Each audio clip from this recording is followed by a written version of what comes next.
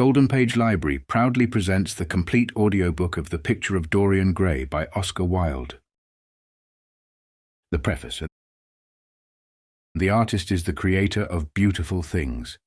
To reveal art and conceal the artist is art's aim.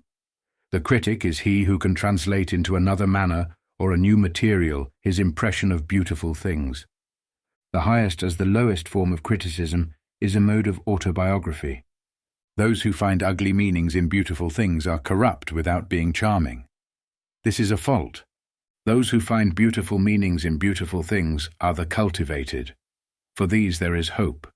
They are the elect to whom beautiful things mean only beauty. There is no such thing as a moral or an immoral book.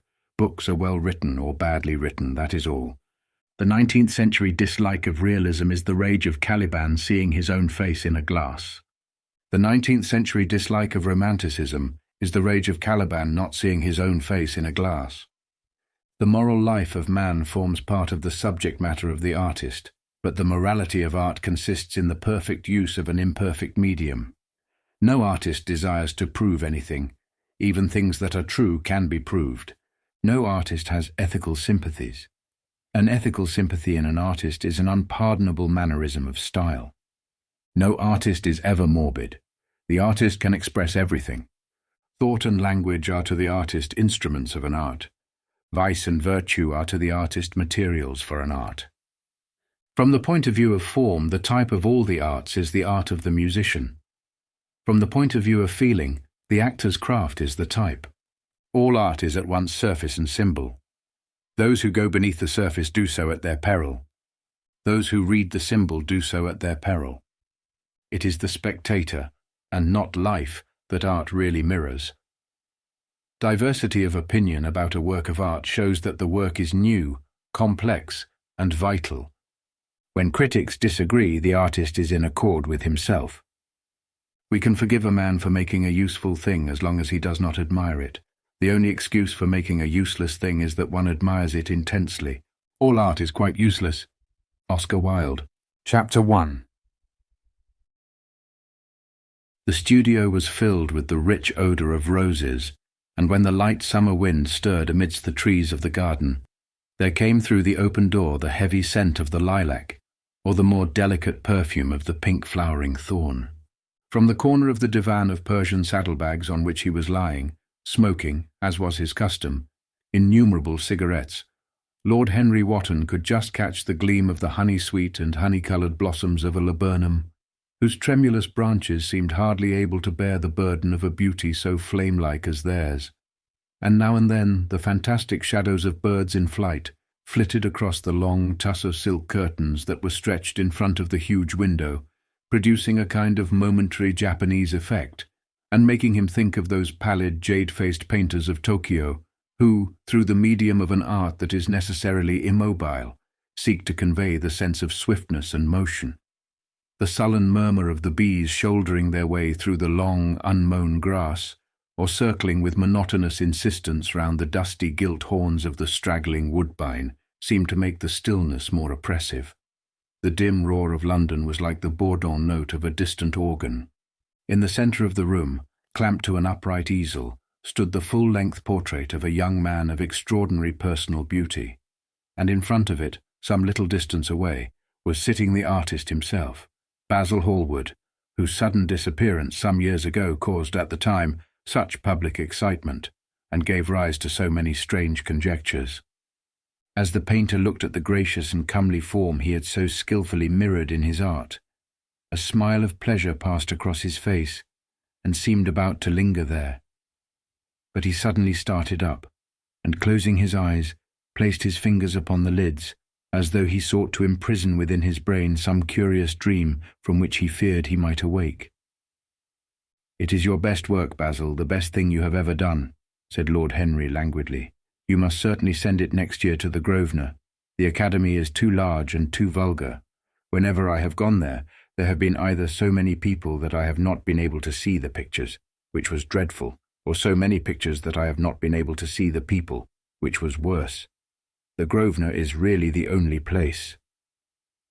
"I don't think I shall send it anywhere," he answered, tossing his head back in that odd way that used to make his friends laugh at him at Oxford. "No, I won't send it anywhere." Lord Henry elevated his eyebrows and looked at him in amazement through the thin blue wreaths of smoke that curled up in such fanciful whirls from his heavy opium-tainted cigarette. "Not send it anywhere? My dear fellow, why? Have you any reason? What odd chaps you painters are. You do anything in the world to gain a reputation. As soon as you have one, you seem to want to throw it away. It is silly of you, for there is only one thing in the world worse than being talked about, and that is not being talked about. A portrait like this would set you far above all the young men in England, and make the old men quite jealous, if old men are ever capable of any emotion." "I know you will laugh at me," he replied, "but I really can't exhibit it. I have put too much of myself into it." Lord Henry stretched himself out on the divan and laughed. "Yes, I knew you would, but it is quite true all the same. Too much of yourself in it. Upon my word, Basil, I didn't know you were so vain, and I really can't see any resemblance between you, with your rugged, strong face and your coal-black hair, and this young Adonis, who looks as if he was made out of ivory and rose leaves. Why, my dear Basil, he is a Narcissus, and you, well, of course you have an intellectual expression and all that, but beauty, real beauty, ends where an intellectual expression begins. Intellect is in itself a mode of exaggeration, and destroys the harmony of any face. The moment one sits down to think, one becomes all nose or all forehead, or something horrid. Look at the successful men in any of the learned professions, how perfectly hideous they are, except of course in the church. But then in the church they don't think. A bishop keeps on saying at the age of 80 what he was told to say when he was a boy of 18, and as a natural consequence, he always looks absolutely delightful. Your mysterious young friend, whose name you have never told me, but whose picture really fascinates me, never thinks. I feel quite sure of that. He is some brainless, beautiful creature who should be always here in winter when we have no flowers to look at, and always here in summer when we want something to chill our intelligence. Don't flatter yourself, Basil. You are not in the least like him." "You don't understand me, Harry," answered the artist. "Of course I am not like him. I know that perfectly well. Indeed, I should be sorry to look like him. You shrug your shoulders. I am telling you the truth. There is a fatality about all physical and intellectual distinction, the sort of fatality that seems to dog through history the faltering steps of kings. It is better not to be different from one's fellows. The ugly and the stupid have the best of it in this world. They can sit at their ease and gape at the play. If they know nothing of victory, they are at least spared the knowledge of defeat. They live as we all should live, undisturbed, indifferent, and without disquiet. They neither bring ruin upon others, nor ever receive it from alien hands. Your rank and wealth, Harry, my brains such as they are, my art whatever it may be worth, Dorian Gray's good looks, we shall all suffer for what the gods have given us, suffer terribly." "Dorian Gray? Is that his name?" asked Lord Henry, walking across the studio towards Basil Hallward. "Yes, that is his name. I didn't intend to tell it to you." "But why not?" "Oh, I can't explain. When I like people immensely, I never tell their names to anyone. It is like surrendering a part of them. I have grown to love secrecy. It seems to be the one thing that can make modern life mysterious or marvelous to us. The commonest thing is delightful, if one only hides it. When I leave town now, I never tell my people where I am going. If I did, I would lose all my pleasure. It is a silly habit, I dare say, but somehow it seems to bring a great deal of romance into one's life. I suppose you think me awfully foolish about it."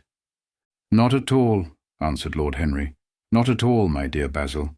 You seem to forget that I am married, and the one charm of marriage is that it makes a life of deception absolutely necessary for both parties. I never know where my wife is, and my wife never knows what I am doing. When we meet, we do meet occasionally, when we dine out together, or go down to the Duke's, we tell each other the most absurd stories with the most serious faces. My wife is very good at it, much better, in fact, than I am. She never gets confused over her dates, and I always do. But when she does find me out, she makes no row at all. I sometimes wish she would, but she merely laughs at me." "I hate the way you talk about your married life, Harry," said Basil Hallward, strolling towards the door that led into the garden. "I believe that you are really a very good husband, but that you are thoroughly ashamed of your own virtues. You are an extraordinary fellow. You never say a moral thing and you never do a wrong thing. Your cynicism is simply a pose." "Being natural is simply a pose, and the most irritating pose I know," cried Lord Henry, laughing. And the two young men went out into the garden together and ensconced themselves on a long bamboo seat that stood in the shade of a tall laurel bush. The sunlight slipped over the polished leaves. In the grass, white daisies were tremulous. After a pause, Lord Henry pulled out his watch. "I am afraid I must be going, Basil," he murmured, "and before I go, I insist on your answering a question I put to you some time ago." "What is that?" said the painter, keeping his eyes fixed on the ground. "You know quite well." "I do not, Harry." "Well, I will tell you what it is. I want you to explain to me why you won't exhibit Dorian Gray's picture. I want the real reason." "I told you the real reason." "No, you did not. You said it was because there was too much of yourself in it. Now that is childish." "Harry," said Basil Hallward, looking him straight in the face, "every portrait that is painted with feeling is a portrait of the artist, not of the sitter. The sitter is merely the accident, the occasion. It is not he who is revealed by the painter. It is rather the painter who, on the coloured canvas, reveals himself. The reason I will not exhibit this picture is that I am afraid that I have shown in it the secret of my own soul." Lord Henry laughed. "And what is that?" he asked. "I will tell you," said Hallward, but an expression of perplexity came over his face. "I am all expectation, Basil," continued his companion, glancing at him. "Oh, there is really very little to tell, Harry," answered the painter, "and I am afraid you will hardly understand it. Perhaps you will hardly believe it." Lord Henry smiled and, leaning down, plucked a pink-petalled daisy from the grass and examined it. "I am quite sure I shall understand it," he replied, gazing intently at the little golden white-feathered disc. "And as for believing things, I can believe anything provided that it is quite incredible." The wind shook some blossoms from the trees, and the heavy lilac blooms with their clustering stars moved to and fro in the languid air.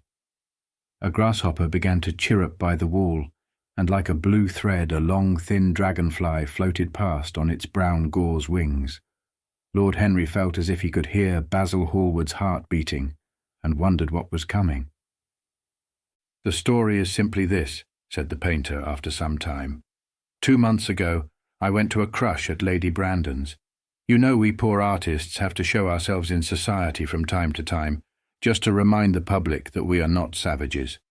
With an evening coat and a white tie, as you told me once, anybody, even a stockbroker, can gain a reputation for being civilized. Well, after I had been in the room about 10 minutes, talking to huge overdressed dowagers and tedious academicians, I suddenly became conscious that someone was looking at me. I turned halfway round and saw Dorian Gray for the first time. When our eyes met, I felt that I was growing pale. A curious sensation of terror came over me. I knew that I had come face to face with someone whose mere personality was so fascinating that, if I allowed it to do so, it would absorb my whole nature, my whole soul, my very art itself. I did not want any external influence in my life. You know yourself, Harry, how independent I am by nature. I have always been my own master, had at least always been so, till I met Dorian Gray. Then, but I don't know how to explain it to you. Something seemed to tell me that I was on the verge of a terrible crisis in my life. I had a strange feeling that fate had in store for me exquisite joys and exquisite sorrows. I grew afraid and turned to quit the room. It was not conscience that made me do so. It was a sort of cowardice. I take no credit to myself for trying to escape. Conscience and cowardice are really the same things, Basil. Conscience is the trade name of the firm, that is all. I don't believe that, Harry, and I don't believe you do either. However, whatever was my motive, and it may have been pride, for I used to be very proud, I certainly struggled to the door. There, of course, I stumbled against Lady Brandon. "You are not going to run away so soon, Mr. Hallward?" she screamed out. "You know her curiously shrill voice." "Yes, She is a peacock in everything but beauty, said Lord Henry, pulling the daisy to bits with his long, nervous fingers. I could not get rid of her. She brought me up to royalties, and people with stars and garters, and elderly ladles with gigantic tiaras and parrot noses. She spoke of me as her dearest friend. I had only met her once before, but she took it into her head to lionize me. I believe some picture of mine had made a great success at the time, at least had been chattered about in the penny newspapers, which is the 19th century standard of immortality. Suddenly I found myself face to face with the young man whose personality had so strangely stirred me. We were quite close, almost touching. Our eyes met again. It was reckless of me, but I asked Lady Brandon to introduce me to him. Perhaps it was not so reckless after all. It was simply inevitable. We would have spoken to each other without any introduction, I am sure of that. Dorian told me so afterwards. He too felt that we were destined to know each other. And how did Lady Brandon describe this wonderful young man? Asked his companion. I know she goes in for giving a rapid précis of all her guests. I remember her bringing me up to a truculent and red-faced old gentleman covered all over with orders and ribbons, and hissing into my ear in a tragic whisper, which must have been perfectly audible to everybody in the room, the most astounding details. I simply fled. I like to find out people for myself. But Lady Brandon treats her guests exactly as an auctioneer treats his goods. She either explains them entirely away, or tells one everything about them except what one wants to know. Poor Lady Brandon. You are hard on her, Harry, said Hallward listlessly. My dear fellow, she tried to found a salon, and only succeeded in opening a restaurant. How could I admire her? But tell me, what did she say about Mr. Dorian Gray?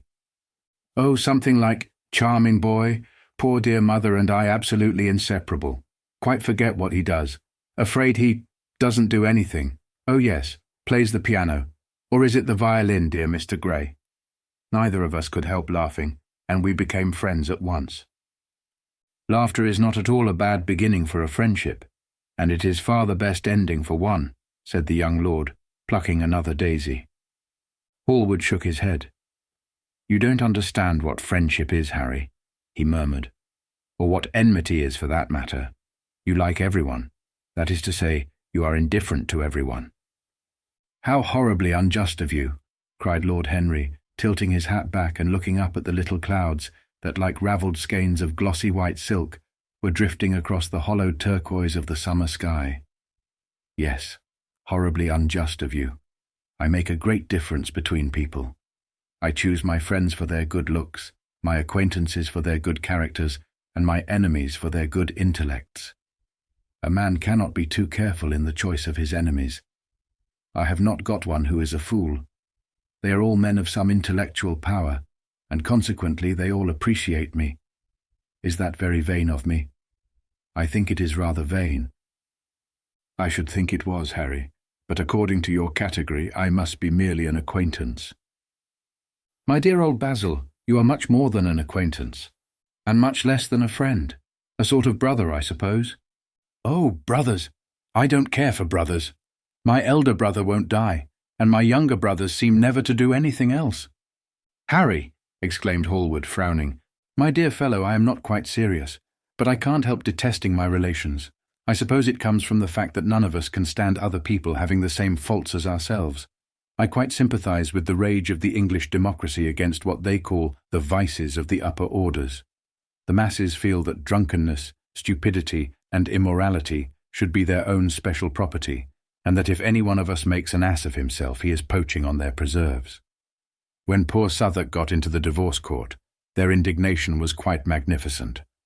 And yet I don't suppose that 10% of the proletariat live correctly. I don't agree with a single word that you have said. And, what is more, Harry, I feel sure you don't either.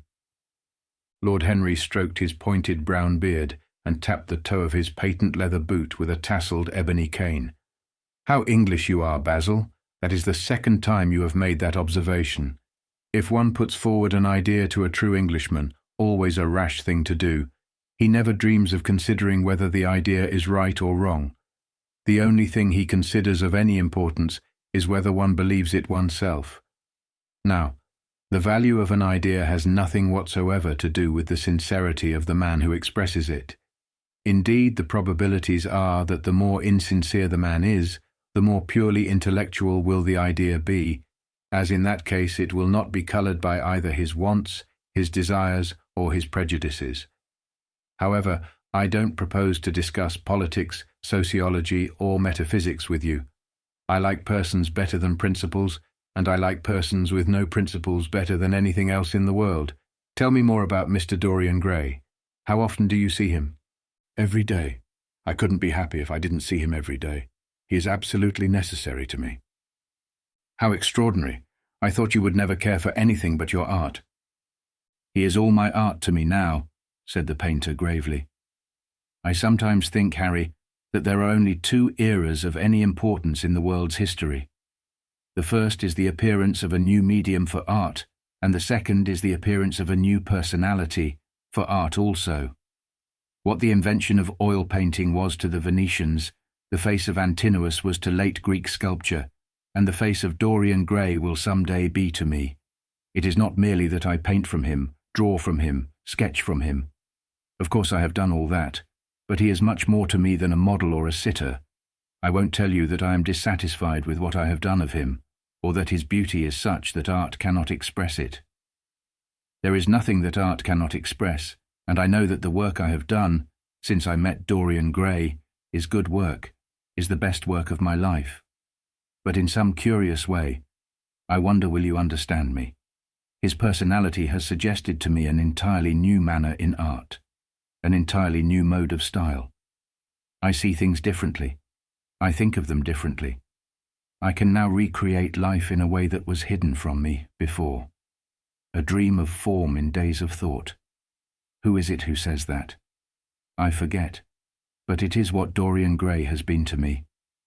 The merely visible presence of this lad, for he seems to me little more than a lad, though he is really over 20, his merely visible presence. Ah, I wonder can you realize all that that means? Unconsciously he defines for me the lines of a fresh school, a school that is to have in it all the passion of the romantic spirit, all the perfection of the spirit that is Greek. The harmony of soul and body, how much that is. We in our madness have separated the two, and have invented a realism that is vulgar, an ideality that is void. Harry, if you only knew what Dorian Gray is to me. You remember that landscape of mine, for which Agnew offered me such a huge price, but which I would not part with. It is one of the best things I have ever done. And why is it so? Because while I was painting it, Dorian Gray sat beside me. Some subtle influence passed from him to me, and for the first time in my life I saw in the plain woodland the wonder I had always looked for and always missed. Basil, this is extraordinary. I must see Dorian Gray. Hallward got up from the seat and walked up and down the garden. After some time he came back. Harry, he said, Dorian Gray is to me simply a motive in art. You might see nothing in him. I see everything in him. He is never more present in my work than when no image of him is there. He is a suggestion, as I have said, of a new manner. I find him in the curves of certain lines, in the loveliness and subtleties of certain colours. That is all. Then why won't you exhibit his portrait? Asked Lord Henry.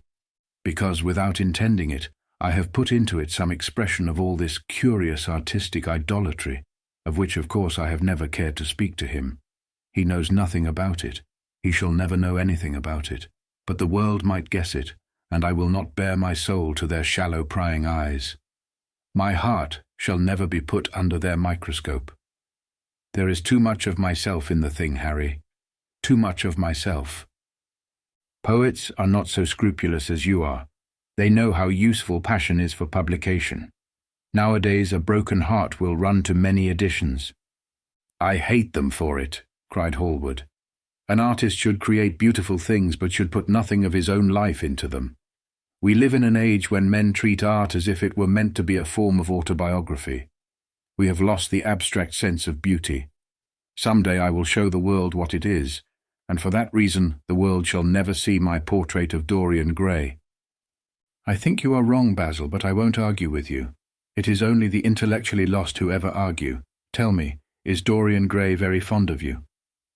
The painter considered for a few moments. "He likes me," he answered after a pause.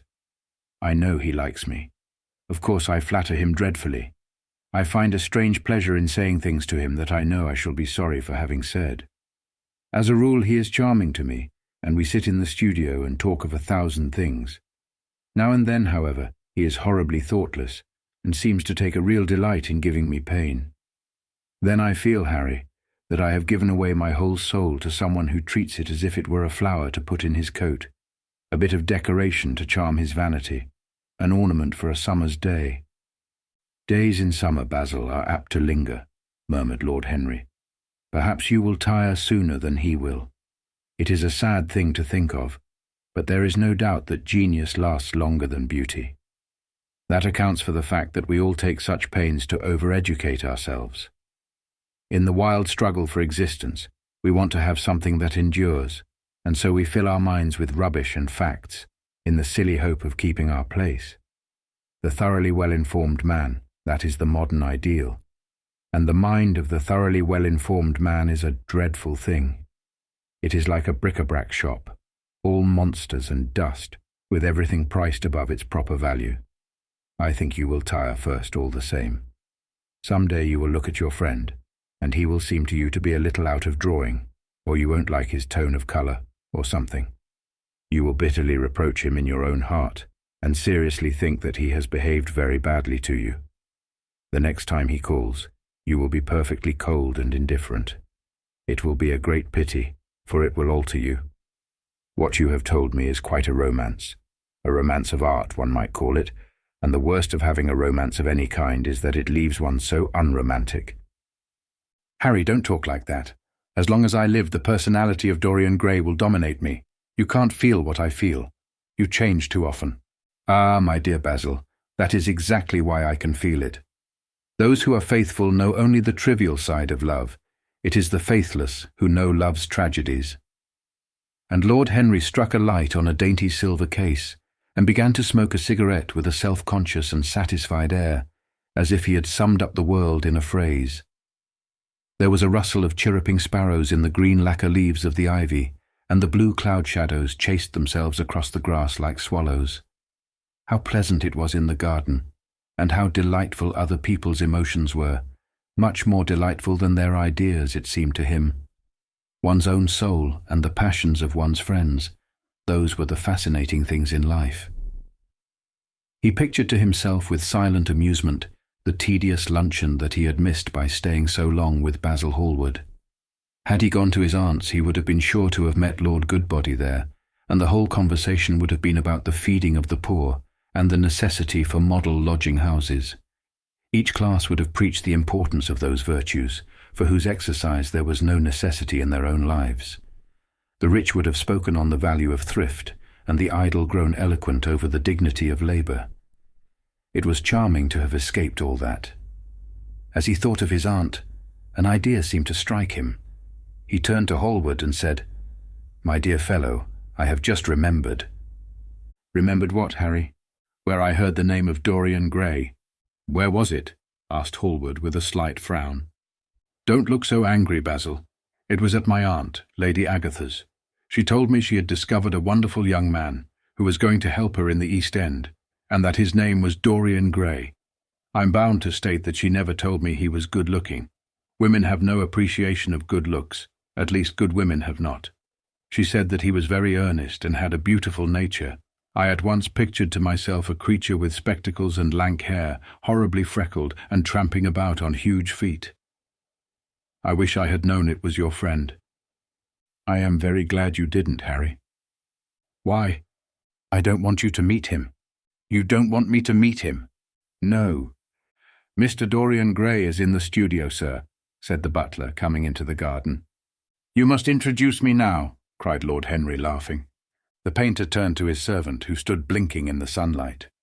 "Ask Mr. Gray to wait, Parker. I shall be in a few moments." The man bowed and went up the walk. Then he looked at Lord Henry. "Dorian Gray is my dearest friend," he said. "He has a simple and a beautiful nature. Your aunt was quite right in what she said of him. Don't spoil him. Don't try to influence him. Your influence would be bad. The world is wide and has many marvelous people in it. Don't take away from me the one person who gives to my art whatever charm it possesses. My life as an artist depends on him. Mind, Harry, I trust you." He spoke very slowly, and the words seemed wrung out of him almost against his will. "What nonsense you talk," said Lord Henry, smiling, and taking Hallward by the arm, he almost led him into the house. Chapter 2. As they entered, they saw Dorian Gray. He was seated at the piano with his back to them, turning over the pages of a volume of Schumann's Forest Scenes. "You must lend me these, Basil," he cried. "I want to learn them. They are perfectly charming." "That entirely depends on how you sit today, Dorian."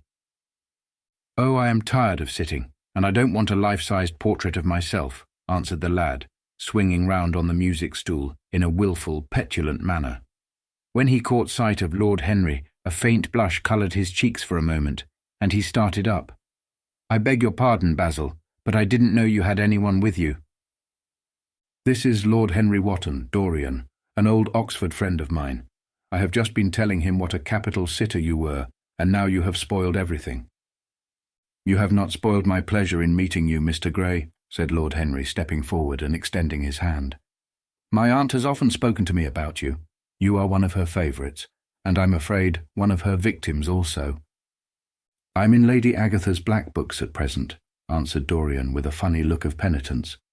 "I promised to go to a club in Whitechapel with her last Tuesday, and I really forgot all about it.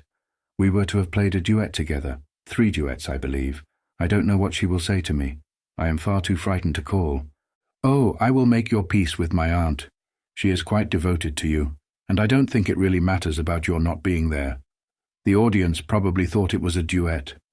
When Aunt Agatha sits down to the piano, she makes quite enough noise for 2 people. "That is very horrid to her and not very nice to me," answered Dorian, laughing. Lord Henry looked at him. Yes, he was certainly wonderfully handsome, with his finely curved scarlet lips, his frank blue eyes, his crisp gold hair. There was something in his face that made one trust him at once. All the candour of youth was there, as well as all youth's passionate purity. One felt that he had kept himself unspotted from the world. No wonder Basil Hallward worshipped him. "You are too charming to go in for philanthropy, Mr. Gray, far too charming." And Lord Henry flung himself down on the divan and opened his cigarette case. The painter had been busy mixing his colours and getting his brushes ready.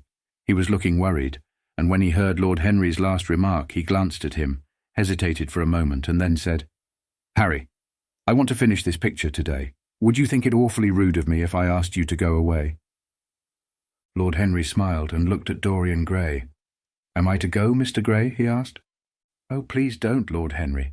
I see that Basil is in one of his sulky moods, and I can't bear him when he sulks. Besides, I want you to tell me why I should not go in for philanthropy." "I don't know that I shall tell you that, Mr. Gray. It is so tedious a subject that one would have to talk seriously about it. But I certainly shall not run away, now that you have asked me to stop. You don't really mind, Basil, do you? You have often told me that you liked your sitters to have someone to chat to." Hallward bit his lip. "If Dorian wishes it, of course you must stay. Dorian's whims are laws to everybody, except himself." Lord Henry took up his hat and gloves. "You are very pressing, Basil, but I am afraid I must go. I have promised to meet a man at the Orléans. Goodbye, Mr. Gray. Come and see me some afternoon in Curzon Street. I am nearly always at home at 5 o'clock. Write to me when you are coming. I should be sorry to miss you." "Basil," cried Dorian Gray, "if Lord Henry Wotton goes, I shall go too. You never open your lips while you are painting, and it is horribly dull standing on a platform and trying to look pleasant. Ask him to stay. I insist upon it." "Stay, Harry, to oblige Dorian, and to oblige me," said Hallward, gazing intently at his picture. "It is quite true. I never talk when I am working, and never listen either, and it must be dreadfully tedious for my unfortunate sitters. I beg you to stay." "But what about my man at the Orléans?" The painter laughed. "I don't think there will be any difficulty about that. Sit down again, Harry. And now, Dorian, get up on the platform, and don't move about too much or pay any attention to what Lord Henry says. He has a very bad influence over all his friends, with the single exception of myself." Dorian Gray stepped up on the dais with the air of a young Greek martyr and made a little moo of discontent to Lord Henry, to whom he had rather taken a fancy. He was so unlike Basil. They made a delightful contrast. And he had such a beautiful voice. After a few moments he said to him, "Have you really a very bad influence, Lord Henry? As bad as Basil says?" "There is no such thing as a good influence, Mr. Gray. All influence is immoral. Immoral from the scientific point of view." "Why?" "Because to influence a person is to give him one's own soul. He does not think his natural thoughts or burn with his natural passions. His virtues are not real to him. His sins, if there are such things as sins, are borrowed. He becomes an echo of someone else's music, an actor of a part that has not been written for him. The aim of life is self-development. To realize one's nature perfectly, that is what each of us is here for. People are afraid of themselves nowadays. They have forgotten the highest of all duties, the duty that one owes to oneself. Of course they are charitable. They feed the hungry and clothe the beggar, but their own souls starve and are naked. Courage has gone out of our race. Perhaps we never really had it. The terror of society, which is the basis of morals, the terror of God, which is the secret of religion. These are the two things that govern us. And yet— "Just turn your head a little more to the right, Dorian, like a good boy," said the painter, deep in his work, and conscious only that a look had come into the lad's face that he had never seen there before. "And yet," continued Lord Henry, in his low musical voice, and with that graceful wave of the hand that was always so characteristic of him, and that he had even in his Eton days, "I believe that if one man were to live out his life fully and completely, were to give form to every feeling, expression to every thought, reality to every dream, I believe that the world would gain such a fresh impulse of joy that we would forget all the maladies of medievalism and return to the Hellenic ideal, to something finer, richer than the Hellenic ideal, it may be. But the bravest man amongst us is afraid of himself. The mutilation of the savage has its tragic survival in the self-denial that mars our lives. We are punished for our refusals. Every impulse that we strive to strangle broods in the mind and poisons us. The body sins once and has done with its sin, for action is a mode of purification. Nothing remains then but the recollection of a pleasure or the luxury of a regret. The only way to get rid of a temptation is to yield to it. Resist it, and your soul grows sick with longing for the things it has forbidden to itself, with desire for what its monstrous laws have made monstrous and unlawful. It has been said that the great events of the world take place in the brain. It is in the brain, and the brain only, that the great sins of the world take place also. You, Mr. Gray, you yourself, with your rose-red youth and your rose-white boyhood, you have had passions that have made you afraid, thoughts that have filled you with terror, daydreams and sleeping dreams whose mere memory might stain your cheek with shame. "Stop," faltered Dorian Gray. "Stop. You bewilder me. I don't know what to say. There is some answer to you, but I cannot find it. Don't speak. Let me think. Or rather, let me try not to think." For nearly 10 minutes he stood there motionless, with parted lips, and eyes strangely bright. He was dimly conscious that entirely fresh influences were at work within him, yet they seemed to him to have come really from himself. The few words that Basil's friend had said to him, words spoken by chance no doubt and with wilful paradox in them, had touched some secret chord that had never been touched before, but that he felt was now vibrating and throbbing to curious pulses. Music had stirred him like that. Music had troubled him many times, but music was not articulate. It was not a new world, but rather another chaos that it created in us. Words, mere words, how terrible they were, how clear and vivid and cruel. One could not escape from them, and yet what a subtle magic there was in them. They seemed to be able to give a plastic form to formless things, and to have a music of their own as sweet as that of viol or of lute. Mere words. Was there anything so real as words? Yes, there had been things in his boyhood that he had not understood. He understood them now. Life suddenly became fiery-colored to him. It seemed to him that he had been walking in fire. Why had he not known it? With his subtle smile, Lord Henry watched him. He knew the precise psychological moment when to say nothing. He felt intensely interested. He was amazed at the sudden impression that his words had produced, and, remembering a book that he had read when he was 16, a book which had revealed to him much that he had not known before, he wondered whether Dorian Gray was passing through a similar experience. He had merely shot an arrow into the air. Had it hit the mark? How fascinating the lad was! Hallward painted away with that marvellous bold touch of his, that had the true refinement and perfect delicacy that in art, at any rate, comes only from strength. He was unconscious of the silence. "Basil, I'm tired of standing," cried Dorian Gray suddenly. "I must go out and sit in the garden. The air is stifling here." "My dear fellow, I'm so sorry. When I am painting, I can't think of anything else. But you never sat better. You were perfectly still. And I have caught the effect I wanted, the half-parted lips, and the bright look in the eyes. I don't know what Harry has been saying to you, but he has certainly made you have the most wonderful expression.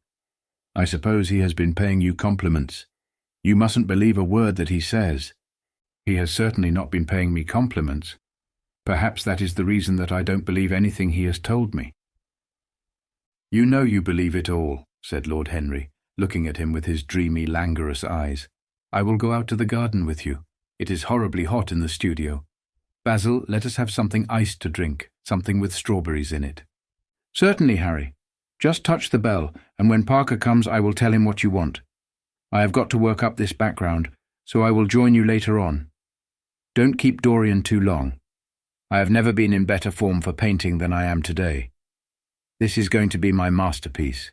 It is my masterpiece as it stands."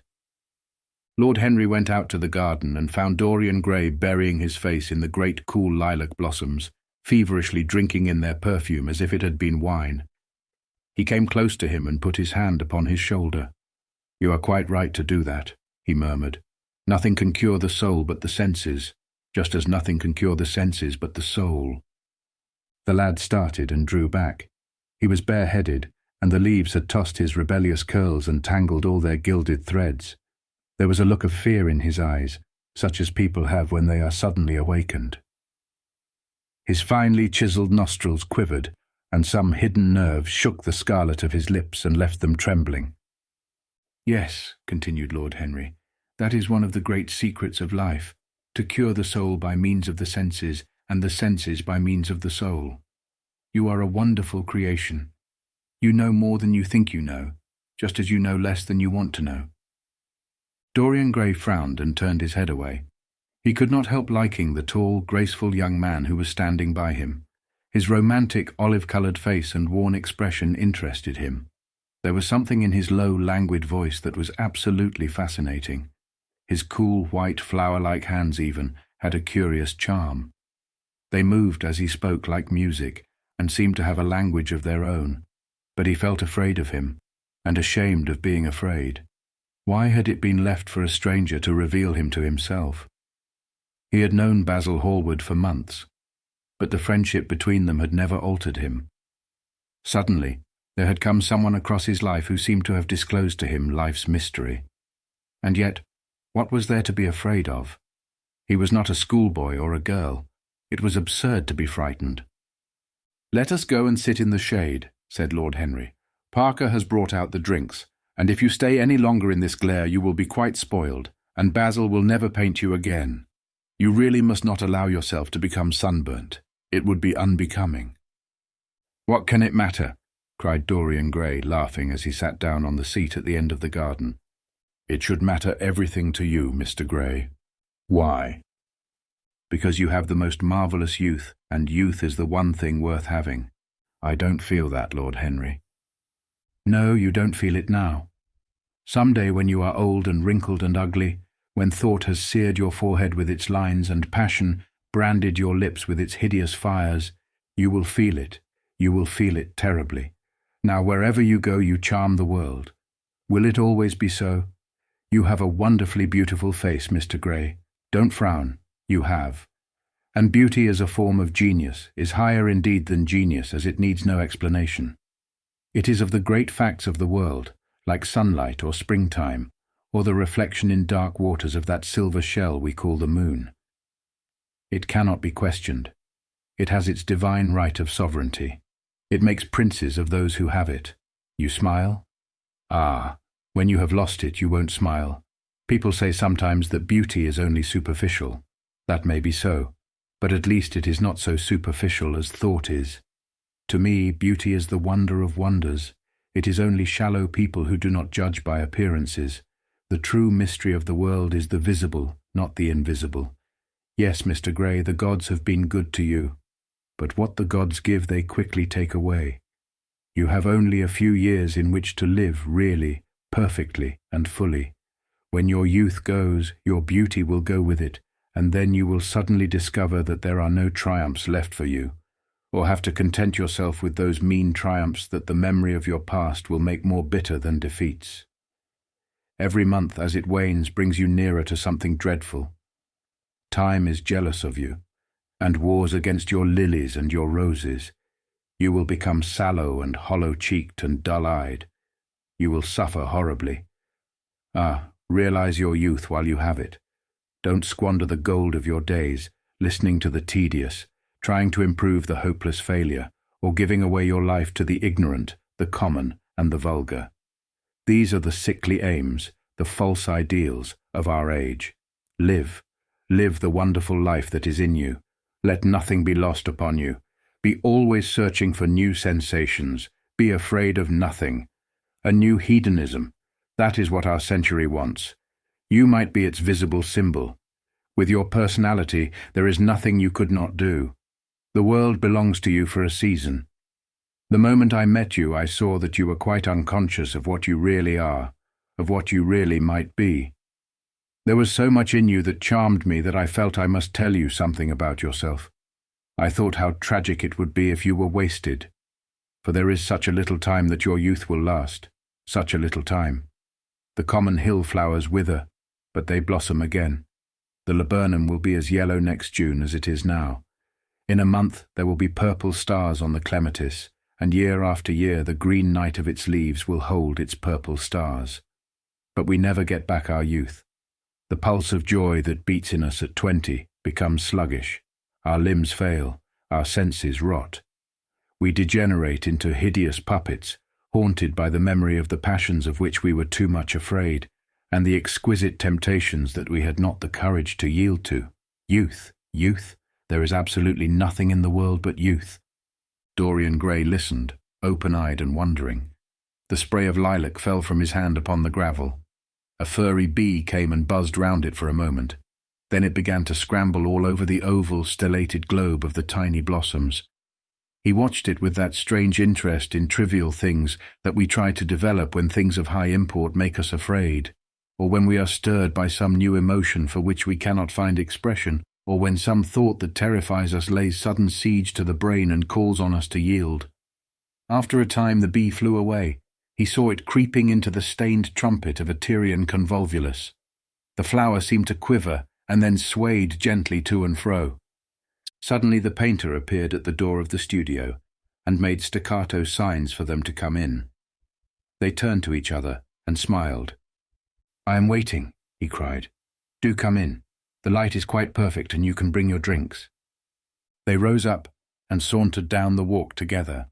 2 green and white butterflies fluttered past them, and in the pear tree at the corner of the garden a thrush began to sing. "You are glad you have met me, Mr. Gray," said Lord Henry, looking at him. "Yes, I am glad now. I wonder, shall I always be glad?" "Always. That is a dreadful word. It makes me shudder when I hear it. Women are so fond of using it. They spoil every romance by trying to make it last forever. It is a meaningless word, too. The only difference between a caprice and a lifelong passion is that the caprice lasts a little longer." As they entered the studio, Dorian Gray put his hand upon Lord Henry's arm.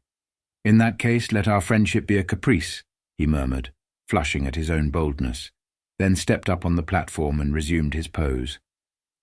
Lord Henry flung himself into a large wicker armchair and watched him. The sweep and dash of the brush on the canvas made the only sound that broke the stillness, except when, now and then, Hallward stepped back to look at his work from a distance. In the slanting beams that streamed through the open doorway, The dust danced and was golden. The heavy scent of the roses seemed to brood over everything. After about a quarter of an hour, Hallward stopped painting, looked for a long time at Dorian Gray, and then for a long time at the picture, biting the end of one of his huge brushes and frowning. "It is quite finished," he cried at last, and stooping down he wrote his name in long vermilion letters on the left-hand corner of the canvas. Lord Henry came over and examined the picture. It was certainly a wonderful work of art, and a wonderful likeness as well. "My dear fellow, I congratulate you most warmly," he said. "It is the finest portrait of modern times. Mr. Gray, come over and look at yourself." The lad started as if awakened from some dream. "Is it really finished?" he murmured, stepping down from the platform.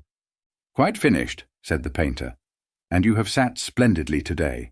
I am awfully obliged to you."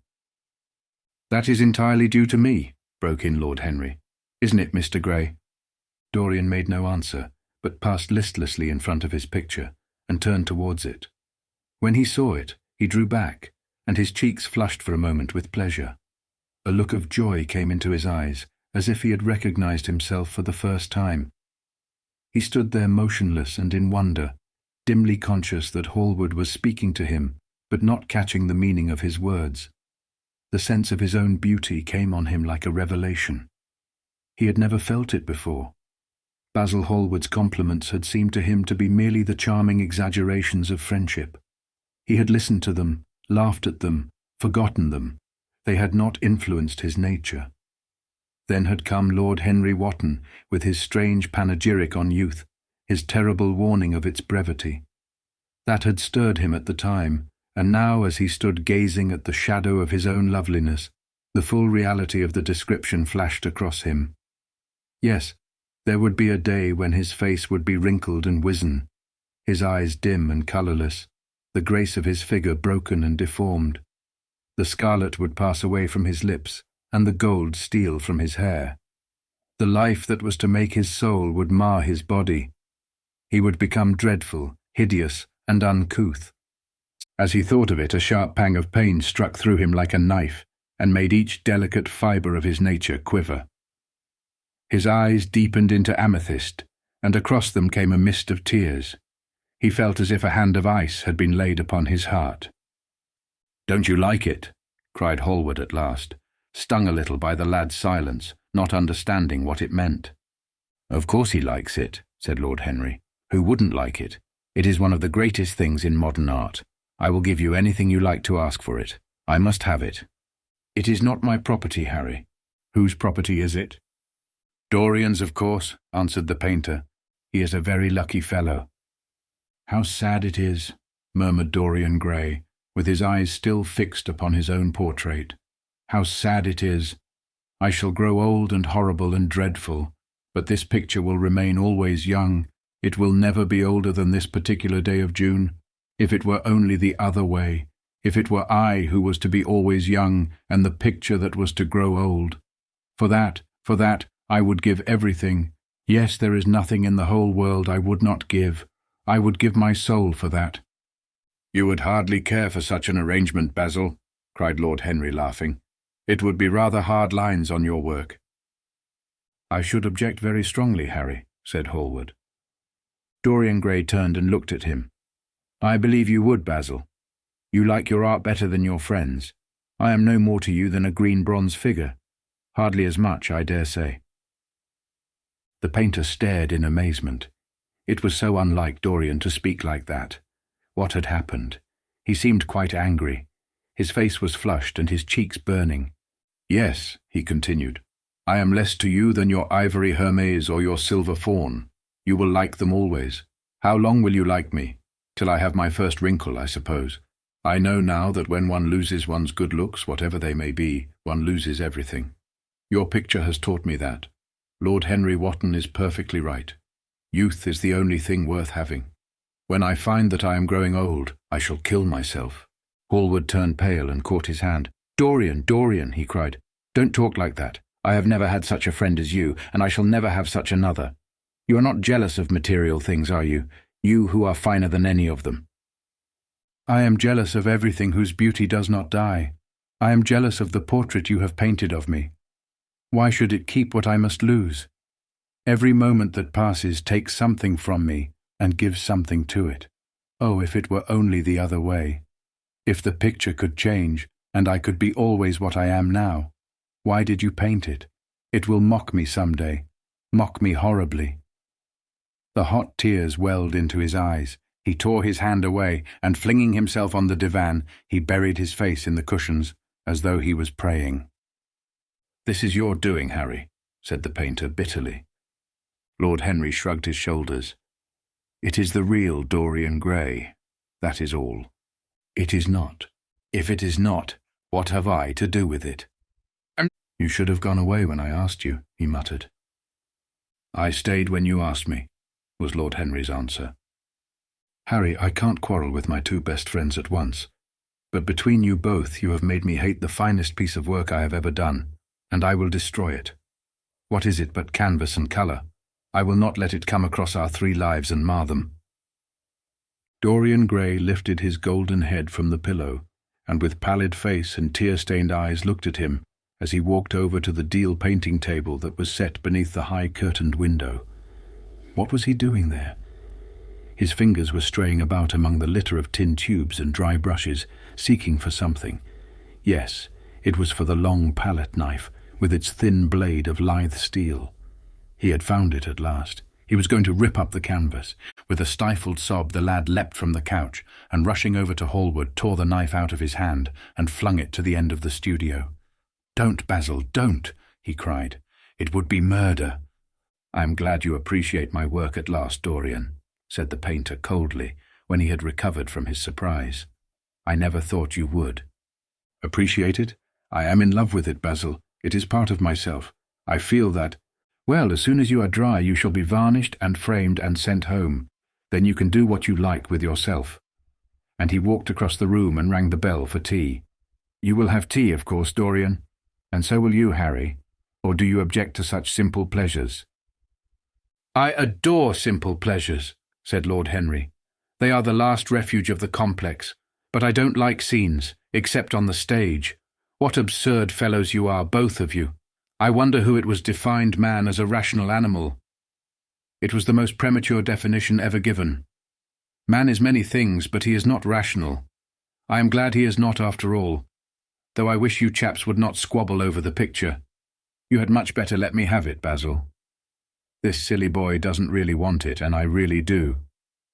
If you let anyone have it but me, Basil, I shall never forgive you," cried Dorian Gray. "And I don't allow people to call me a silly boy." "You know the picture is yours, Dorian. I gave it to you before it existed. And you know you have been a little silly, Mr. Gray, and that you don't really object to being reminded that you are extremely young." "I should have objected very strongly this morning, Lord Henry." "Ah, this morning. You have lived since then." There came a knock at the door, and the butler entered with a laden tea tray and set it down upon a small Japanese table. There was a rattle of cups and saucers and the hissing of a fluted Georgian urn.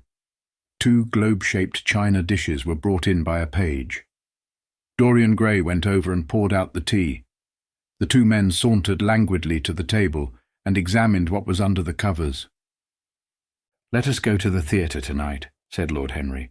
"There is sure to be something on, somewhere. I have promised to dine at White's, but it is only with an old friend, so I can send him a wire to say that I am ill, or that I am prevented from coming in consequence of a subsequent engagement. I think that would be a rather nice excuse. It would have all the surprise of candour." "It is such a bore putting on one's dress clothes," muttered Hallward, "and when one has them on, they are so horrid." "Yes," answered Lord Henry dreamily. "The costume of the 19th century is detestable. It is so sombre, so depressing.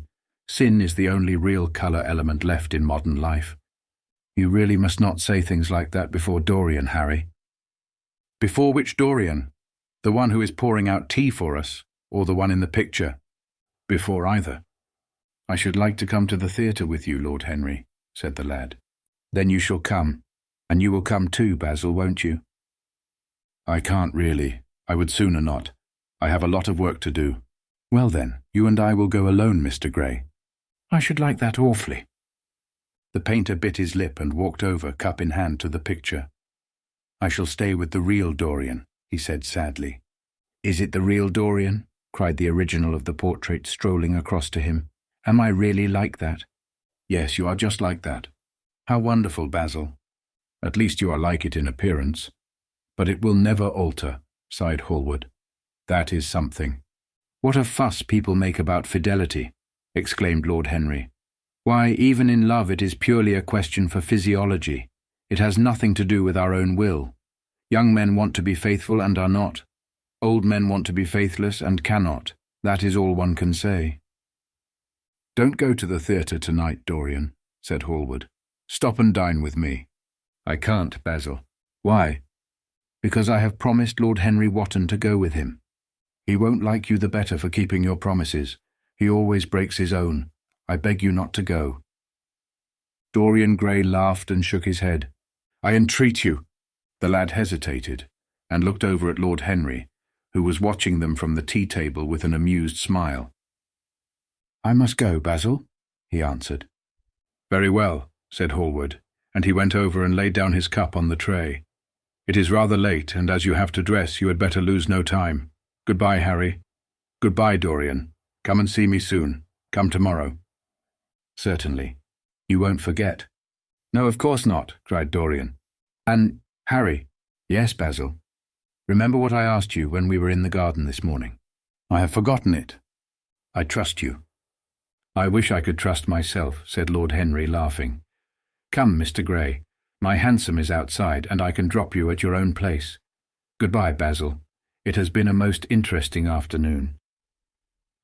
As the door closed behind them, the painter flung himself down on a sofa, and a look of pain came into his face. Chapter 3. At 12:30 next day, Lord Henry Wotton strolled from Curzon Street over to the Albany to call on his uncle, Lord Fermor, a genial if somewhat rough-mannered old bachelor, whom the outside world called selfish because it derived no particular benefit from him, but who was considered generous by society, as he fed the people who amused him.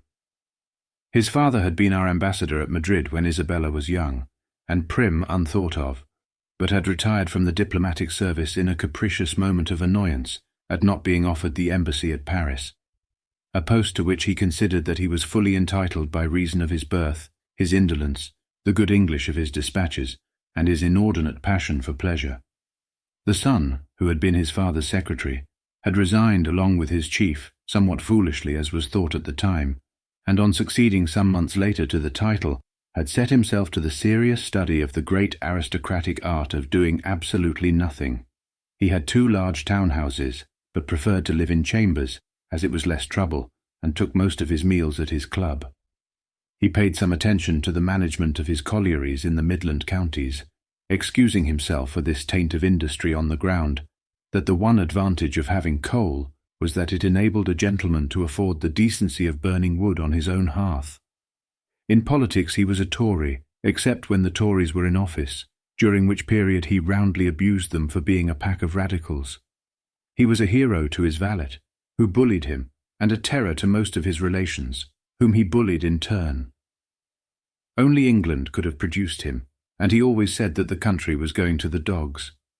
His principles were out of date, but there was a good deal to be said for his prejudices. When Lord Henry entered the room, he found his uncle sitting in a rough shooting coat, smoking a cheroot and grumbling over the Times. "Well, Harry," said the old gentleman, "what brings you out so early? I thought you dandies never got up till 2 and were not visible till 5. "Pure family affection, I assure you, Uncle George. I want to get something out of you." "Money, I suppose," said Lord Fermor, making a wry face. "Well, sit down and tell me all about it. Young people nowadays imagine that money is everything." "Yes," murmured Lord Henry, settling his buttonhole in his coat, "and when they grow older they know it. But I don't want money. It is only people who pay their bills who want that, Uncle George, and I never pay mine. Credit is the capital of a younger son, and one lives charmingly upon it. Besides, I always deal with Dartmoor's tradesmen, and consequently they never bother me. What I want is information. Not useful information, of course. Useless information." Well, I can tell you anything that is in an English blue book, Harry, although those fellows nowadays write a lot of nonsense. When I was in the diplomatic, things were much better, but I hear they let them in now by examination. What can you expect? Examinations, sir, are pure humbug from beginning to end. If a man is a gentleman, he knows quite enough, and if he is not a gentleman, whatever he knows is bad for him. Mr. Dorian Gray does not belong to blue books, Uncle George, said Lord Henry, languidly. Mr. Dorian Gray, who is he? Asked Lord Fermor, knitting his bushy white eyebrows. That is what I have come to learn, Uncle George. Or rather, I know who he is. He is the last Lord Kelso's grandson. His mother was a Devereux, Lady Margaret Devereux. I want you to tell me about his mother. What was she like? Whom did she marry? You have known nearly everybody in your time, so you might have known her. I am very much interested in Mr. Gray at present. I have only just met him. Kelso's grandson, echoed the old gentleman.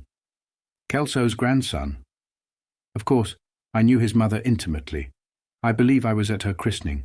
She was an extraordinarily beautiful girl, Margaret Devereux, and made all the men frantic by running away with a penniless young fellow. A mere nobody, sir, a subaltern in a foot regiment or something of that kind. Certainly. I remember the whole thing as if it happened yesterday. The poor chap was killed in a duel at Spa, a few months after the marriage. There was an ugly story about it. They said Kelso got some rascally adventurer, some Belgian brute, to insult his son-in-law in public. Paid him, sir, to do it. Paid him. And that the fellow spitted his man as if he had been a pigeon. The thing was hushed up, but egad, Kelso ate his chop alone at the club for some time afterwards. He brought his daughter back with him, I was told, and she never spoke to him again. Oh yes, it was a bad business. The girl died too, died within a year. So she left a son, did she? I had forgotten that. What sort of boy is he? If he is like his mother, he must be a good-looking chap. He is very good-looking, assented Lord Henry. I hope he will fall into proper hands, continued the old man. He should have a pot of money waiting for him if Kelso did the right thing by him. His mother had money too. All the Selby property came to her, through her grandfather. Her grandfather hated Kelso, thought him a mean dog.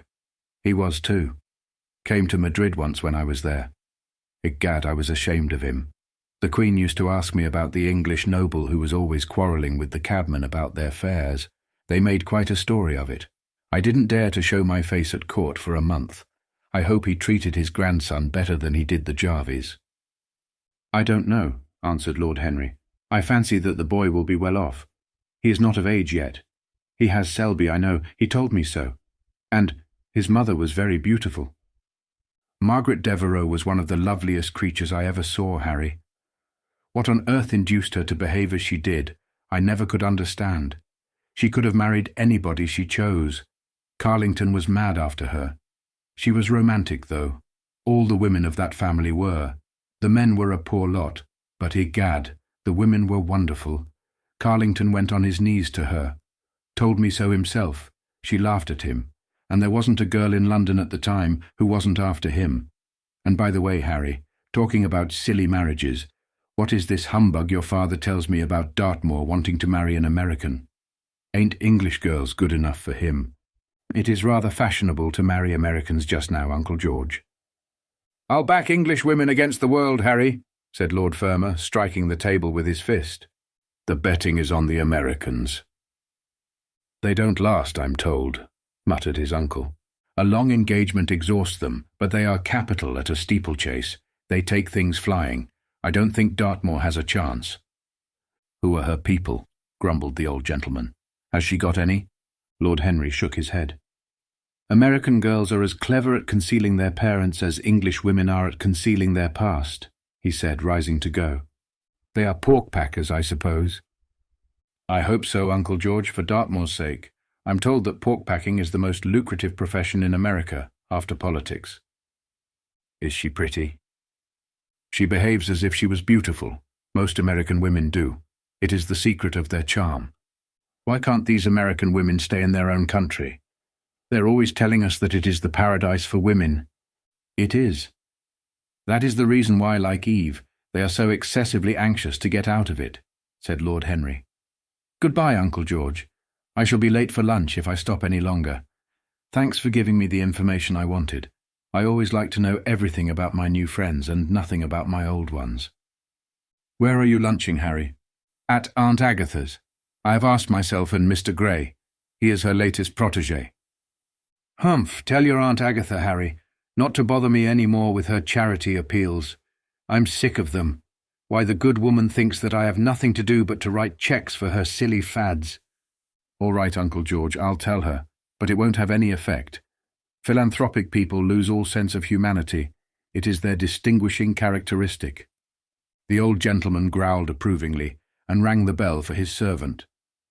Lord Henry passed up the low arcade into Burlington Street and turned his steps in the direction of Berkeley Square. So that was the story of Dorian Gray's parentage. Crudely as it had been told to him, it had yet stirred him by its suggestion of a strange, almost modern romance. A beautiful woman risking everything for a mad passion. A few wild weeks of happiness cut short by a hideous, treacherous crime. Months of voiceless agony, and then a child born in pain. The mother snatched away by death, the boy left to solitude and the tyranny of an old and loveless man. Yes, it was an interesting background. It posed the lad, made him more perfect as it were.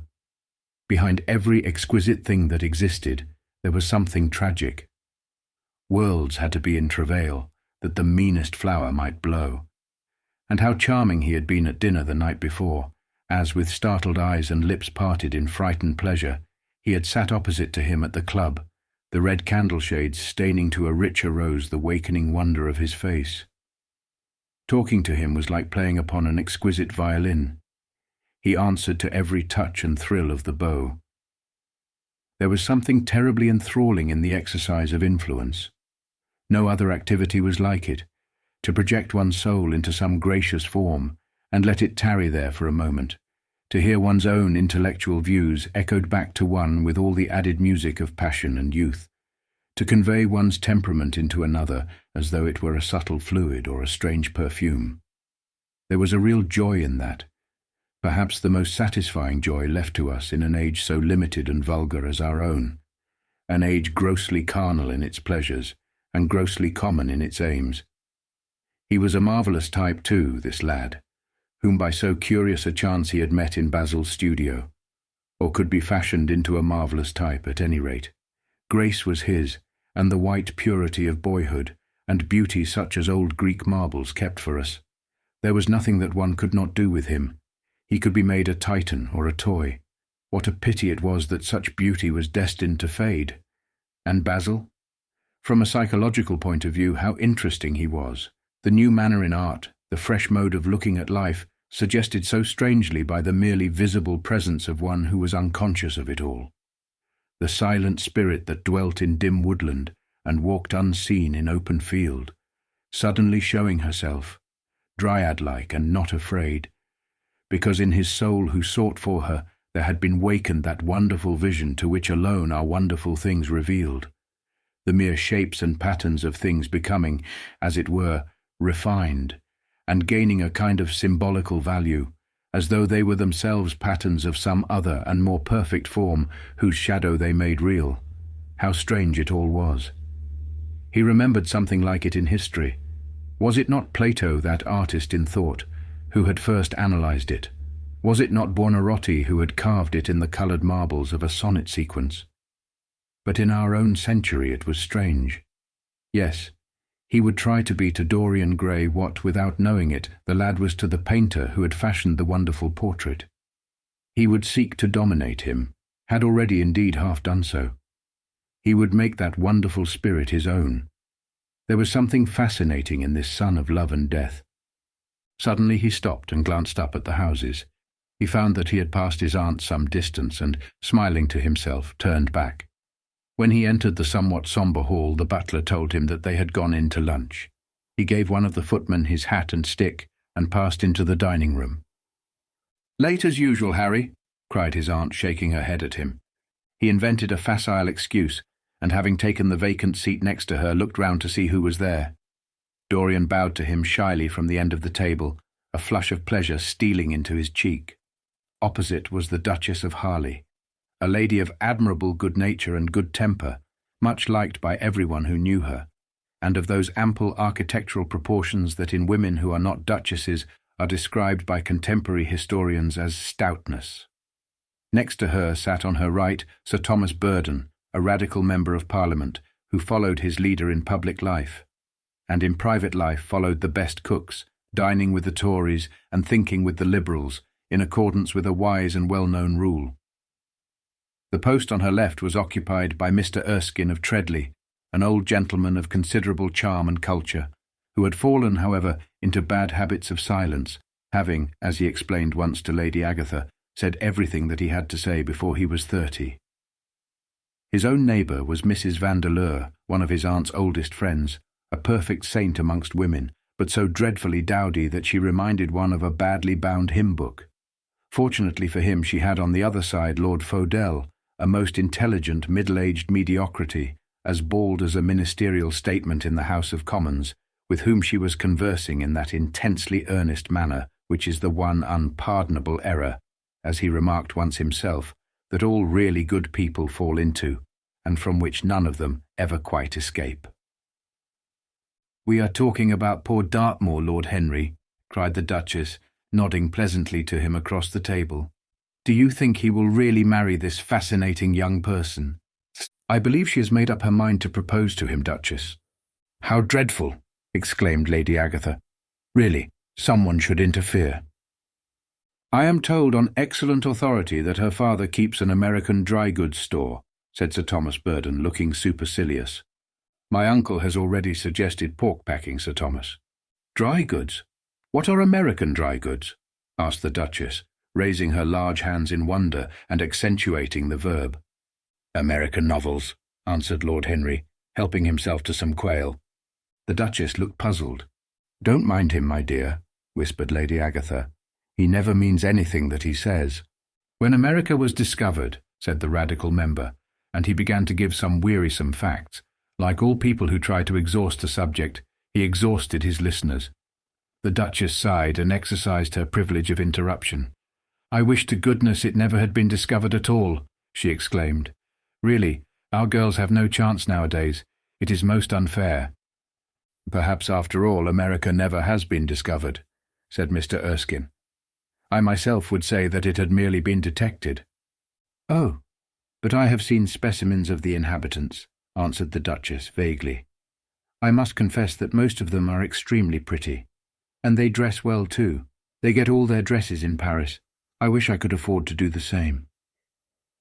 "They say that when good Americans die they go to Paris," chuckled Sir Thomas, who had a large wardrobe of Humour's cast-off clothes. "Really? And where do bad Americans go to when they die?" inquired the Duchess. "They go to America," murmured Lord Henry. Sir Thomas frowned. "I am afraid that your nephew is prejudiced against that great country," he said to Lady Agatha. "I have travelled all over it, in cars provided by the directors who, in such matters, are extremely civil. I assure you that it is an education to visit it." "But must we really see Chicago in order to be educated?" asked Mr. Erskine plaintively. "I don't feel up to the journey." Sir Thomas waved his hand. "Mr. Erskine of Treadley has the world on his shelves. We practical men like to see things, not to read about them. The Americans are an extremely interesting people. They are absolutely reasonable. I think that is their distinguishing characteristic. Yes, Mr. Erskine, an absolutely reasonable people. I assure you there is no nonsense about the Americans." "How dreadful!" cried Lord Henry. "I can stand brute force, but brute reason is quite unbearable. There is something unfair about its use. It is hitting below the intellect." "I do not understand you," said Sir Thomas, growing rather red. "I do, Lord Henry," murmured Mr. Erskine with a smile. "Paradoxes are all very well in their way," rejoined the baronet. "Was that a paradox?" asked Mr. Erskine. "I did not think so. Perhaps it was. Well, the way of paradoxes is the way of truth. To test reality we must see it on the tightrope. When the verities become acrobats we can judge them."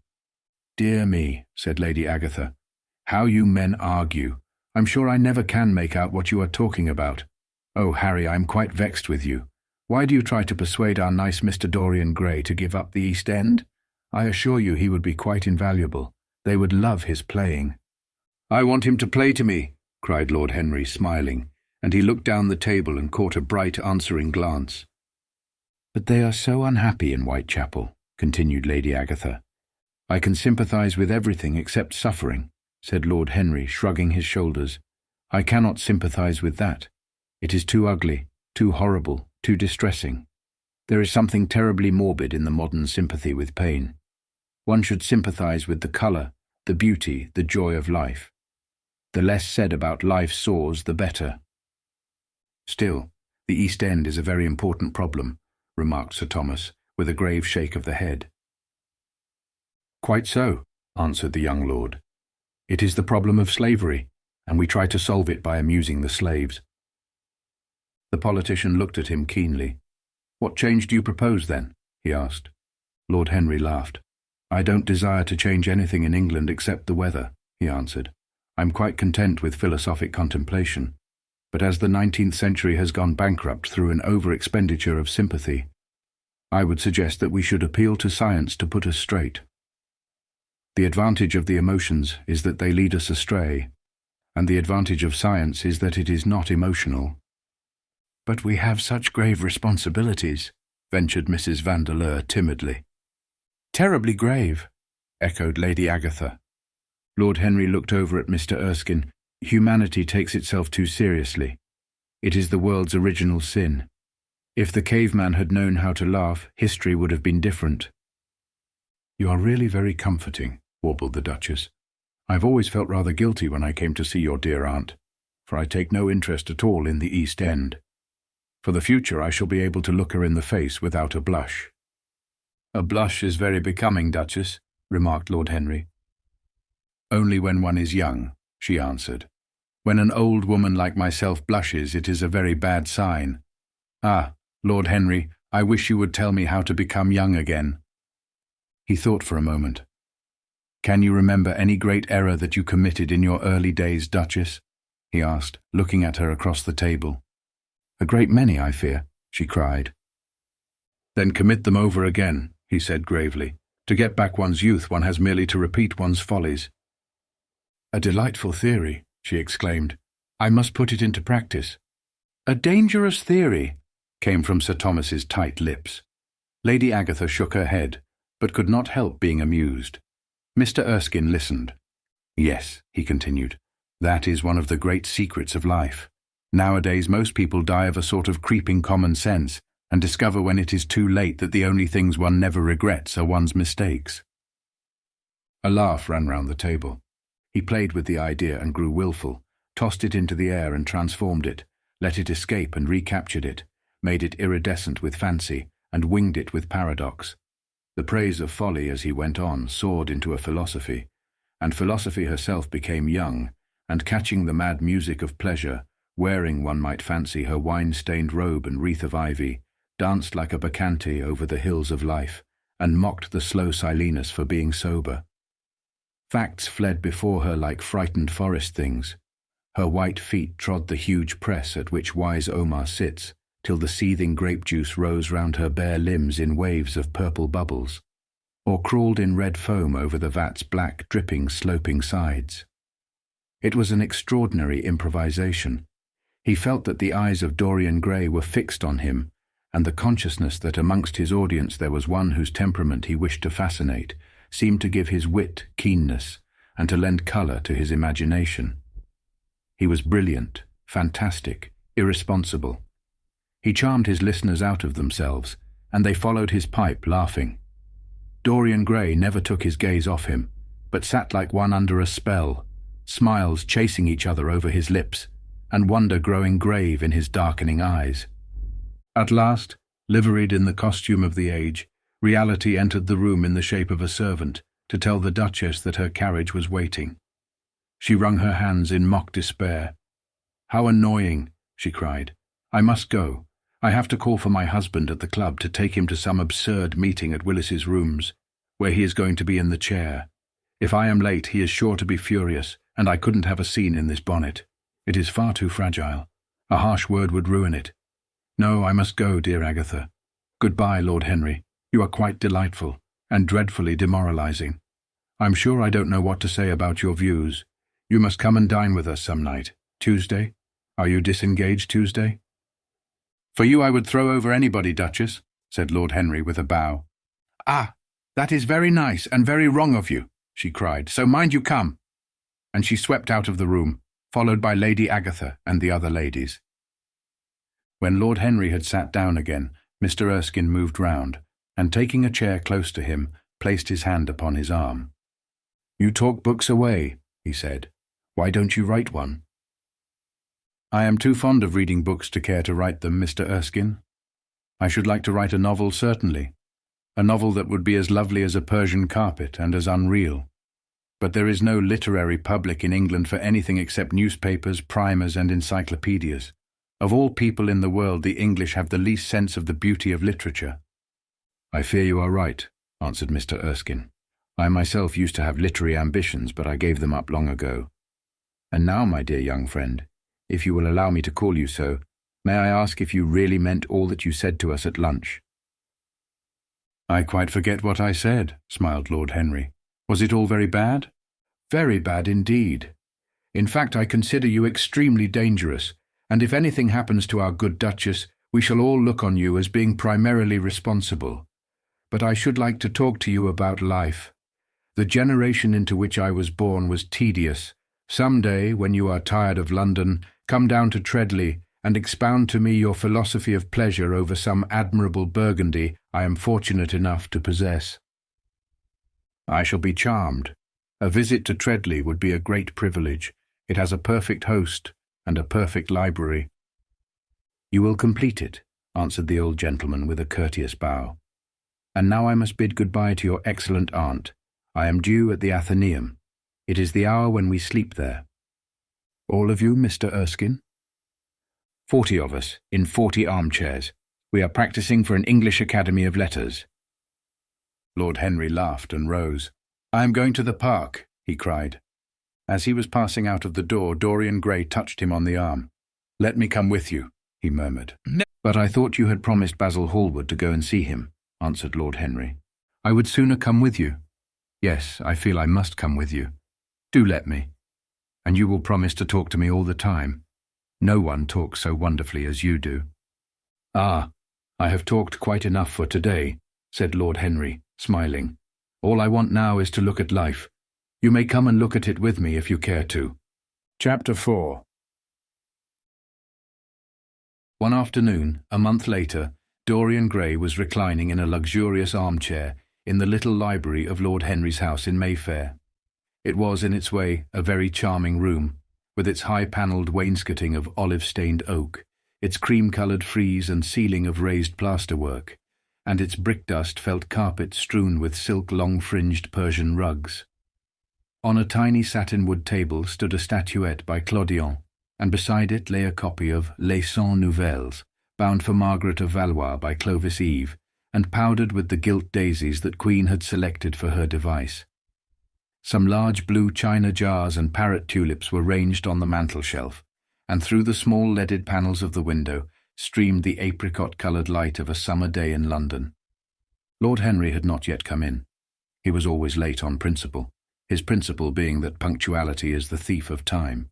So the lad was looking rather sulky, as with listless fingers he turned over the pages of an elaborately illustrated edition of Manon Lescaut that he had found in one of the bookcases. The formal, monotonous ticking of the Louis XIV clock annoyed him. Once or twice he thought of going away. At last he heard a step outside and the door opened. "How late you are, Harry," he murmured. "I'm afraid it is not Harry, Mr. Gray," answered a shrill voice. He glanced quickly round and rose to his feet. "I beg your pardon. I thought—" "You thought it was my husband. It is only his wife. You must let me introduce myself. I know you quite well by your photographs. I think my husband has got 17 of them." "Not 17, Lady Henry." "Well, 18 then. And I saw you with him the other night at the opera." She laughed nervously as she spoke and watched him with her vague forget-me-not eyes. She was a curious woman, whose dresses always looked as if they had been designed in a rage and put on in a tempest. She was usually in love with somebody, and as her passion was never returned, She had kept all her illusions.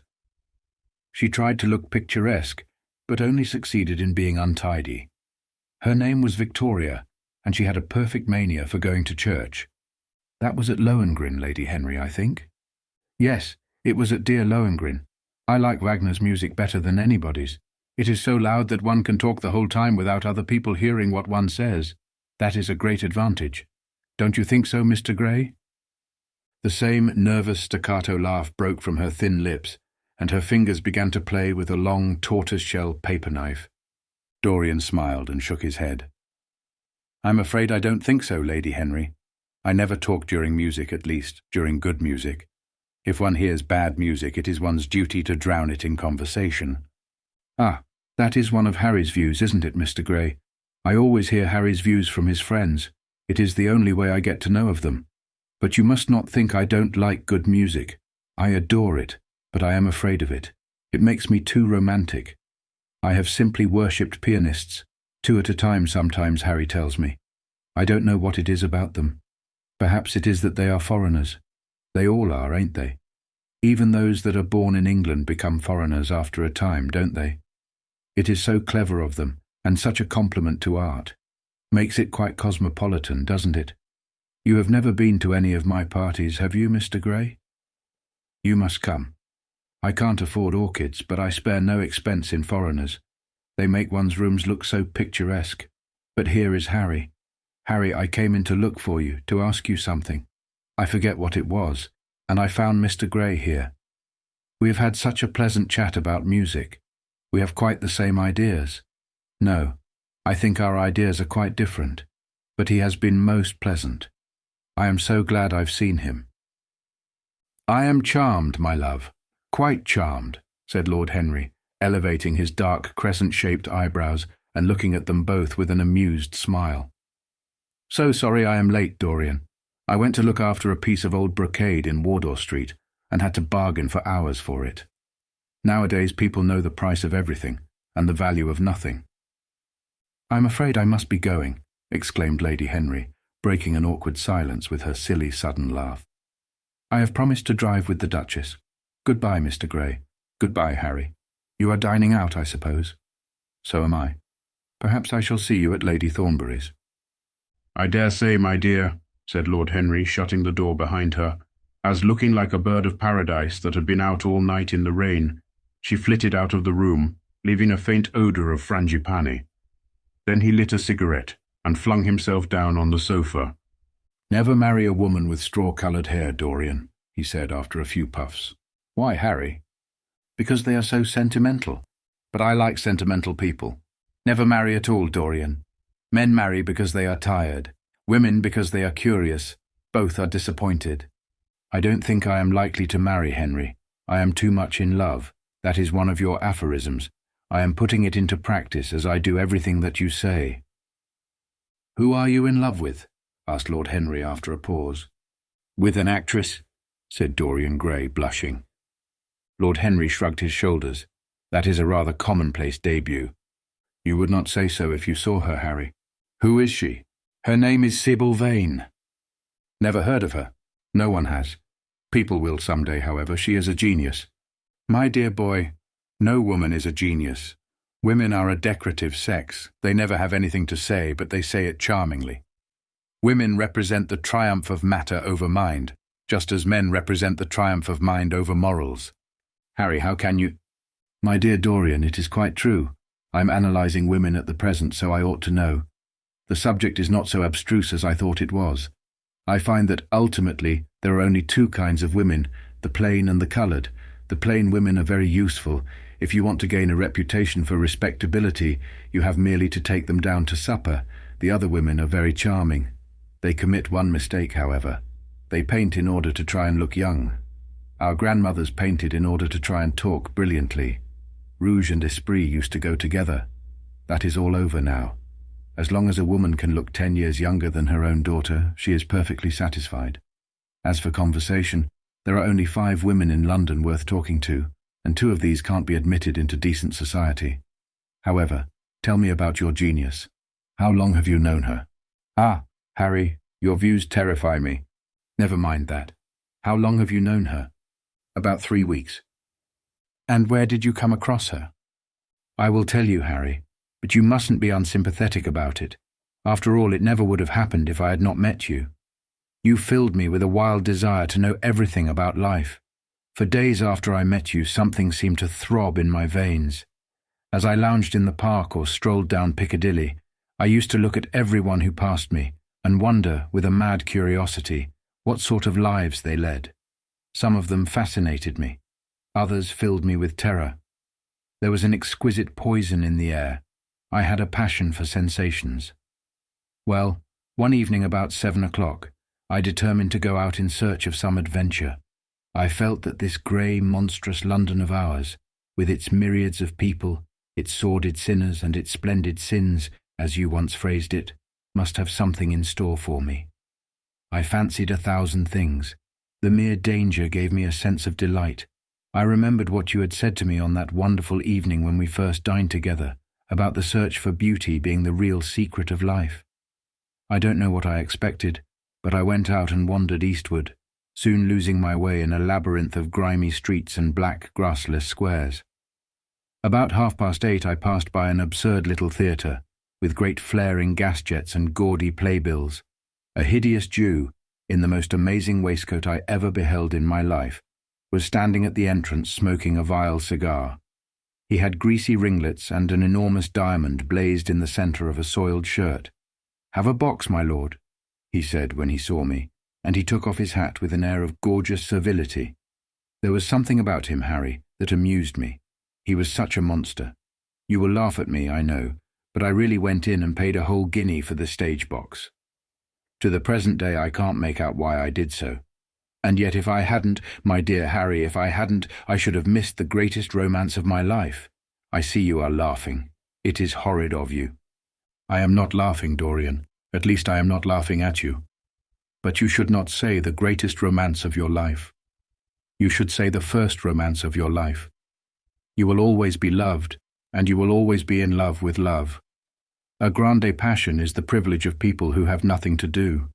That is the one use of the idle classes of a country. Don't be afraid. There are exquisite things in store for you. This is merely the beginning. "Do you think my nature so shallow?"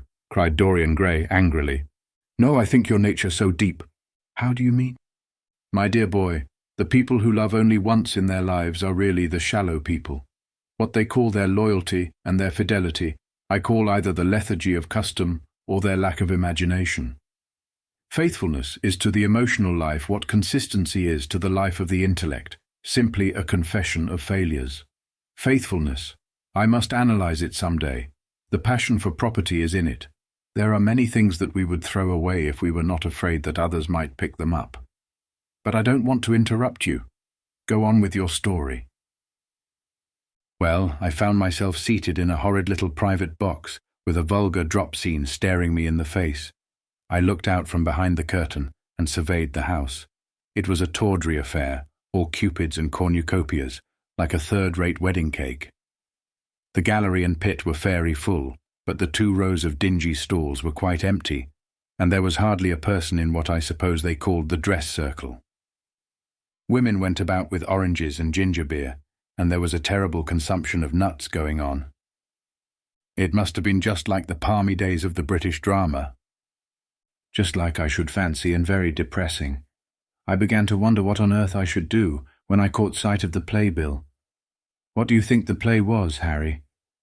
I should think The Idiot Boy, or Dumb but Innocent. Our fathers used to like that sort of piece, I believe. The longer I live, Dorian, the more keenly I feel that whatever was good enough for our fathers is not good enough for us. In art, as in politics, les grands-pères ont toujours tort. This play was good enough for us, Harry. It was Romeo and Juliet. I must admit that I was rather annoyed at the idea of seeing Shakespeare done in such a wretched hole of a place. Still, I felt interested, in a sort of way. At any rate, I determined to wait for the first act. There was a dreadful orchestra, presided over by a young Hebrew who sat at a cracked piano, that nearly drove me away, but at last the drop scene was drawn up, and the play began. Romeo was a stout, elderly gentleman with corked eyebrows, a husky tragedy voice, and a figure like a beer barrel.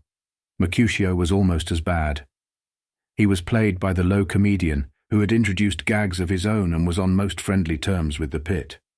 They were both as grotesque as the scenery, and that looked as if it had come out of a country booth. But Juliet, Harry, imagine a girl, hardly 17 years of age, with a little flower-like face, a small Greek head with plaited coils of dark brown hair, eyes that were violet wells of passion, lips that were like the petals of a rose.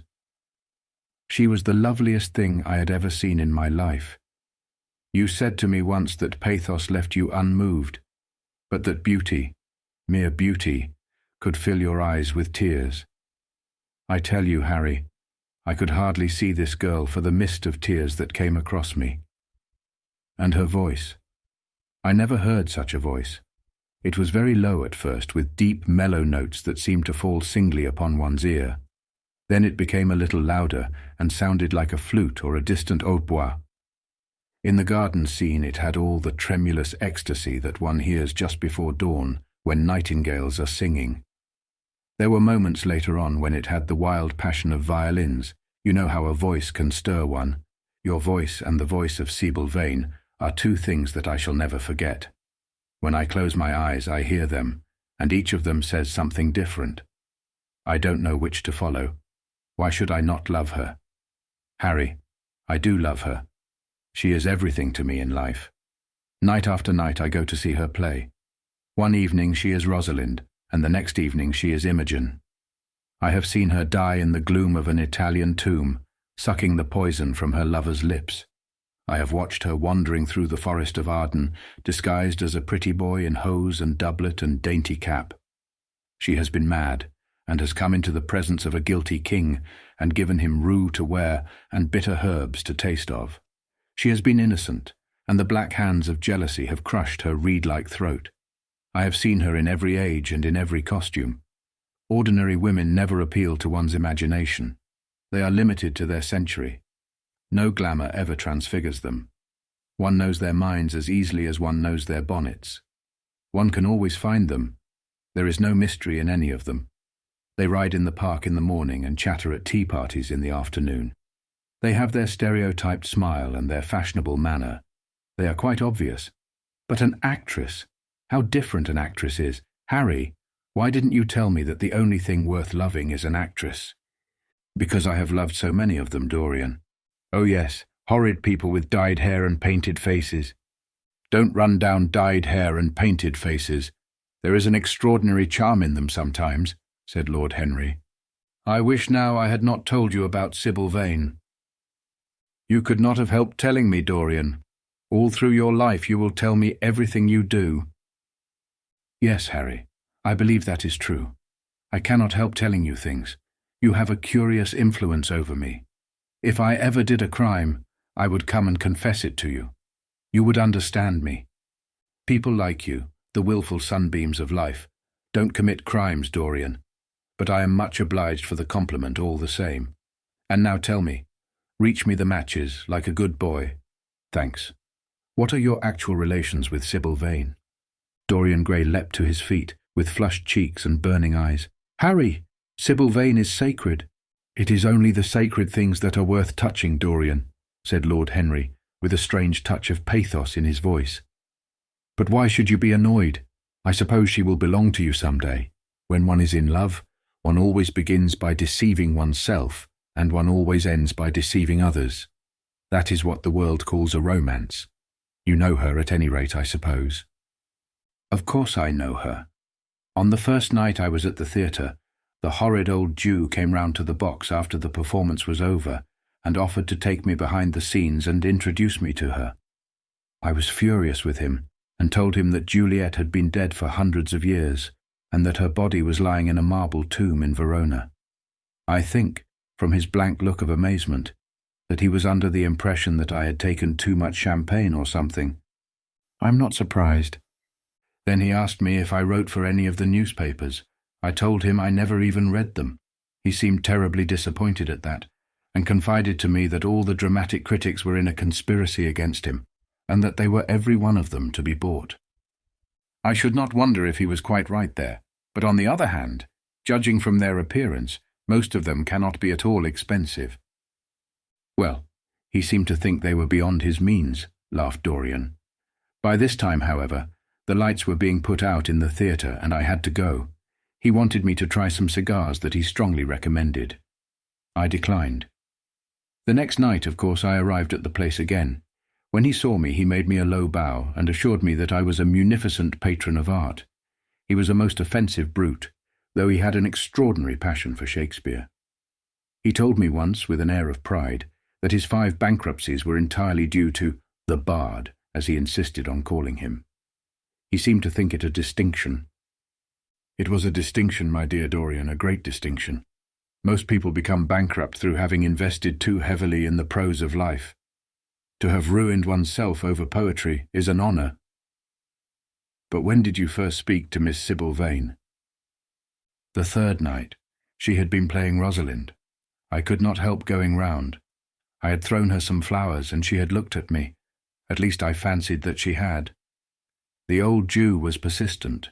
He seemed determined to take me behind, so I consented. It was curious my not wanting to know her, wasn't it?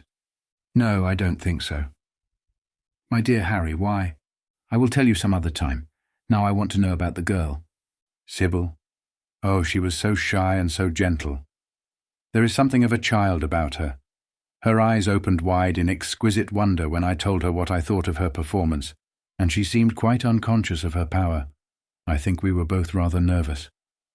The old Jew stood grinning at the doorway of the dusty green room, making elaborate speeches about us both, while we stood looking at each other like children.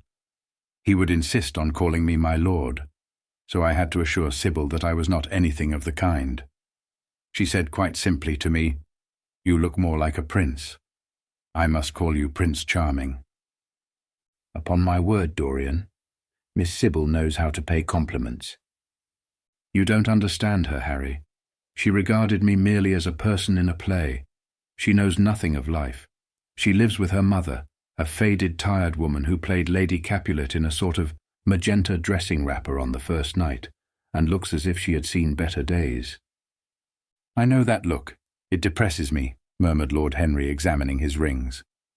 The Jew wanted to tell me her history, but I said it did not interest me.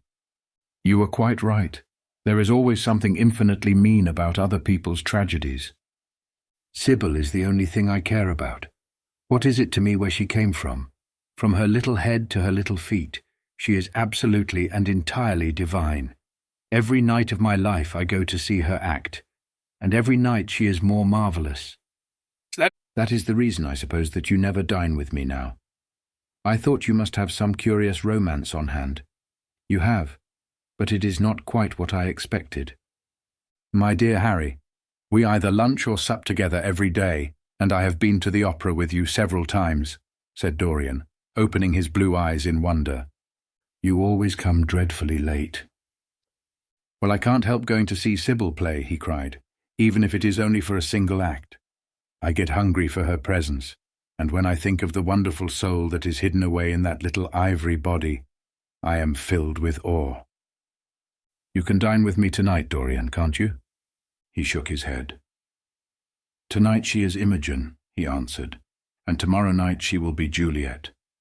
When is she Sybil Vane? Never. I congratulate you. How horrid you are. She is all the great heroines of the world in one. She is more than an individual. You laugh, but I tell you she has genius. I love her, and I must make her love me. You, who know all the secrets of life, tell me how to charm Sybil Vane to love me. I want to make Romeo jealous. I want the dead lovers of the world to hear our laughter and grow sad. I want a breath of our passion to stir their dust into consciousness, to wake their ashes into pain. My God, Harry, how I worship her. He was walking up and down the room as he spoke. Hectic spots of red burned on his cheeks. He was terribly excited. Lord Henry watched him with a subtle sense of pleasure. How different he was now from the shy, frightened boy he had met in Basil Hallward's studio. His nature had developed like a flower, had borne blossoms of scarlet flame.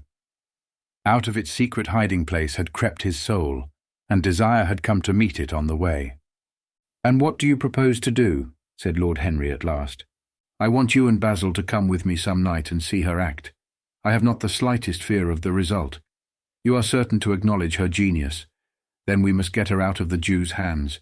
She is bound to him for 3 years, at least for 2 years and 8 months, from the present time. I shall have to pay him something, of course. When all that is settled, I shall take a West End theatre and bring her out properly. She will make the world as mad as she has made me. That would be impossible, my dear boy. Yes, she will. She has not merely consummate art instinct in her, but she has personality also, and you have often told me that it is personalities, not principles, that move the age. Well, what night shall we go? Let me see, today is Tuesday. Let us fix tomorrow. She plays Juliet tomorrow. All right. The Bristol at 8 o'clock, and I will get Basil. Not 8, Harry, please. 6:30. We must be there before the curtain rises. You must see her in the first act, where she meets Romeo. 6:30, what an hour! It will be like having a meat tea or reading an English novel. It must be 7. No gentleman dines before 7. Shall you see Basil between this and then, or shall I write to him? Dear Basil, I have not laid eyes on him for a week. It is rather horrid of me, as he has sent me my portrait in the most wonderful frame, specially designed by himself, and though I am a little jealous of the picture for being a whole month younger than I am, I must admit that I delight in it. Perhaps you had better write to him. I don't want to see him alone. He says things that annoy me. He gives me good advice. Lord Henry smiled. People are very fond of giving away what they need most themselves. It is what I call the depth of generosity. Oh, Basil is the best of fellows, but he seems to me to be just a bit of a Philistine. Since I have known you, Harry, I have discovered that Basil, my dear boy, puts everything that is charming in him into his work. The consequence is that he has nothing left for life but his prejudices, his principles, and his common sense. The only artists I have ever known who are personally delightful are bad artists. Good artists exist simply in what they make, and consequently are perfectly uninteresting in what they are. A great poet, a really great poet, is the most unpoetical of all creatures. But inferior poets are absolutely fascinating. The worse their rhymes are, the more picturesque they look. The mere fact of having published a book of second-rate sonnets makes a man quite irresistible. He lives the poetry that he cannot write. The others write the poetry that they dare not realize. I wonder, is that really so, Harry? Said Dorian Gray, putting some perfume on his handkerchief out of a large gold-topped bottle that stood on the table. It must be if you say it. And now I am off. Imogen is waiting for me. Don't forget about tomorrow. Goodbye. As he left the room, Lord Henry's heavy eyelids drooped, and he began to think. Certainly few people had ever interested him so much as Dorian Gray, and yet the lad's mad adoration of someone else caused him not the slightest pang of annoyance or jealousy. He was pleased by it. It made him a more interesting study. He had been always enthralled by the methods of natural science, but the ordinary subject matter of that science had seemed to him trivial and of no import. And so he had begun by vivisecting himself, as he had ended by vivisecting others. Human life, that appeared to him the one thing worth investigating. Compared to it, there was nothing else of any value. It was true that as one watched life in its curious crucible of pain and pleasure, one could not wear over one's face a mask of glass, nor keep the sulphurous fumes from troubling the brain, and making the imagination turbid with monstrous fancies and misshapen dreams. There were poisons so subtle that to know their properties one had to sicken of them. There were maladies so strange that one had to pass through them if one sought to understand their nature. And yet, what a great reward one received! How wonderful the whole world became to one! To note the curious hard logic of passion, and the emotional coloured life of the intellect, to observe where they met and where they separated, at what point they were in unison, and at what point they were at discord, there was a delight in that. What matter what the cost was? One could never pay too high a price for any sensation. He was conscious, and the thought brought a gleam of pleasure into his brown agate eyes, that it was through certain words of his, musical words said with musical utterance, that Dorian Gray's soul had turned to this white girl and bowed in worship before her. To a large extent the lad was his own creation. He had made him premature. That was something. Ordinary people waited till life disclosed to them its secrets, but to the few, to the elect, the mysteries of life were revealed before the veil was drawn away. Sometimes this was the effect of art, and chiefly of the art of literature, which dealt immediately with the passions and the intellect. But now and then a complex personality took the place and assumed the office of art, was indeed, in its way, a real work of art, life having its elaborate masterpieces, just as poetry has, or sculpture, or painting. Yes, the lad was premature. He was gathering his harvest while it was yet spring. The pulse and passion of youth were in him, but he was becoming self-conscious. It was delightful to watch him. With his beautiful face and his beautiful soul, he was a thing to wonder at. It was no matter how it all ended, or was destined to end. He was like one of those gracious figures in a pageant or a play, whose joys seem to be remote from one, but whose sorrows stir one's sense of beauty, and whose wounds are like red roses. Soul and body, body and soul, how mysterious they were. There was animalism in the soul, and the body had its moments of spirituality.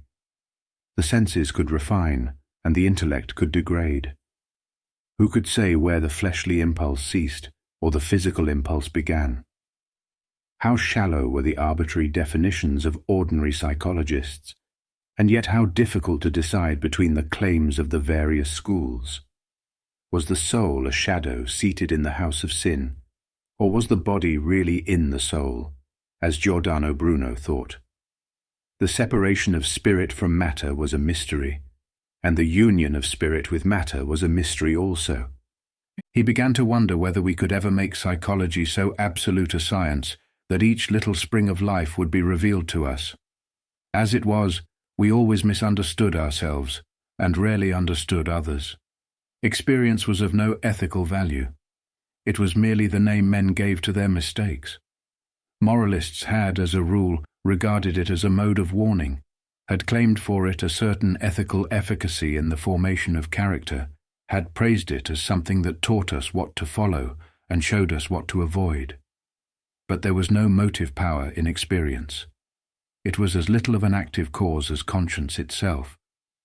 All that it really demonstrated was that our future would be the same as our past, and that the sin we had done once, and with loathing, we would do many times, and with joy. It was clear to him that the experimental method was the only method by which one could arrive at any scientific analysis of the passions, and certainly Dorian Gray was a subject made to his hand, and seemed to promise rich and fruitful results. His sudden mad love for Sybil Vane was a psychological phenomenon of no small interest. There was no doubt that curiosity had much to do with it, curiosity and the desire for new experiences, yet it was not a simple but rather a very complex passion. What there was in it of the purely sensuous instinct of boyhood had been transformed by the workings of the imagination, changed into something that seemed to the lad himself to be remote from sense, and was for that very reason all the more dangerous.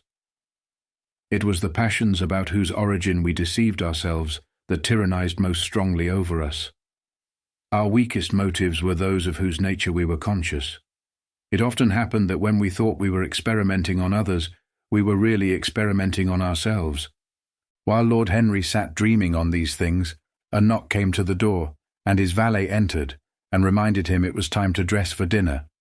He got up and looked out into the street. The sunset had smitten into scarlet gold the upper windows of the houses opposite.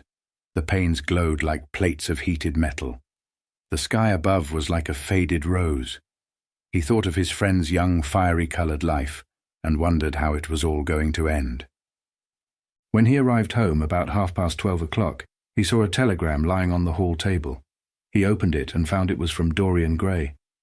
It was to tell him that he was engaged to be married to Sybil Vane. Chapter 5.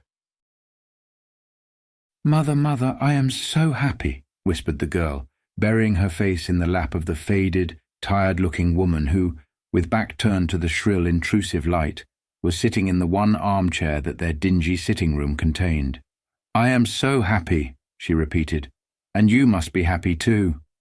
Mrs. Vane winced, and put her thin, bismuth-whitened hands on her daughter's head. "Happy," she echoed. "I am only happy, Sybil, when I see you act. You must not think of anything but your acting. Mr. Isaacs has been very good to us, and we owe him money." The girl looked up and pouted. "Money, mother?" she cried. "What does money matter? Love is more than money. Mr. Isaacs has advanced us £50 to pay off our debts and to get a proper outfit for James. You must not forget that, Sybil. £50 is a very large sum. Mr. Isaacs has been most considerate." "He is not a gentleman, mother, and I hate the way he talks to me," said the girl, rising to her feet and going over to the window.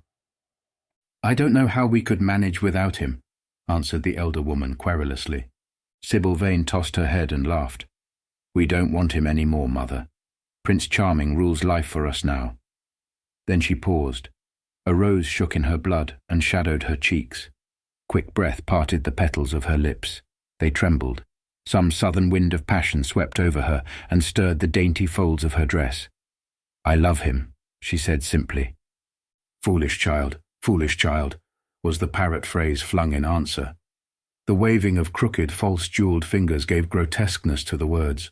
The girl laughed again. The joy of a caged bird was in her voice.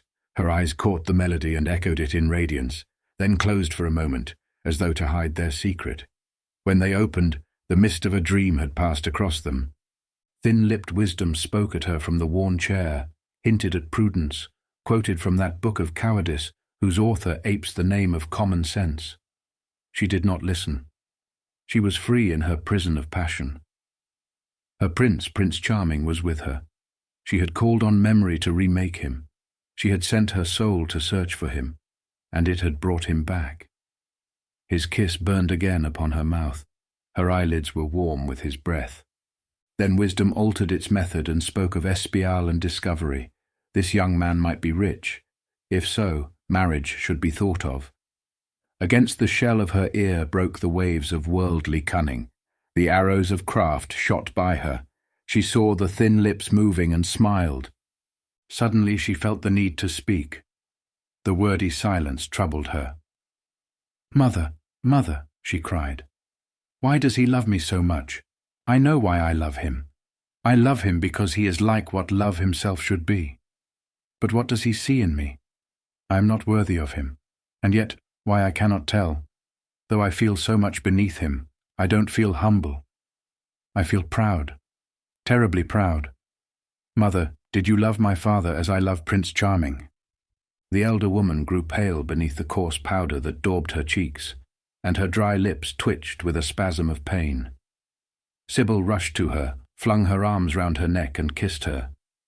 "Forgive me, mother. I know it pains you to talk about our father, but it only pains you because you loved him so much. Don't look so sad. I am as happy today as you were 20 years ago. Ah, let me be happy forever." "My child, you are far too young to think of falling in love. Besides, what do you know of this young man? You don't even know his name. The whole thing is most inconvenient, and really, when James is going away to Australia, and I have so much to think of, I must say that you should have shown more consideration. However, as I said before, if he is rich—" "Ah, mother, mother, let me be happy." Mrs. Vane glanced at her, and with one of those false theatrical gestures that so often become a mode of second nature to a stage player, clasped her in her arms. At this moment the door opened, and a young lad with rough brown hair came into the room. He was thick-set of figure, and his hands and feet were large and somewhat clumsy in movement. He was not so finely bred as his sister. One would hardly have guessed the close relationship that existed between them. Mrs. Vane fixed her eyes on him and intensified the smile. She mentally elevated her son to the dignity of an audience. She felt sure that the tableau was interesting. "You might keep some of your kisses for me, Sybil, I think," said the lad, with a good-natured grumble. "Ah, but you don't like being kissed, Jim," she cried. "You are a dreadful old bear," and she ran across the room and hugged him. James Vane looked into his sister's face with tenderness. "I want you to come out with me for a walk, Sybil. I don't suppose I shall ever see this horrid London again. I am sure I don't want to." "My son, don't say such dreadful things," murmured Mrs. Vane, taking up a tawdry theatrical dress with a sigh and beginning to patch it. She felt a little disappointed that he had not joined the group. It would have increased the theatrical picturesqueness of the situation. "Why not, mother?" I mean it. You pain me, my son. I trust you will return from Australia in a position of affluence. I believe there is no society of any kind in the colonies. Nothing that I would call society. So when you have made your fortune, you must come back and assert yourself in London. Society, muttered the lad. I don't want to know anything about that. I should like to make some money to take you and Sybil off the stage. I hate it. Oh, Jim, said Sybil, laughing. How unkind of you. But are you really going for a walk with me? That will be nice. I was afraid you were going to say goodbye to some of your friends, to Tom Hardy, who gave you that hideous pipe, or Ned Langton, who makes fun of you for smoking it. It is very sweet of you to let me have your last afternoon. Where shall we go? Let us go to the park. I am too shabby, he answered, frowning. Only swell people go to the park. Nonsense, Jim, she whispered, stroking the sleeve of his coat. He hesitated for a moment. Very well, he said at last, but don't be too long dressing. She danced out of the door. One could hear her singing as she ran upstairs. Her little feet pattered overhead. He walked up and down the room 2 or 3 times. Then he turned to the still figure in the chair. Mother, are my things ready? He asked. Quite ready, James, she answered, keeping her eyes on her work. For some months past she had felt ill at ease when she was alone with this rough, stern son of hers. Her shallow secret nature was troubled when their eyes met. She used to wonder if he suspected anything. The silence, for he made no other observation, became intolerable to her. She began to complain. Women defend themselves by attacking, just as they attack by sudden and strange surrenders. I hope you will be contented, James, with your seafaring life, she said. You must remember that it is your own choice. You might have entered a solicitor's office. Solicitors are a very respectable class, and in the country often dine with the best families. I hate offices, and I hate clerks, he replied. But you are quite right. I have chosen my own life. All I say is, watch over Sybil. Don't let her come to any harm. Mother, you must watch over her. James, you really talk very strangely. Of course I watch over Sybil. I hear a gentleman comes every night to the theatre and goes behind to talk to her. Is that right? What about that? You are speaking about things you don't understand, James. In the profession we are accustomed to receive a great deal of most gratifying attention. I myself used to receive many bouquets at one time. That was when acting was really understood. As for Sybil, I do not know at present whether her attachment is serious or not, but there is no doubt that the young man in question is a perfect gentleman. He is always most polite to me. Besides, he has the appearance of being rich, and the flowers he sends are lovely. You don't know his name, though, said the lad harshly. No, answered his mother with a placid expression in her face. He has not yet revealed his real name. I think it is quite romantic of him. He is probably a member of the aristocracy. James Vane bit his lip. Watch over Sybil, mother, he cried. Watch over her. My son, you distress me very much. Sybil is always under my special care. Of course, if this gentleman is wealthy, there is no reason why she should not contract an alliance with him. I trust he is one of the aristocracy. He has all the appearance of it, I must say. It might be a most brilliant marriage for Sybil. They would make a charming couple. His good looks are really quite remarkable. Everybody notices them. The lad muttered something to himself and drummed on the window pane with his coarse fingers. He had just turned round to say something when the door opened and Sybil ran in. How serious you both are, she cried. What is the matter? Nothing, he answered. I suppose one must be serious sometimes. Goodbye, mother. I will have my dinner at 5 o'clock. Everything is packed except my shirts, so you need not trouble. Goodbye, my son, she answered with a bow of strained stateliness. She was extremely annoyed at the tone he had adopted with her, and there was something in his look that had made her feel afraid. Kiss me, mother, said the girl.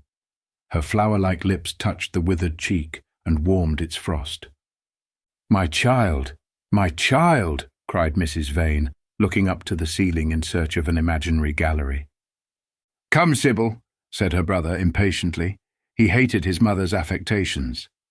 They went out into the flickering, wind-blown sunlight and strolled down the dreary Euston Road.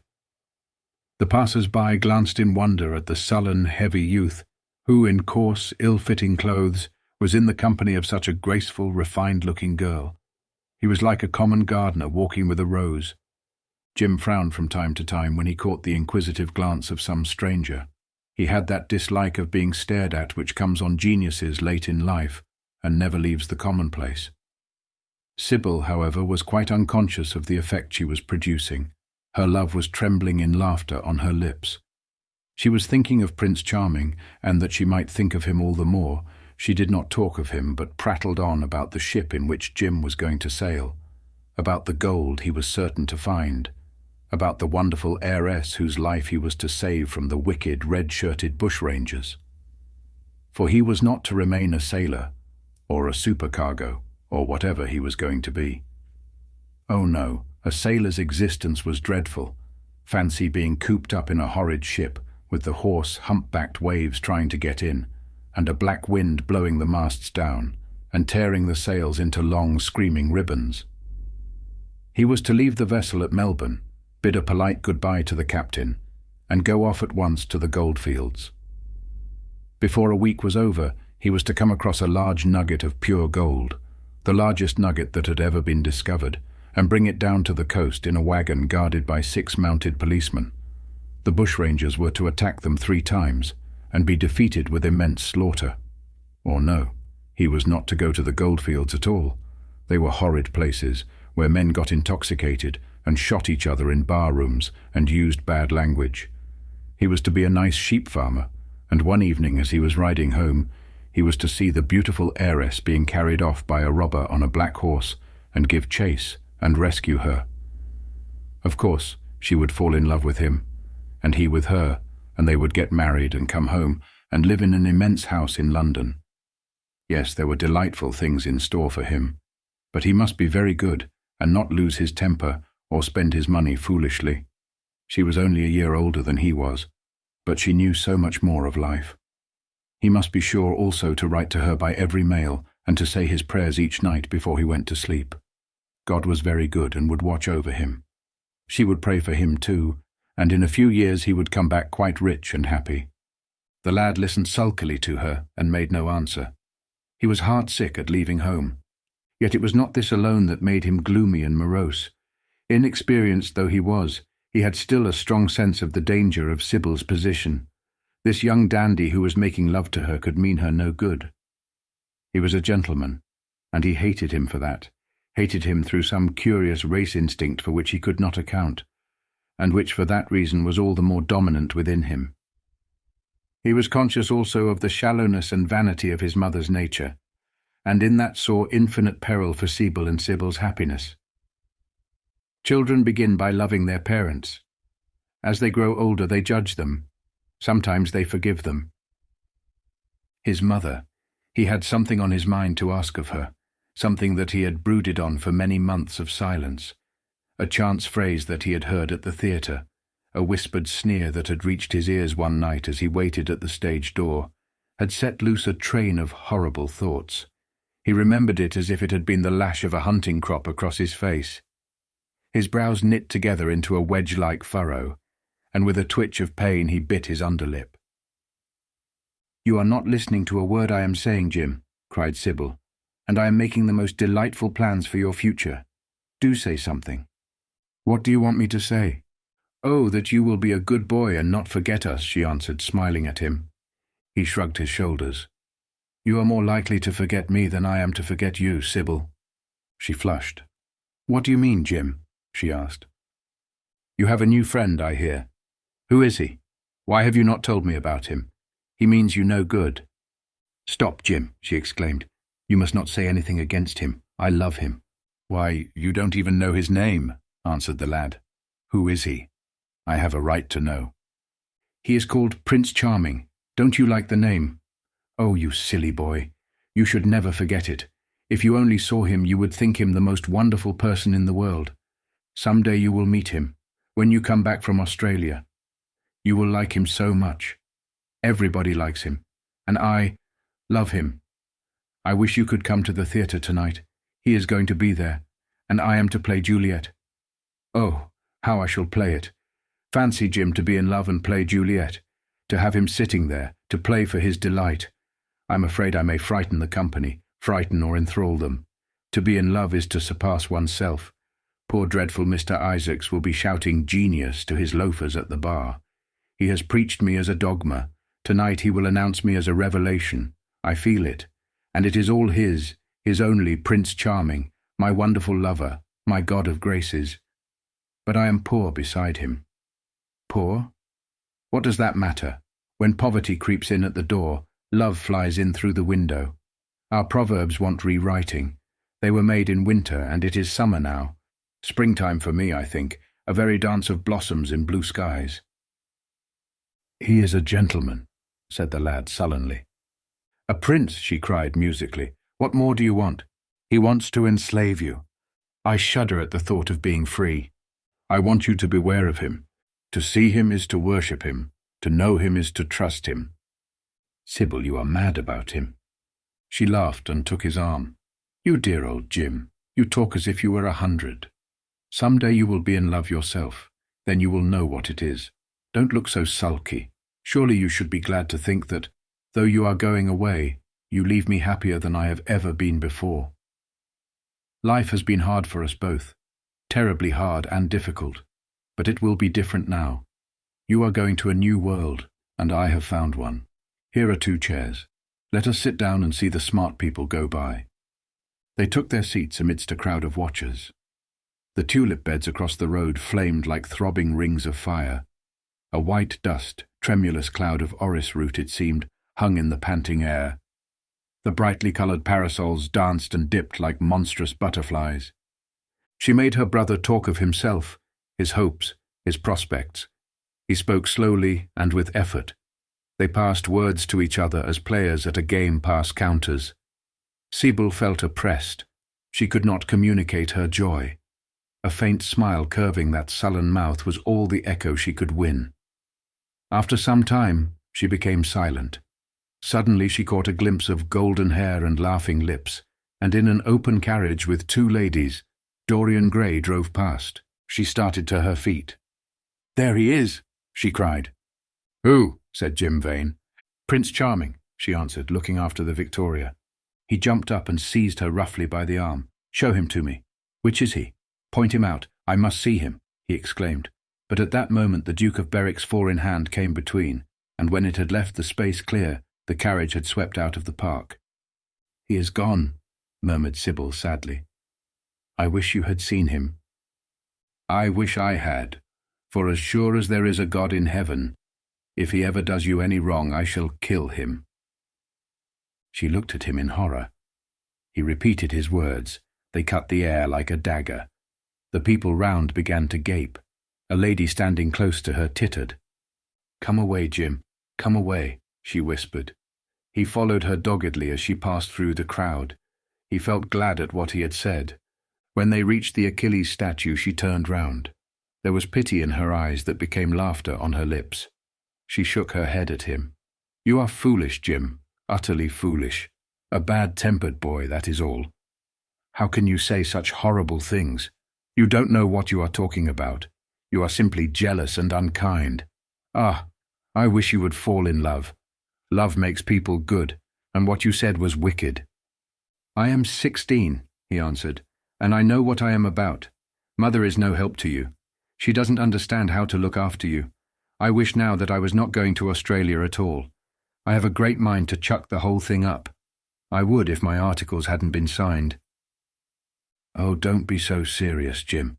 You're like one of the heroes of those silly melodramas Mother used to be so fond of acting in. I am not going to quarrel with you. I have seen him, and oh, to see him is perfect happiness.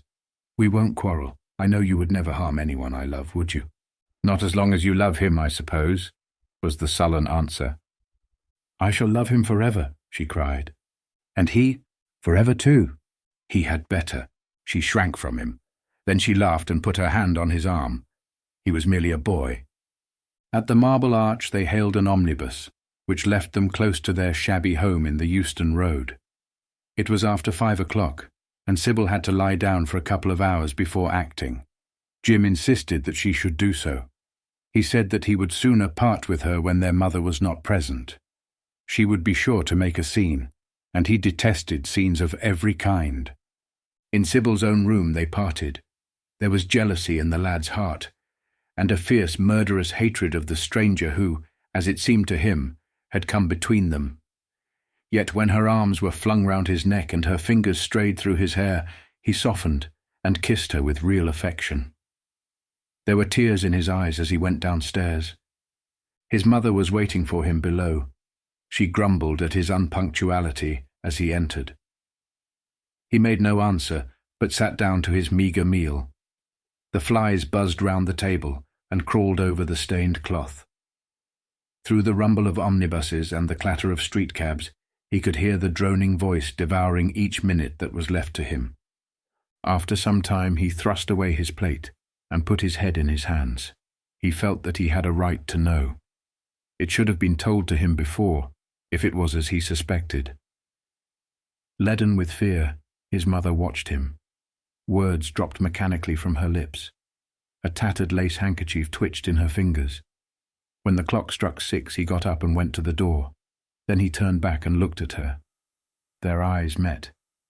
In hers he saw a wild appeal for mercy. It enraged him. "Mother, I have something to ask you," he said. Her eyes wandered vaguely about the room. She made no answer. "Tell me the truth. I have a right to know.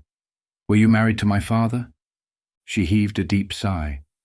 It was a sigh of relief. The terrible moment, the moment that night and day for weeks and months she had dreaded, had come at last, and yet she felt no terror.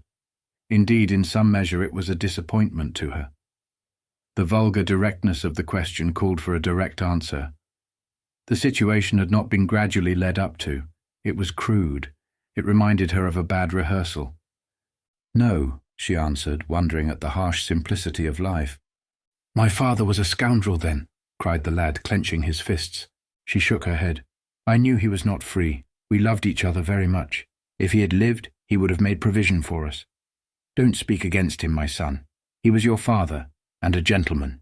Indeed, he was highly connected." An oath broke from his lips. "I don't care for myself," he exclaimed, "but don't let Sybil. It is a gentleman, isn't it, who is in love with her or says he is? Highly connected too, I suppose." For a moment a hideous sense of humiliation came over the woman. Her head drooped. She wiped her eyes with shaking hands. "Sybil has a mother," she murmured. "I had none." The lad was touched. He went towards her, and stooping down he kissed her. "I am sorry if I have pained you by asking about my father," he said, "but I could not help it. I must go now. Goodbye. Don't forget that you will only have one child now to look after, and believe me that if this man wrongs my sister, I will find out who he is, track him down, and kill him like a dog. I swear it." The exaggerated folly of the threat, the passionate gesture that accompanied it, the mad melodramatic words, made life seem more vivid to her. She was familiar with the atmosphere. She breathed more freely, and for the first time for many months she really admired her son.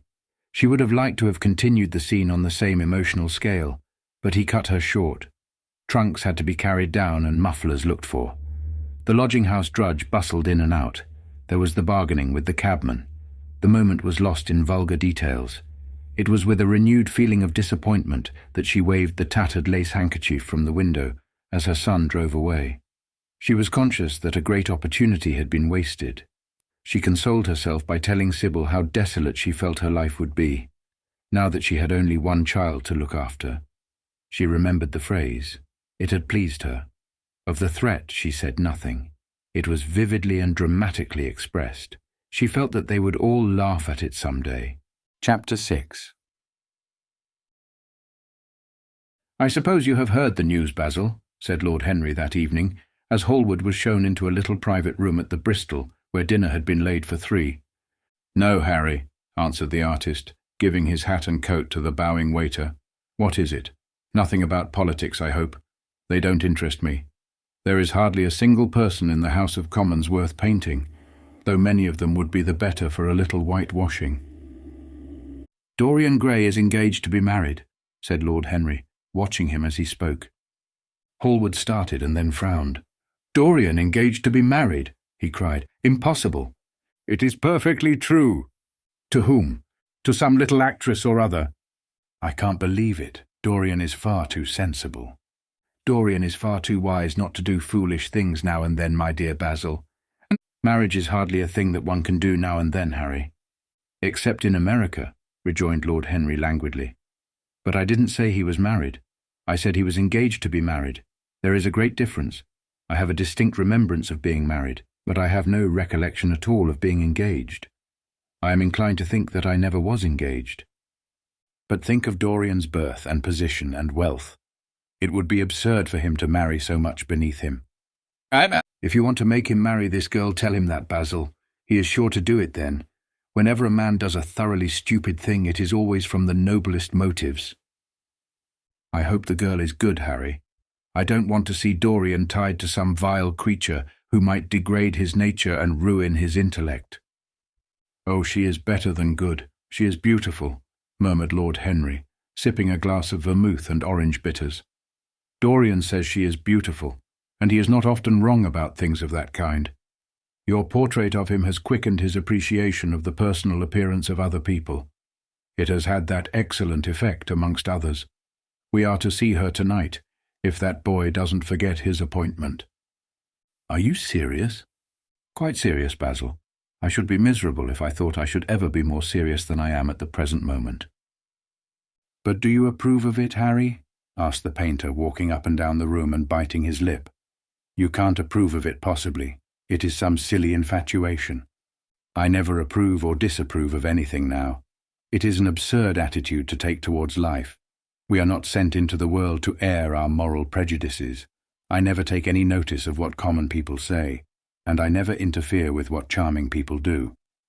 If a personality fascinates me, whatever mode of expression that personality selects is absolutely delightful to me." Dorian Gray falls in love with a beautiful girl who acts Juliet and proposes to marry her. Why not? If he wedded Messalina, he would be none the less interesting. You know I am not a champion of marriage. The real drawback to marriage is that it makes one unselfish, and unselfish people are colourless. They lack individuality. Still, there are certain temperaments that marriage makes more complex. They retain their egotism and add to it many other egos. They are forced to have more than one life. They become more highly organized, and to be highly organized is, I should fancy, the object of man's existence. Besides, every experience is of value, and whatever one may say against marriage, it is certainly an experience. I hope that Dorian Gray will make this girl his wife, passionately adore her for 6 months, and then suddenly become fascinated by someone else. He would be a wonderful study. "You don't mean a single word of all that, Harry. You know you don't. If Dorian Gray's life were spoiled, no one would be sorrier than yourself. You are much better than you pretend to be." Lord Henry laughed. "The reason we all like to think so well of others is that we are all afraid for ourselves. The basis of optimism is sheer terror. We think that we are generous because we credit our neighbour with the possession of those virtues that are likely to be a benefit to us. We praise the banker that we may overdraw our account and find good qualities in the highwayman in the hope that he may spare our pockets. I mean everything that I have said. I have the greatest contempt for optimism. As for a spoiled life, no life is spoiled but one whose growth is arrested. If you want to mar a nature, you have merely to reform it. As for marriage, of course that would be silly, but there are other and more interesting bonds between men and women. I will certainly encourage them. They have the charm of being fashionable. But here is Dorian himself. He will tell you more than I can." "My dear Harry, my dear Basil, you must both congratulate me," said the lad, throwing off his evening cape with its satin-lined wings and shaking each of his friends by the hand in turn. "I have never been so happy. Of course it is sudden. All really delightful things are. And yet it seems to me to be the one thing I have been looking for all my life." He was flushed with excitement and pleasure, and looked extraordinarily handsome. "I hope you will always be very happy, Dorian," said Hallward, "but I don't quite forgive you for not having let me know of your engagement. You let Harry know." "And I don't forgive you for being late for dinner," broke in Lord Henry. putting his hand on the lad's shoulder and smiling as he spoke.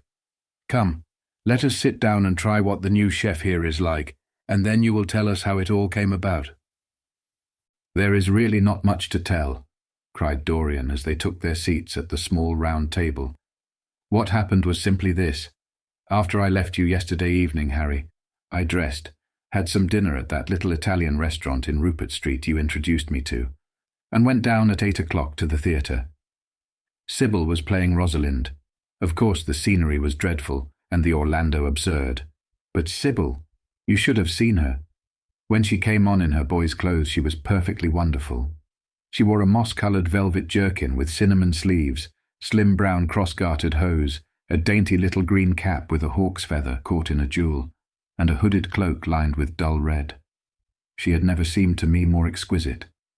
She had all the delicate grace of that Tanagra figurine that you have in your studio, Basil. Her hair clustered round her face like dark leaves round a pale rose. As for her acting, well, you shall see her tonight. She is simply a born artist. I sat in the dingy box absolutely enthralled. I forgot that I was in London and in the 19th century. I was away with my love in a forest that no man had ever seen. After the performance was over, I went behind and spoke to her.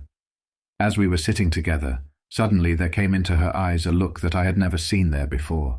My lips moved towards hers. We kissed each other. I can't describe to you what I felt at that moment. It seemed to me that all my life had been narrowed to one perfect point of rose-coloured joy. She trembled all over and shook like a white narcissus. Then she flung herself on her knees and kissed my hands. I feel that I should not tell you all this, but I can't help it. Of course our engagement is a dead secret. She has not even told her own mother. I don't know what my guardians will say. Lord Radley is sure to be furious. I don't care. I shall be of age in less than a year, and then I can do what I like. I have been right, Basil, haven't I, to take my love out of poetry and to find my wife in Shakespeare's plays? Lips that Shakespeare taught to speak have whispered their secret in my ear. I have had the arms of Rosalind around me, and kissed Juliet on the mouth. "Yes, Dorian, I suppose you were right," said Hallward slowly. "Have you seen her today?" asked Lord Henry. Dorian Gray shook his head. "I left her in the Forest of Arden. I shall find her in an orchard in Verona." Lord Henry sipped his champagne in a meditative manner. "At what particular point did you mention the word marriage, Dorian? And what did she say in answer? Perhaps you forgot all about it." "My dear Harry, I did not treat it as a business transaction, and I did not make any formal proposal. I told her that I loved her, and she said she was not worthy to be my wife. Not worthy. Why, the whole world is nothing to me compared with her."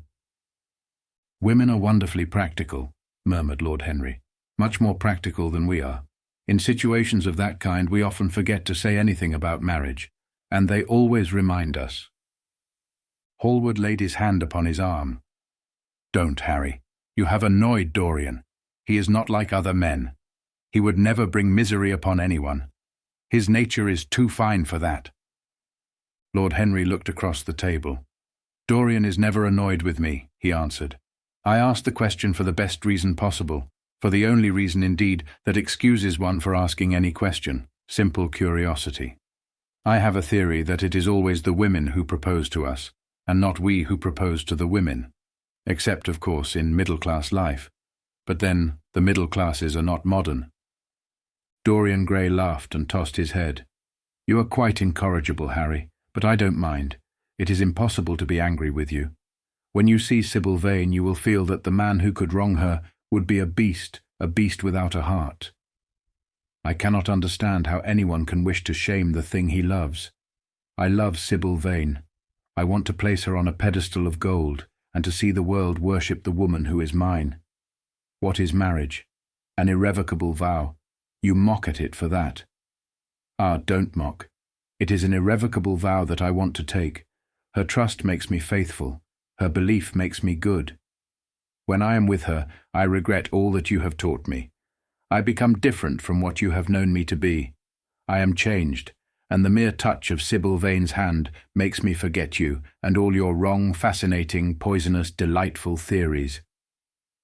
"And those are—" asked Lord Henry, helping himself to some salad. "Oh, your theories about life. Your theories about love, your theories about pleasure, all your theories, in fact, Harry." "Pleasure is the only thing worth having a theory about," he answered in his slow, melodious voice. "But I am afraid I cannot claim my theory as my own. It belongs to nature, not to me. Pleasure is nature's test, her sign of approval. When we are happy, we are always good, but when we are good, we are not always happy." "Ah, but what do you mean by good?" cried Basil Hallward. "Yes," echoed Dorian, leaning back in his chair and looking at Lord Henry over the heavy clusters of purple-lipped irises that stood in the centre of the table. "What do you mean by good, Harry?" "To be good is to be in harmony with oneself," he replied, touching the thin stem of his glass with his pale, fine-pointed fingers. "Discord is to be forced to be in harmony with others. One's own life, that is the important thing. As for the lives of one's neighbours, if one wishes to be a prig or a Puritan, one can flaunt one's moral views about them, but they are not one's concern. Besides, individualism has really the higher aim. Modern morality consists in accepting the standard of one's age. I consider that for any man of culture to accept the standard of his age is a form of the grossest immorality." "But surely if one lives merely for oneself, Harry, one pays a terrible price for doing so," suggested the painter. "Yes, we are overcharged for everything nowadays. I should fancy that the real tragedy of the poor is that they can afford nothing but self-denial. Beautiful sins, like beautiful things, are the privilege of the rich. One has to pay in other ways but money." "What sort of ways, Basil?" "Oh, I should fancy in remorse, in suffering, in the consciousness of degradation." Lord Henry shrugged his shoulders. "My dear fellow, medieval art is charming, but medieval emotions are out of date. One can use them in fiction, of course, but then the only things that one can use in fiction are the things that one has ceased to use in fact. Believe me, no civilized man ever regrets a pleasure, and no uncivilized man ever knows what a pleasure is." "I know what pleasure is," cried Dorian Gray. "It is to adore someone." "That is certainly better than being adored," he answered, toying with some fruits. "Being adored is a nuisance. Women treat us just as humanity treats its gods. They worship us, and are always bothering us to do something for them." "I should have said that whatever they ask for they had first given to us," murmured the lad gravely. "They create love in our natures. They have a right to demand it back." "That is quite true, Dorian," cried Hallward. "Nothing is ever quite true," said Lord Henry. "This is," interrupted Dorian. "You must admit, Harry, that women give to men the very gold of their lives." "Possibly," he sighed, "but they invariably want it back in such very small change. That is the worry. Women, as some witty Frenchman once put it, inspire us with the desire to do masterpieces, and always prevent us from carrying them out." "Harry, you are dreadful. I don't know why I like you so much." "You will always like me, Dorian," he replied. "Will you have some coffee, you fellows? Waiter, bring coffee and fine champagne and some cigarettes. No, don't mind the cigarettes. I have some. Basil, I can't allow you to smoke cigars. You must have a cigarette. A cigarette is the perfect type of a perfect pleasure. It is exquisite, and it leaves one unsatisfied. What more can one want? Yes, Dorian, you will always be fond of me. I represent to you all the sins you have never had the courage to commit." "What nonsense you talk, Harry!" cried the lad, taking a light from a fire-breathing silver dragon that the waiter had placed on the table. "Let us go down to the theatre. When Sybil comes on the stage, you will have a new ideal of life. She will represent something to you that you have never known." "I have known everything," said Lord Henry with a tired look in his eyes. "But I am always ready for a new emotion. I am afraid, however, that, for me at any rate, there is no such thing. Still, your wonderful girl may thrill me. I love acting. It is so much more real than life. Let us go. Dorian, you will come with me. I am so sorry, Basil, but there is only room for 2 in the brougham. You must follow us in a hansom." They got up and put on their coats, sipping their coffee standing. The painter was silent and preoccupied. There was a gloom over him.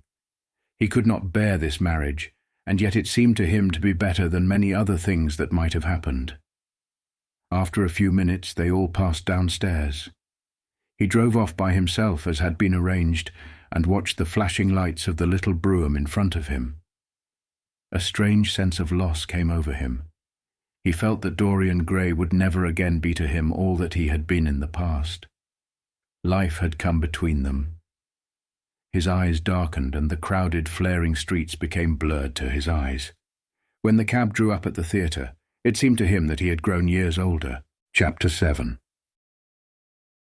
For some reason or other, the house was crowded that night, and the fat Jew manager who met them at the door was beaming from ear to ear with an oily, tremulous smile. He escorted them to their box with a sort of pompous humility, waving his fat jewelled hands and talking at the top of his voice. Dorian Gray loathed him more than ever. He felt as if he had come to look for Miranda and had been met by Caliban. Lord Henry, upon the other hand, rather liked him. At least he declared he did, and insisted on shaking him by the hand and assuring him that he was proud to meet a man who had discovered a real genius and gone bankrupt over a poet. Hallward amused himself with watching the faces in the pit. The heat was terribly oppressive, and the huge sunlight flamed like a monstrous dahlia with petals of yellow fire. The youths in the gallery had taken off their coats and waistcoats and hung them over the side. They talked to each other across the theatre and shared their oranges with the tawdry girls who sat beside them. Some women were laughing in the pit. Their voices were horribly shrill and discordant. The sound of the popping of corks came from the bar. "What a place to find one's divinity in," said Lord Henry. "Yes," answered Dorian Gray. "It was here I found her, and she is divine beyond all living things. When she acts, you will forget everything. These common rough people, with their coarse faces and brutal gestures, become quite different when she is on the stage. They sit silently and watch her. They weep and laugh as she wills them to do. She makes them as responsive as a violin. She spiritualizes them, and one feels that they are of the same flesh and blood as one's self." "The same flesh and blood as one's self? Oh, I hope not," exclaimed Lord Henry, who was scanning the occupants of the gallery through his opera glass. "Don't pay any attention to him, Dorian," said the painter. "I understand what you mean, and I believe in this girl. Anyone you love must be marvelous, and any girl that has the effect you describe must be fine and noble. To spiritualize one's age, that is something worth doing. If this girl can give a soul to those who have lived without one, if she can create the sense of beauty in people whose lives have been sordid and ugly, if she can strip them of their selfishness and lend them tears for sorrows that are not their own, she is worthy of all your adoration, worthy of the adoration of the world. This marriage is quite right. I did not think so at first, but I admit it now. The gods made Sybil Vane for you. Without her, you would have been incomplete." "Thanks, Basil," answered Dorian Gray, pressing his hand. "I knew that you would understand me. Harry is so cynical he terrifies me. But here is the orchestra. It is quite dreadful, but it only lasts for about 5 minutes. Then the curtain rises, and you will see the girl to whom I am going to give all my life, to whom I have given everything that is good in me." A quarter of an hour afterwards, amidst an extraordinary turmoil of applause, Sybil Vane stepped onto the stage. Yes, she was certainly lovely to look at, one of the loveliest creatures, Lord Henry thought, that he had ever seen. There was something of the fawn in her shy grace and startled eyes. A faint blush, like the shadow of a rose in a mirror of silver, came to her cheeks as she glanced at the crowded, enthusiastic house. She stepped back a few paces, and her lips seemed to tremble. Basil Hallward leapt to his feet and began to applaud. Motionless, and as one in a dream, sat Dorian Gray, gazing at her. Lord Henry peered through his glasses, murmuring, "Charming, charming." The scene was the hall of Capulet's house, and Romeo in his pilgrim's dress had entered with Mercutio and his other friends. The band, such as it was, struck up a few bars of music, and the dance began. Through the crowd of ungainly, shabbily dressed actors, Sybil Vane moved like a creature from a finer world. Her body swayed while she danced, as a plant sways in the water. The curves of her throat were the curves of a white lily. Her hands seemed to be made of cool ivory. Yet she was curiously listless. She showed no sign of joy when her eyes rested on Romeo, the few words she had to speak. "Good pilgrim, you do wrong your hand too much. which mannerly devotion shows in this. For saints have hands that pilgrims' hands do touch, and palm to palm is holy palmer's kiss. With the brief dialogue that follows were spoken in a thoroughly artificial manner. The voice was exquisite, but from the point of view of tone it was absolutely false. It was wrong in colour. It took away all the life from the verse. It made the passion unreal. Dorian Gray grew pale as he watched her. He was puzzled and anxious. Neither of his friends dared to say anything to him. She seemed to them to be absolutely incompetent. They were horribly disappointed. Yet they felt that the true test of any Juliet is the balcony scene of the second act. They waited for that. If she failed there was nothing in her. She looked charming as she came out in the moonlight. That could not be denied. But the staginess of her acting was unbearable, and grew worse as she went on. Her gestures became absurdly artificial. She overemphasized everything that she had to say. The beautiful passage, "Thou knowest the mask of night is on my face, else would a maiden blush bepaint my cheek. For that which thou hast heard me speak tonight," was declaimed with the painful precision of a schoolgirl who has been taught to recite by some second-rate professor of elocution. When she leaned over the balcony and came to those wonderful lines, "Although I joy in thee, I have no joy of this contract tonight. It is too rash, too unadvised, too sudden, too like the lightning, which doth cease to be. Ere one can say, it lightens. Sweet good night, this bud of love by summer's ripening breath may prove a beauteous flower when next we meet." She spoke the words as though they conveyed no meaning to her. It was not nervousness. Indeed, so far from being nervous, she was absolutely self-contained. It was simply bad art. She was a complete failure. Even the common, uneducated audience of the pit and gallery lost their interest in the play. They got restless and began to talk loudly and to whistle. The Jew manager, who was standing at the back of the dress circle, stamped and swore with rage. The only person unmoved was the girl herself. When the second act was over, there came a storm of hisses, and Lord Henry got up from his chair and put on his coat. "She is quite beautiful, Dorian," he said, "but she can't act. Let us go." "I am going to see the play through," answered the lad in a hard, bitter voice. "I am awfully sorry that I have made you waste an evening, Harry. I apologize to you both." "My dear Dorian, I should think Miss Vane was ill," interrupted Hallward. "We will come some other night." "I wish she were ill," he rejoined. "But she seems to me to be simply callous and cold. She has entirely altered. Last night she was a great artist. This evening she is merely a commonplace, mediocre actress." "Don't talk like that about anyone you love, Dorian. Love is a more wonderful thing than art." "They are both simply forms of imitation," remarked Lord Henry. "But do let us go. Dorian, you must not stay here any longer. It is not good for one's morals to see bad acting. Besides, I don't suppose you will want your wife to act. So what does it matter if she plays Juliet like a wooden doll? She is very lovely, and if she knows as little about life as she does about acting, she will be a delightful experience. There are only two kinds of people who are really fascinating: people who know absolutely everything, and people who know absolutely nothing. Good heavens, my dear boy, don't look so tragic. The secret of remaining young is never to have an emotion that is unbecoming. Come to the club with Basil and myself. We will smoke cigarettes and drink to the beauty of Sybil Vane. She is beautiful. What more can you want?" "Go away, Harry," cried the lad. "I want to be alone. Basil, you must go. Ah, can't you see that my heart is breaking?" The hot tears came to his eyes. His lips trembled, and rushing to the back of the box, he leaned up against the wall, hiding his face in his hands.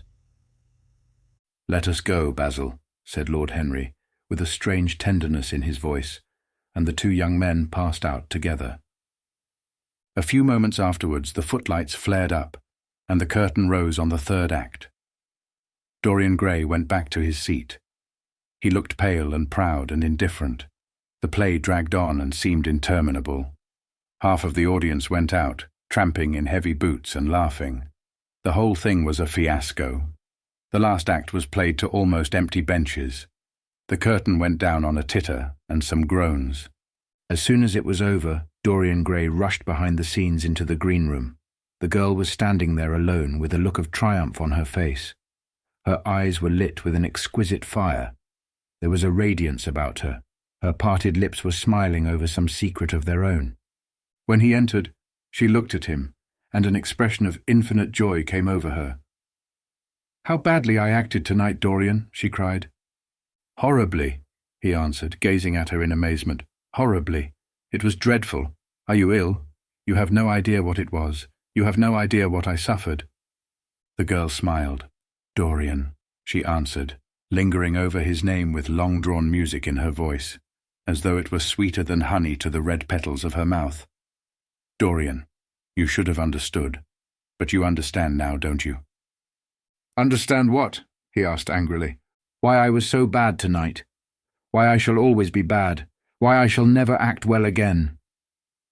He shrugged his shoulders. "You are ill, I suppose. When you are ill you shouldn't act. You make yourself ridiculous. My friends were bored. I was bored."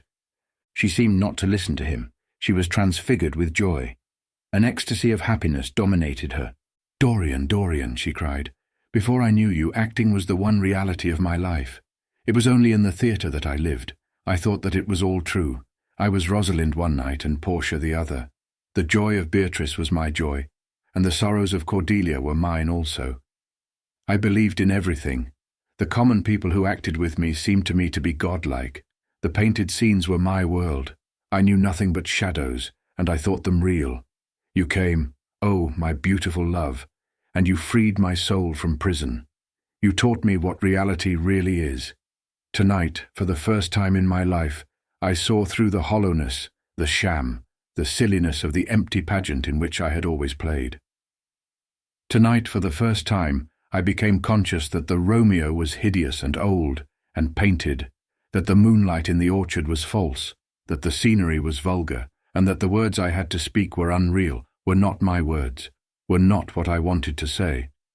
You had brought me something higher, something of which all art is but a reflection. You had made me understand what love really is. My love, Prince Charming, Prince of Life. I have grown sick of shadows. You are more to me than all art can ever be. What have I to do with the puppets of a play? When I came on tonight, I could not understand how it was that everything had gone from me. I thought that I was going to be wonderful. I found that I could do nothing. Suddenly it dawned on my soul what it all meant. The knowledge was exquisite to me. I heard them hissing and I smiled. What could they know of love such as ours? Take me away, Dorian. Take me away with you, where we can be quite alone. I hate the stage. I might mimic a passion that I do not feel, but I cannot mimic one that burns me like fire. Oh, Dorian, Dorian, you understand now what it signifies. Even if I could do it, it would be profanation for me to play at being in love. You have made me see that." He flung himself down on the sofa and turned away his face. "You have killed my love," he muttered. She looked at him in wonder and laughed. He made no answer. She came across to him, and with her little fingers stroked his hair. She knelt down and pressed his hands to her lips.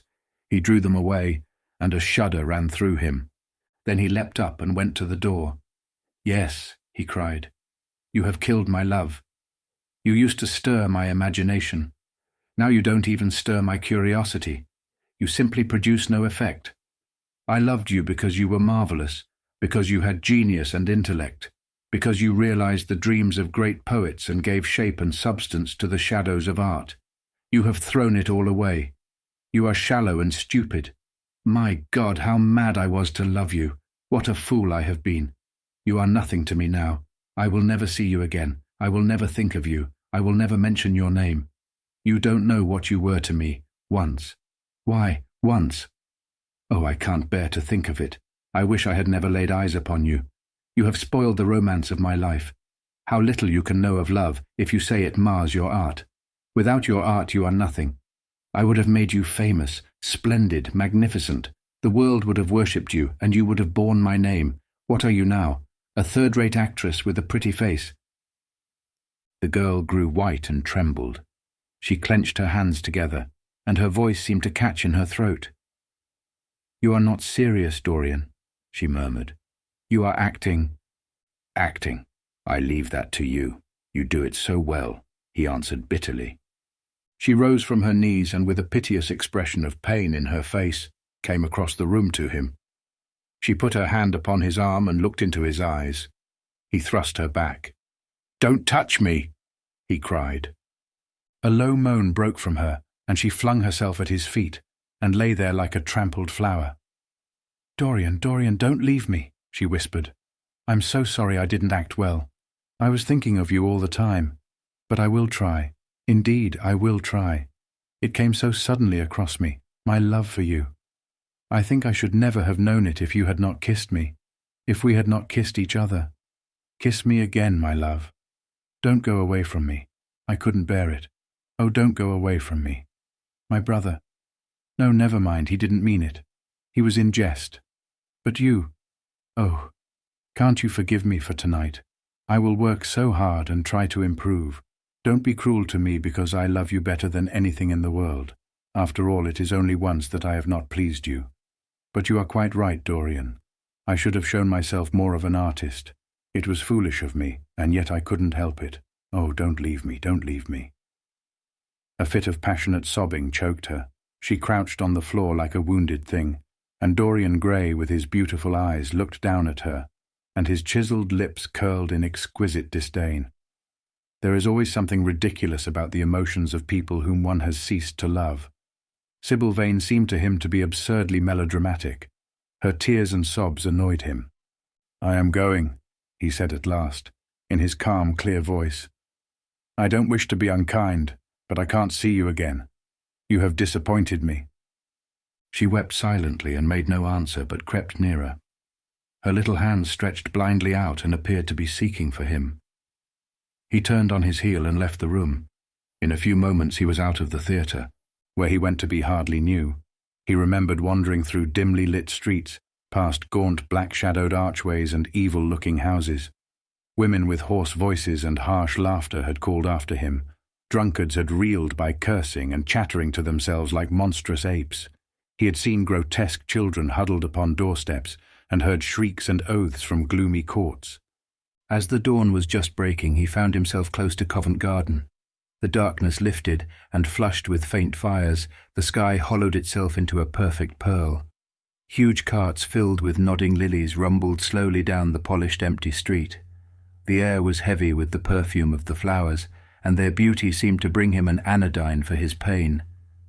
He followed into the market and watched the men unloading their wagons. A white-smocked carter offered him some cherries. He thanked him and wondered why he refused to accept any money for them, and began to eat them listlessly. They had been plucked at midnight, and the coldness of the moon had entered into them. A long line of boys carrying crates of striped tulips and of yellow and red roses defiled in front of him, threading their way through the huge jade-green piles of vegetables. Under the portico, with its grey sun-bleached pillars, loitered a troop of draggled, bare-headed girls, waiting for the auction to be over. Others crowded round the swinging doors of the coffee-house in the piazza. The heavy cart horses slipped and stamped upon the rough stones, shaking their bells and trappings. Some of the drivers were lying asleep on a pile of sacks. Iris-necked and pink-footed, the pigeons ran about picking up seeds. After a little while he hailed a hansom and drove home. For a few moments he loitered upon the doorstep, looking round at the silent square with its blank, close-shuttered windows and its staring blinds.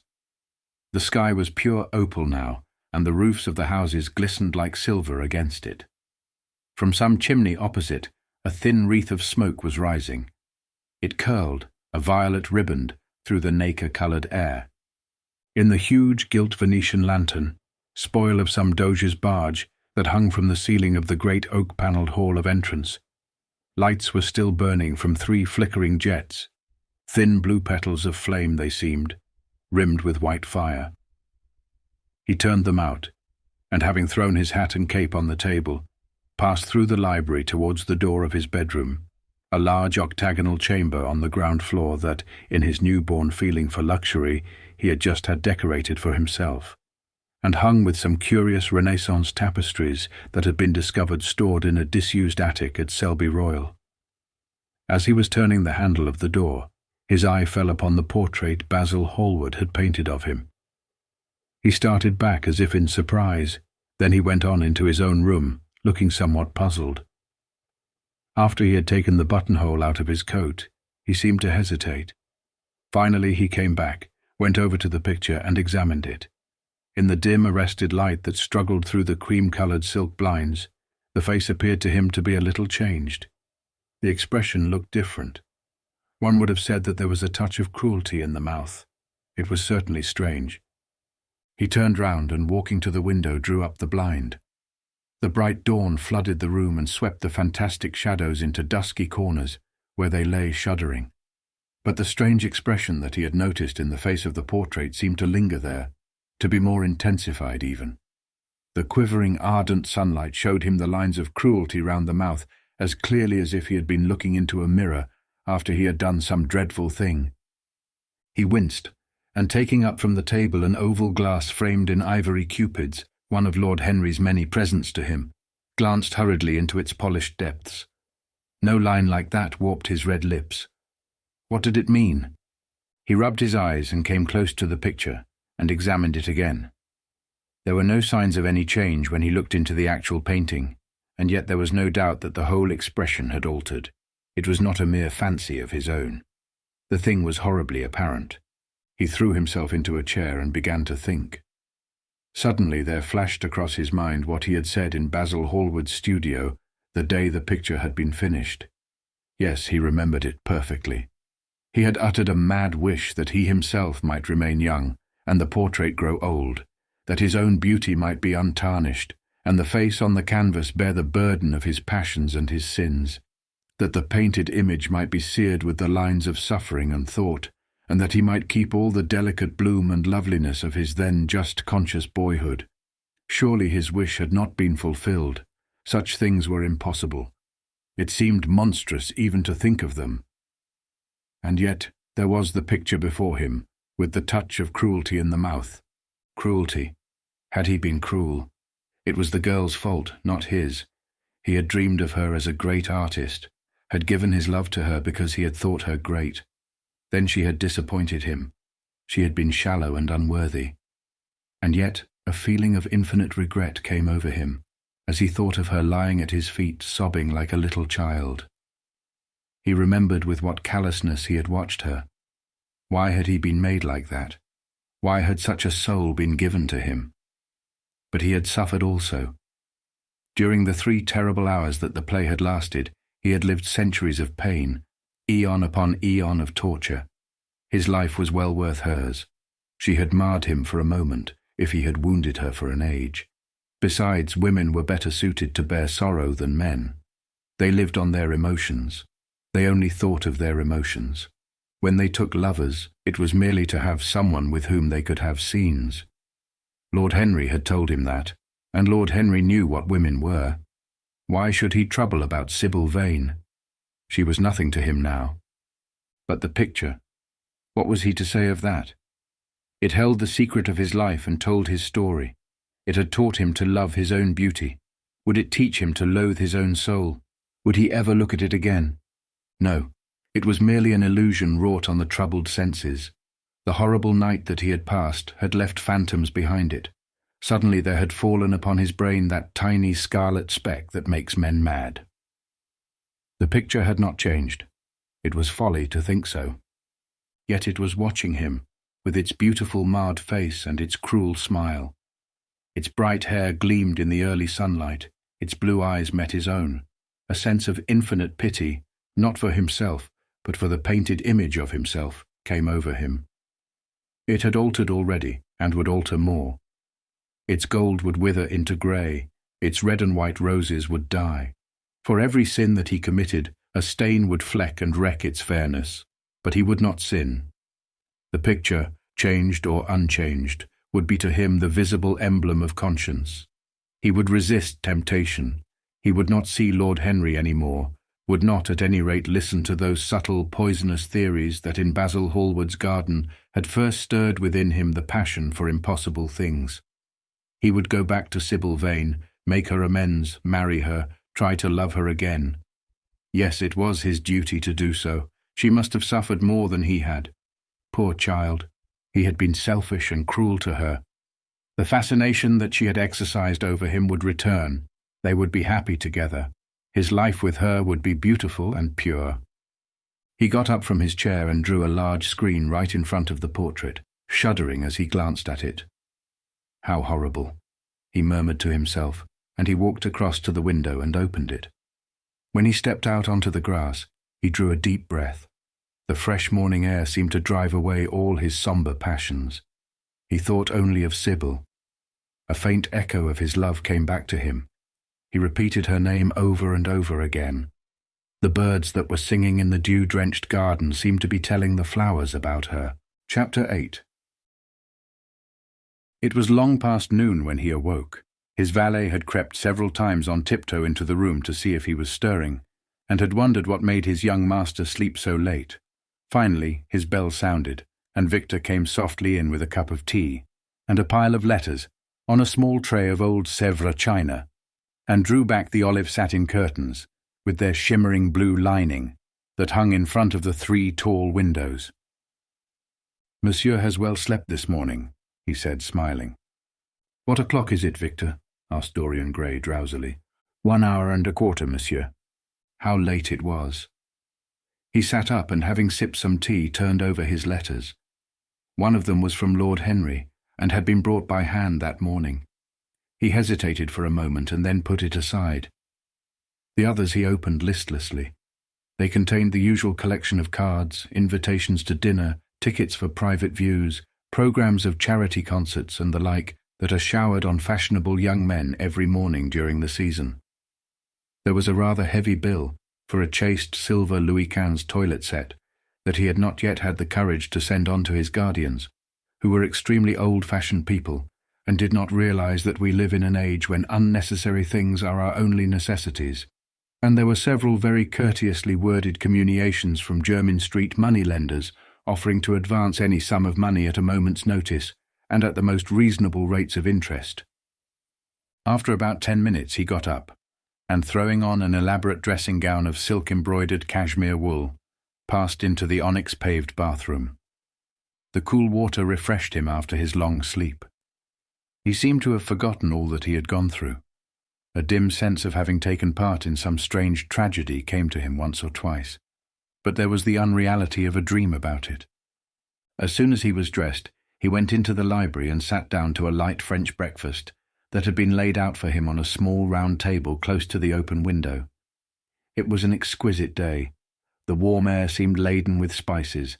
A bee flew in and buzzed round the blue dragon bowl that, filled with sulphur-yellow roses, stood before him. He felt perfectly happy. Suddenly his eye fell on the screen that he had placed in front of the portrait, and he started. "Too cold for monsieur?" asked his valet, putting an omelette on the table. "I shut the window." Dorian shook his head. "I am not cold," he murmured. Was it all true? Had the portrait really changed? Or had it been simply his own imagination that had made him see a look of evil where there had been a look of joy? Surely a painted canvas could not alter. The thing was absurd. It would serve as a tale to tell Basil some day. It would make him smile. And yet, how vivid was his recollection of the whole thing. First in the dim twilight, and then in the bright dawn, he had seen the touch of cruelty round the warped lips. He almost dreaded his valet leaving the room. He knew that when he was alone he would have to examine the portrait. He was afraid of certainty. When the coffee and cigarettes had been brought and the man turned to go, he felt a wild desire to tell him to remain. As the door was closing behind him, he called him back. The man stood waiting for his orders. Dorian looked at him for a moment. "I am not at home to anyone, Victor," he said with a sigh. The man bowed and retired. Then he rose from the table, lit a cigarette, and flung himself down on a luxuriously cushioned couch that stood facing the screen. The screen was an old one, of gilt Spanish leather, stamped and wrought with a rather florid Louis XIV pattern. He scanned it curiously, wondering if ever before it had concealed the secret of a man's life. Should he move it aside after all? Why not let it stay there? What was the use of knowing? If the thing was true, it was terrible. If it was not true, why trouble about it? But what if, by some fate or deadlier chance, eyes other than his spied behind and saw the horrible change? What should he do if Basil Hallward came and asked to look at his own picture? Basil would be sure to do that. No, the thing had to be examined, and at once. Anything would be better than this dreadful state of doubt. He got up and locked both doors. At least he would be alone when he looked upon the mask of his shame. Then he drew the screen aside and saw himself face to face. It was perfectly true. The portrait had altered. As he often remembered afterwards, and always with no small wonder, he found himself at first gazing at the portrait with a feeling of almost scientific interest. That such a change should have taken place was incredible to him, and yet it was a fact. Was there some subtle affinity between the chemical atoms that shaped themselves into form and colour on the canvas, and the soul that was within him? Could it be that what that soul thought they realized, that what it dreamed they made true? Or was there some other, more terrible reason? He shuddered and felt afraid, and going back to the couch, lay there, gazing at the picture in sickened horror. One thing, however, he felt that it had done for him. It had made him conscious how unjust, how cruel he had been to Sybil Vane. It was not too late to make reparation for that. She could still be his wife. His unreal and selfish love would yield to some higher influence, would be transformed into some nobler passion, and the portrait that Basil Hallward had painted of him would be a guide to him through life, would be to him what holiness is to some, and conscience to others, and the fear of God to us all. There were opiates for remorse, drugs that could lull the moral sense to sleep. But here was a visible symbol of the degradation of sin. Here was an ever-present sign of the ruin men brought upon their souls. 3 o'clock struck, and 4, and the half-hour rang its double chime, but Dorian Gray did not stir. He was trying to gather up the scarlet threads of life, and to weave them into a pattern, to find his way through the sanguine labyrinth of passion through which he was wandering. He did not know what to do, or what to think. Finally, he went over to the table and wrote a passionate letter to the girl he had loved, imploring her forgiveness and accusing himself of madness. He covered page after page with wild words of sorrow and wilder words of pain. There is a luxury in self-reproach. When we blame ourselves, we feel that no one else has a right to blame us. It is the confession, not the priest, that gives us absolution. When Dorian had finished the letter, he felt that he had been forgiven. Suddenly there came a knock to the door, and he heard Lord Henry's voice outside. "My dear boy, I must see you. Let me in at once. I can't bear your shutting yourself up like this." He made no answer at first, but remained quite still. The knocking still continued and grew louder. Yes, it was better to let Lord Henry in, and to explain to him the new life he was going to lead, to quarrel with him if it became necessary to quarrel, to part if parting was inevitable. He jumped up, drew the screen hastily across the picture, and unlocked the door. "I am so sorry for it all, Dorian," said Lord Henry as he entered, "but you must not think too much about it." "Do you mean about Sybil Vane?" asked the lad. "Yes, of course," answered Lord Henry, sinking into a chair and slowly pulling off his yellow gloves. "It is dreadful from one point of view, but it was not your fault. Tell me, did you go behind and see her after the play was over?" "Yes, I felt sure you had. Did you make a scene with her?" "I was brutal, Harry, perfectly brutal, but it is all right now. I am not sorry for anything that has happened. It has taught me to know myself better." "Ah, Dorian, I am so glad you take it in that way. I was afraid I would find you plunged in remorse and tearing that nice curly hair of yours." "I've got through all that," said Dorian, shaking his head and smiling. "I am perfectly happy now. I know what conscience is to begin with. It is not what you told me it was. It is the divinest thing in us. Don't sneer at it, Harry, any more, at least not before me. I want to be good. I can't bear the idea of my soul being hideous." "A very charming artistic basis for ethics, Dorian. I congratulate you on it. But how are you going to begin?" "By marrying Sybil Vane." "Marrying Sybil Vane!" cried Lord Henry, standing up and looking at him in perplexed amazement. "But my dear Dorian, Yes, Harry, I know what you are going to say. Something dreadful about marriage. Don't say it. Don't ever say things of that kind to me again. 2 days ago I asked Sybil to marry me. I am not going to break my word to her. She is to be my wife. Your wife? Dorian, didn't you get my letter? I wrote to you this morning and sent the note down by my own man. Your letter? Oh, yes, I remember. I have not read it yet, Harry.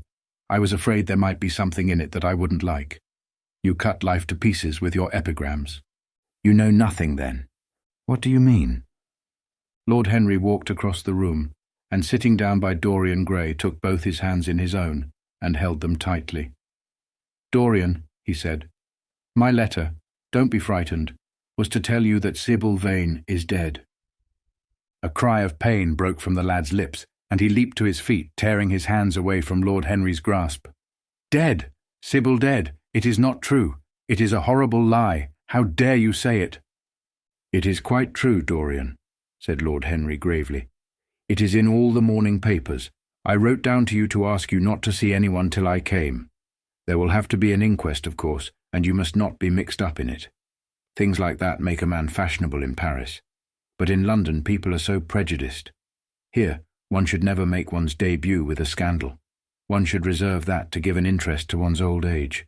I suppose they don't know your name at the theatre. If they don't, it is all right. Did anyone see you going round to her room? That is an important point. Dorian did not answer for a few moments. He was dazed with horror. Finally he stammered in a stifled voice, Harry, did you say an inquest? What did you mean by that? Did Sybil— Oh, Harry, I can't bear it, but be quick. Tell me everything at once. I have no doubt it was not an accident, Dorian, though it must be put in that way to the public. It seems that as she was leaving the theatre with her mother about 12:30 or so, she said she had forgotten something upstairs. They waited some time for her, but she did not come down again. They ultimately found her lying dead on the floor of her dressing room. She had swallowed something by mistake, some dreadful thing they use at theatres. I don't know what it was, but it had either prussic acid or white lead in it. I should fancy it was prussic acid, as she seems to have died instantaneously. Harry, it is terrible, cried the lad. Yes, it is very tragic, of course, but you must not get yourself mixed up in it. I see by the Standard that she was 17. I should have thought she was almost younger than that. She looked such a child, and seemed to know so little about acting. Dorian, you mustn't let this thing get on your nerves. You must come and dine with me, and afterwards we will look in at the opera. It is a Patty night, and everybody will be there. You can come to my sister's box. She has got some smart women with her. So I have murdered Sybil Vane, said Dorian Gray, half to himself. Murdered her as surely as if I had cut her little throat with a knife. Yet the roses are not less lovely for all that. The birds sing just as happily in my garden. And tonight I am to dine with you, and then go on to the opera, and sup somewhere, I suppose, afterwards. How extraordinarily dramatic life is. If I had read all this in a book, Harry, I think I would have wept over it. Somehow, now that it has happened actually, and to me it seems far too wonderful for tears. Here is the first passionate love letter I have ever written in my life. Strange that my first passionate love letter should have been addressed to a dead girl. Can they feel, I wonder, those white silent people we call the dead? Sybil, can she feel, or know, or listen? Oh, Harry, how I loved her once. It seems years ago to me now. She was everything to me. Then came that dreadful night. Was it really only last night, when she played so badly, and my heart almost broke? She explained it all to me. It was terribly pathetic, but I was not moved a bit. I thought her shallow. Suddenly something happened that made me afraid. I can't tell you what it was, but it was terrible. I said I would go back to her. I felt I had done wrong. And now she is dead. My God, Harry, what shall I do? You don't know the danger I am in, and there is nothing to keep me straight. She would have done that for me. She had no right to kill herself. It was selfish of her. My dear Dorian, answered Lord Henry, taking a cigarette from his case and producing a gold latten matchbox. The only way a woman can ever reform a man is by boring him so completely that he loses all possible interest in life. If you had married this girl, you would have been wretched. Of course you would have treated her kindly. One can always be kind to people about whom one cares nothing. but she would have soon found out that you were absolutely indifferent to her. And when a woman finds that out about her husband, she either becomes dreadfully dowdy or wears very smart bonnets that some other woman's husband has to pay for. I say nothing about the social mistake, which would have been abject, which of course I would not have allowed, but I assure you that in any case the whole thing would have been an absolute failure." "I suppose it would," muttered the lad, walking up and down the room and looking horribly pale. "But I thought it was my duty. It is not my fault that this terrible tragedy has prevented my doing what was right. I remember your saying once that there is a fatality about good resolutions, that they are always made too late. Mine certainly were. Good resolutions are useless attempts to interfere with scientific laws. Their origin is pure vanity. Their result is absolutely nil. They give us now and then some of those luxurious, sterile emotions that have a certain charm for the weak. That is all that can be said for them. They are simply checks that men draw on a bank where they have no account." "Harry," cried Dorian Gray, coming over and sitting down beside him, "why is it that I cannot feel this tragedy as much as I want to? I don't think I'm heartless. Do you?" "You have done too many foolish things during the last fortnight to be entitled to give yourself that name, Dorian," answered Lord Henry with his sweet, melancholy smile. The lad frowned. "I don't like that explanation, Harry," he rejoined, "but I'm glad you don't think I'm heartless. I'm nothing of the kind. I know I am not. And yet I must admit that this thing that has happened does not affect me as it should. It seems to me to be simply like a wonderful ending to a wonderful play. It has all the terrible beauty of a Greek tragedy, a tragedy in which I took a great part, but by which I have not been wounded." "It is an interesting question," said Lord Henry, who found an exquisite pleasure in playing on the lad's unconscious egotism. "An extremely interesting question. I fancy that the true explanation is this. It often happens that the real tragedies of life occur in such an inartistic manner that they hurt us by their crude violence, their absolute incoherence, their absurd want of meaning, their entire lack of style. They affect us just as vulgarity affects us. They give us an impression of sheer brute force, and we revolt against that. Sometimes, however, a tragedy that possesses artistic elements of beauty crosses our lives. If these elements of beauty are real, the whole thing simply appeals to our sense of dramatic effect.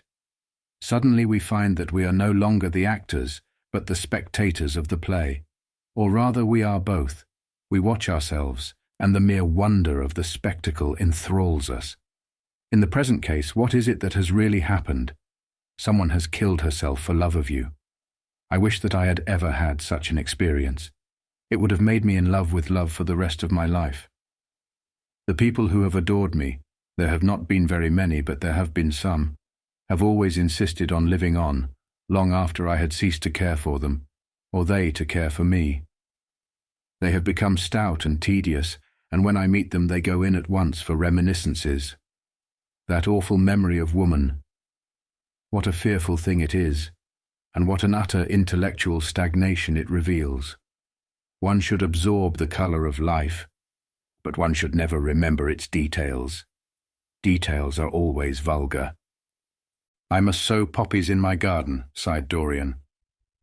"There is no necessity," rejoined his companion. "Life has always poppies in her hands. Of course, now and then things linger. I once wore nothing but violets all through one season, as a form of artistic mourning for a romance that would not die. Ultimately, however, it did die. I forget what killed it. I think it was her proposing to sacrifice the whole world for me. That is always a dreadful moment. It fills one with the terror of eternity. Well, would you believe it? A week ago at Lady Hampshire's, I found myself seated at dinner next the lady in question, and she insisted on going over the whole thing again, and digging up the past, and raking up the future. I had buried my romance in a bed of asphodel. She dragged it out again, and assured me that I had spoiled her life.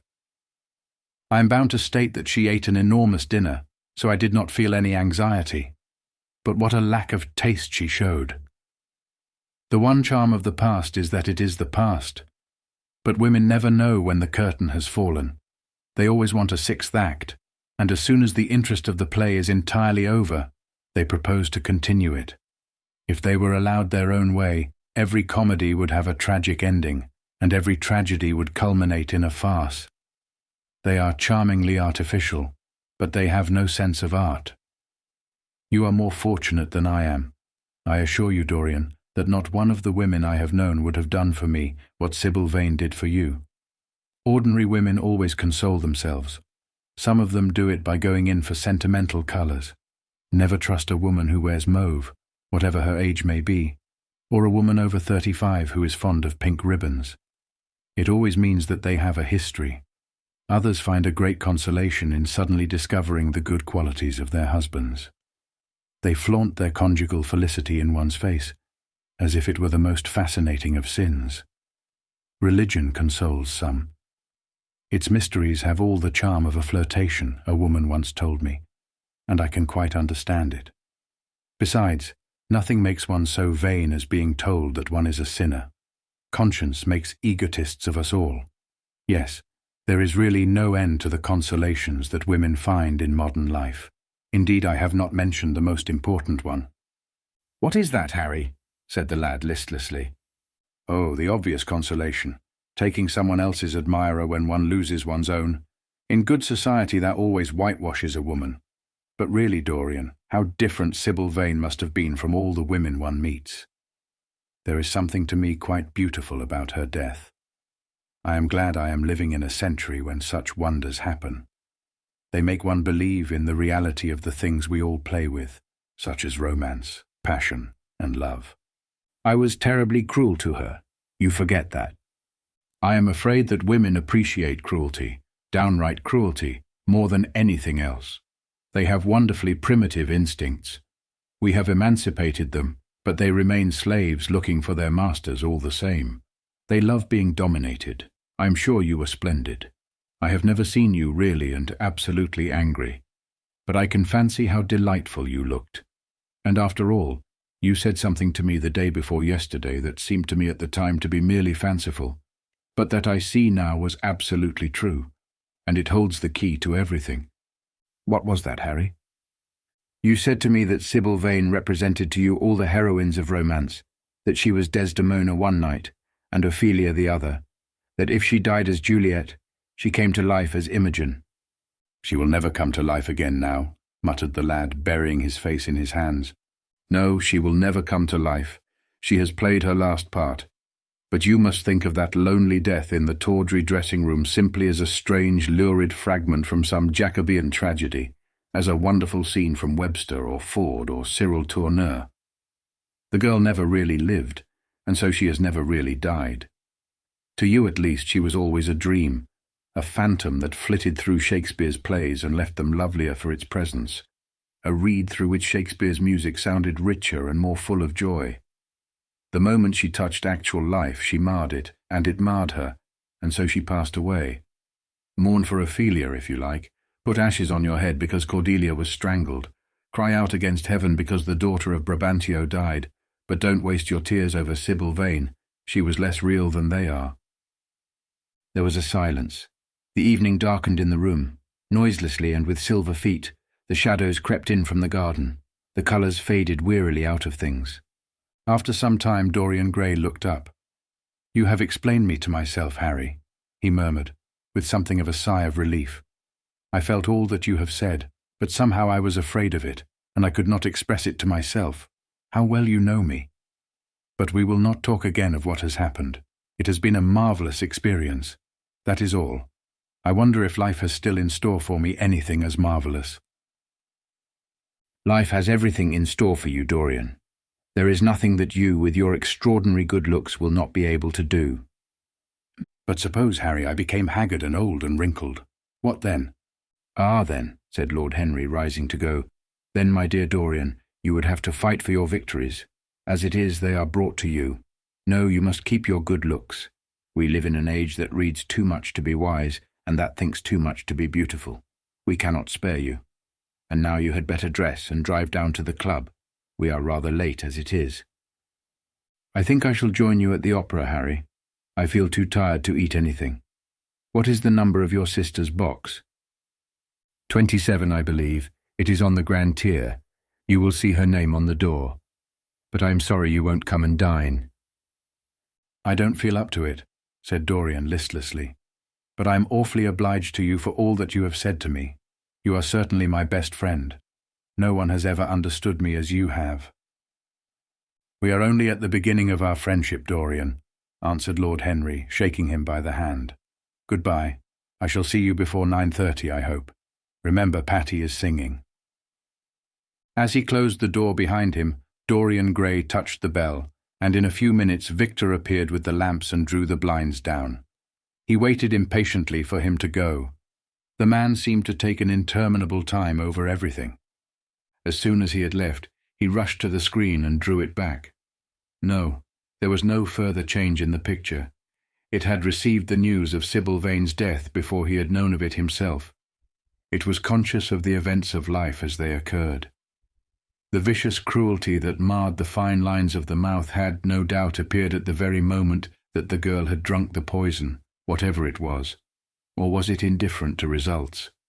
Did it merely take cognizance of what passed within the soul? He wondered, and hoped that some day he would see the change taking place before his very eyes, shuddering as he hoped it. Poor Sybil! What a romance it had all been! She had often mimicked death on the stage. Then death himself had touched her and taken her with him. How had she played that dreadful last scene? Had she cursed him as she died? No, she had died for love of him, and love would always be a sacrament to him now. She had atoned for everything by the sacrifice she had made of her life. He would not think any more of what she had made him go through on that horrible night at the theatre. When he thought of her, it would be as a wonderful tragic figure sent onto the world's stage to show the supreme reality of love. A wonderful tragic figure. Tears came to his eyes as he remembered her childlike look, and winsome fanciful ways, and shy tremulous grace. He brushed them away hastily, and looked again at the picture. He felt that the time had really come for making his choice. Or had his choice already been made? Yes, life had decided that for him. Life and his own infinite curiosity about life. Eternal youth, infinite passion, pleasures subtle and secret, wild joys and wilder sins. He was to have all these things. The portrait was to bear the burden of his shame. That was all. A feeling of pain crept over him as he thought of the desecration that was in store for the fair face on the canvas. Once, in boyish mockery of Narcissus, he had kissed or feigned to kiss those painted lips that now smiled so cruelly at him. Morning after morning he had sat before the portrait, wondering at its beauty, almost enamored of it, as it seemed to him at times. Was it to alter now with every mood to which he yielded? Was it to become a monstrous and loathsome thing, to be hidden away in a locked room, to be shut out from the sunlight that had so often touched to brighter gold the waving wonder of its hair? The pity of it, the pity of it. For a moment he thought of praying that the horrible sympathy that existed between him and the picture might cease. It had changed in answer to a prayer. Perhaps in answer to a prayer it might remain unchanged. And yet, who that knew anything about life would surrender the chance of remaining always young, however fantastic that chance might be, or with what fateful consequences it might be fraught? Besides, was it really under his control? Had it indeed been prayer that had produced the substitution? Might there not be some curious scientific reason for it all? If thought could exercise its influence upon a living organism, might not thought exercise an influence upon dead and inorganic things? Nay, without thought or conscious desire, might not things external to ourselves vibrate in unison with our moods and passions, atom calling to atom in secret love of strange affinity? But the reason was of no importance.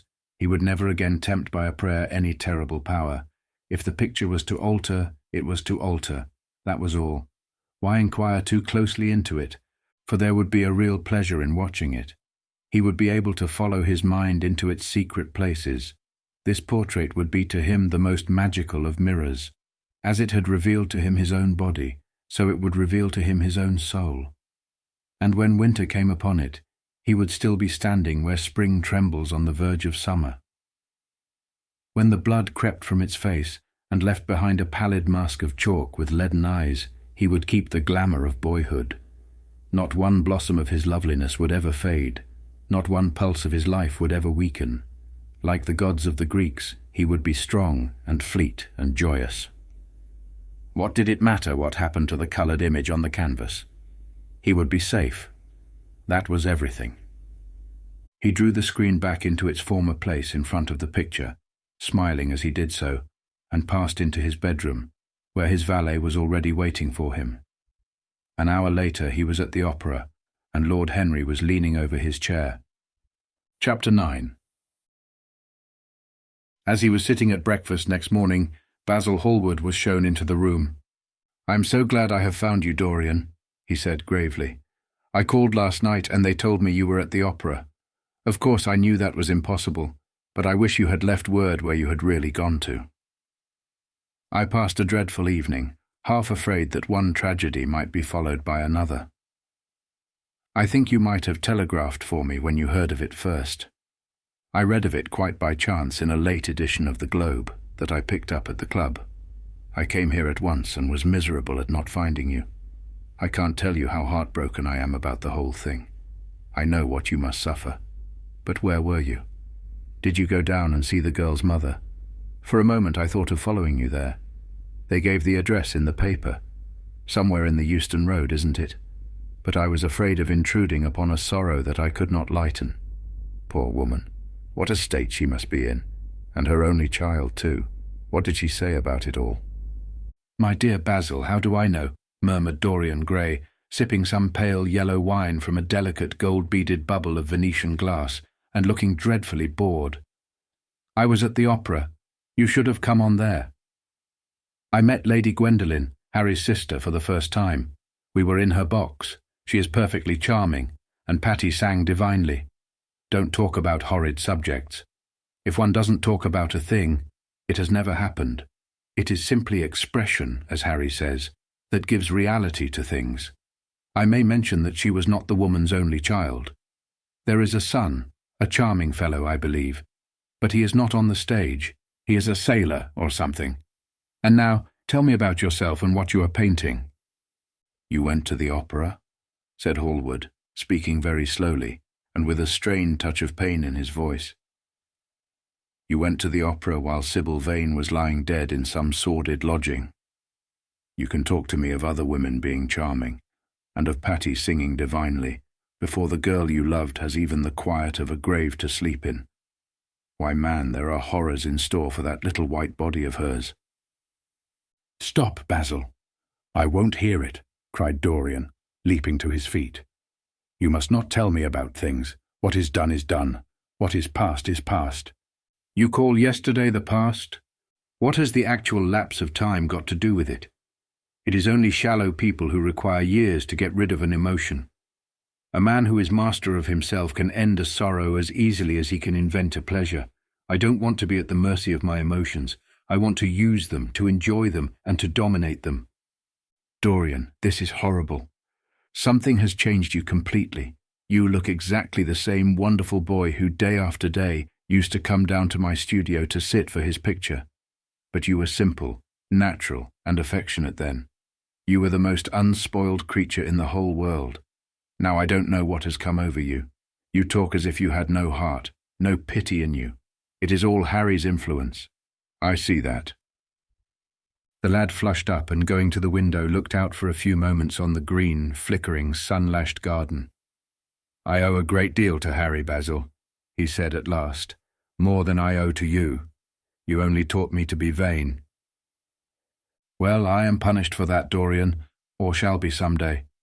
"I don't know what you mean, Basil," he exclaimed, turning round. "I don't know what you want. What do you want?" "I want the Dorian Gray I used to paint," said the artist sadly. "Basil," said the lad, going over to him and putting his hand on his shoulder, "you have come too late. Yesterday, when I heard that Sybil Vane had killed herself—" "Killed herself? Good heavens! Is there no doubt about that?" cried Hallward, looking up at him with an expression of horror. "My dear Basil, surely you don't think it was a vulgar accident? Of course she killed herself." The elder man buried his face in his hands. "How fearful," he muttered, and a shudder ran through him. "No," said Dorian Gray, "there is nothing fearful about it. It is one of the great romantic tragedies of the age. As a rule, people who act lead the most commonplace lives. They are good husbands or faithful wives or something tedious. You know what I mean, middle-class virtue and all that kind of thing. How different Sybil was. She lived her finest tragedy. She was always a heroine. The last night she played, the night you saw her, she acted badly because she had known the reality of love. When she knew its unreality, she died, as Juliet might have died. She passed again into the sphere of art. There is something of the martyr about her. Her death has all the pathetic uselessness of martyrdom, all its wasted beauty. But, as I was saying, you must not think I have not suffered. If you had come in yesterday at a particular moment, about 5:30 perhaps, or 5:45, you would have found me in tears. Even Harry, who was here, who brought me the news, in fact, had no idea what I was going through. I suffered immensely. Then it passed away. I cannot repeat an emotion. No one can except sentimentalists. And you are awfully unjust, Basil. You come down here to console me. That is charming of you. You find me consoled and you are furious. How like a sympathetic person. You remind me of a story Harry told me about a certain philanthropist who spent 20 years of his life in trying to get some grievance redressed or some unjust law altered. I forget exactly what it was. Finally he succeeded, and nothing could exceed his disappointment. He had absolutely nothing to do, almost died of ennui, and became a confirmed misanthrope. And besides, my dear old Basil, if you really want to console me, teach me rather to forget what has happened, or to see it from the proper artistic point of view. Was it not Gautier who used to write about La Consolation des Arts? I remember picking up a little vellum-covered book in your studio one day and chancing on that delightful phrase. Well, I am not like that young man you told me of when we were down at Marlow together, the young man who used to say that yellow satin could console one for all the miseries of life. I love beautiful things that one can touch and handle. Old brocades, green bronzes, lacquerwork, carved ivories, exquisite surroundings, luxury, pomp. There is much to be got from all these. But the artistic temperament that they create, or at any rate reveal, is still more to me. To become the spectator of one's own life, as Harry says, is to escape the suffering of life. I know you are surprised at my talking to you like this. You have not realized how I have developed. I was a schoolboy when you knew me. I am a man now.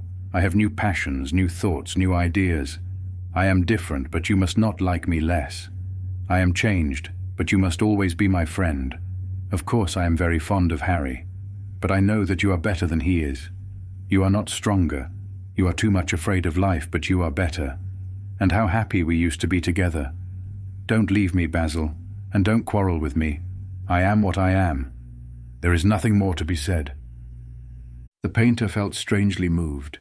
The lad was infinitely dear to him, and his personality had been the great turning point in his art. He could not bear the idea of reproaching him any more. After all, his indifference was probably merely a mood that would pass away. There was so much in him that was good, so much in him that was noble. "Well, Dorian," he said at length with a sad smile, "I won't speak to you again about this horrible thing after today. I only trust your name won't be mentioned in connection with it. The inquest is to take place this afternoon. Have they summoned you?" Dorian shook his head and a look of annoyance passed over his face at the mention of the word inquest. There was something so crude and vulgar about everything of the kind. "They don't know my name," he answered.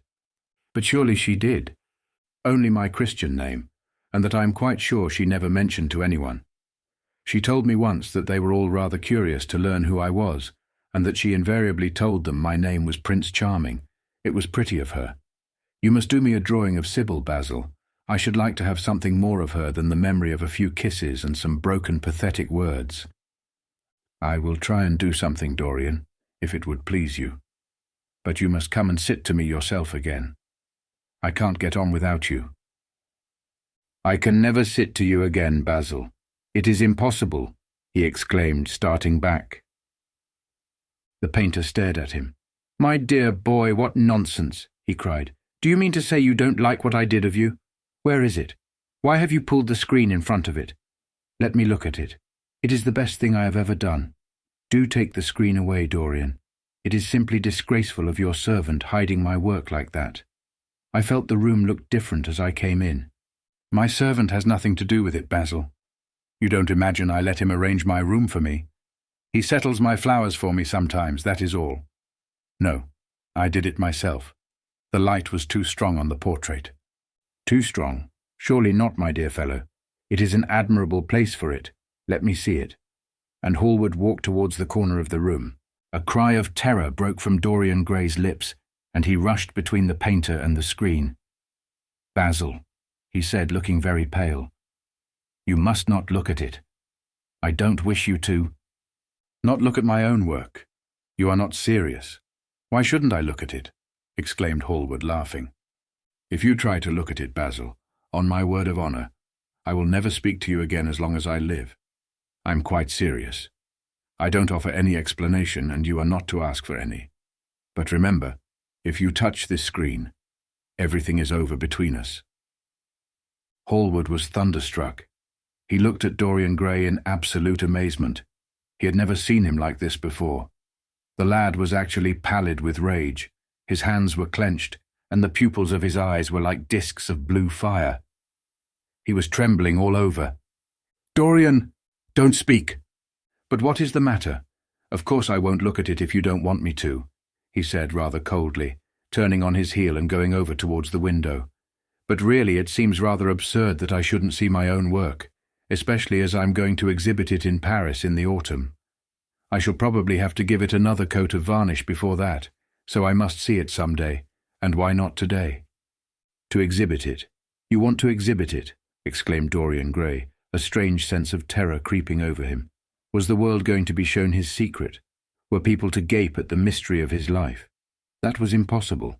Something, he did not know what, had to be done at once. Yes, I don't suppose you will object to that. George Petty is going to collect all my best pictures for a special exhibition in the Rue de Sèze, which will open the first week in October. The portrait will only be away a month. I should think you could easily spare it for that time.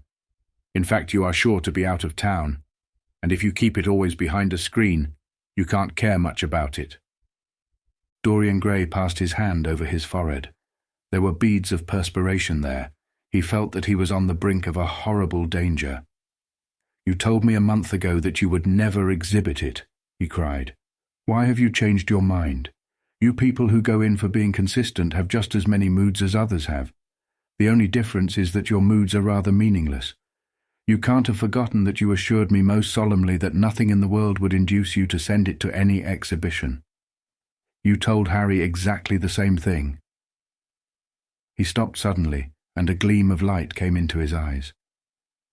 He remembered that Lord Henry had said to him once, half seriously and half in jest, "If you want to have a strange quarter of an hour, get Basil to tell you why he won't exhibit your picture.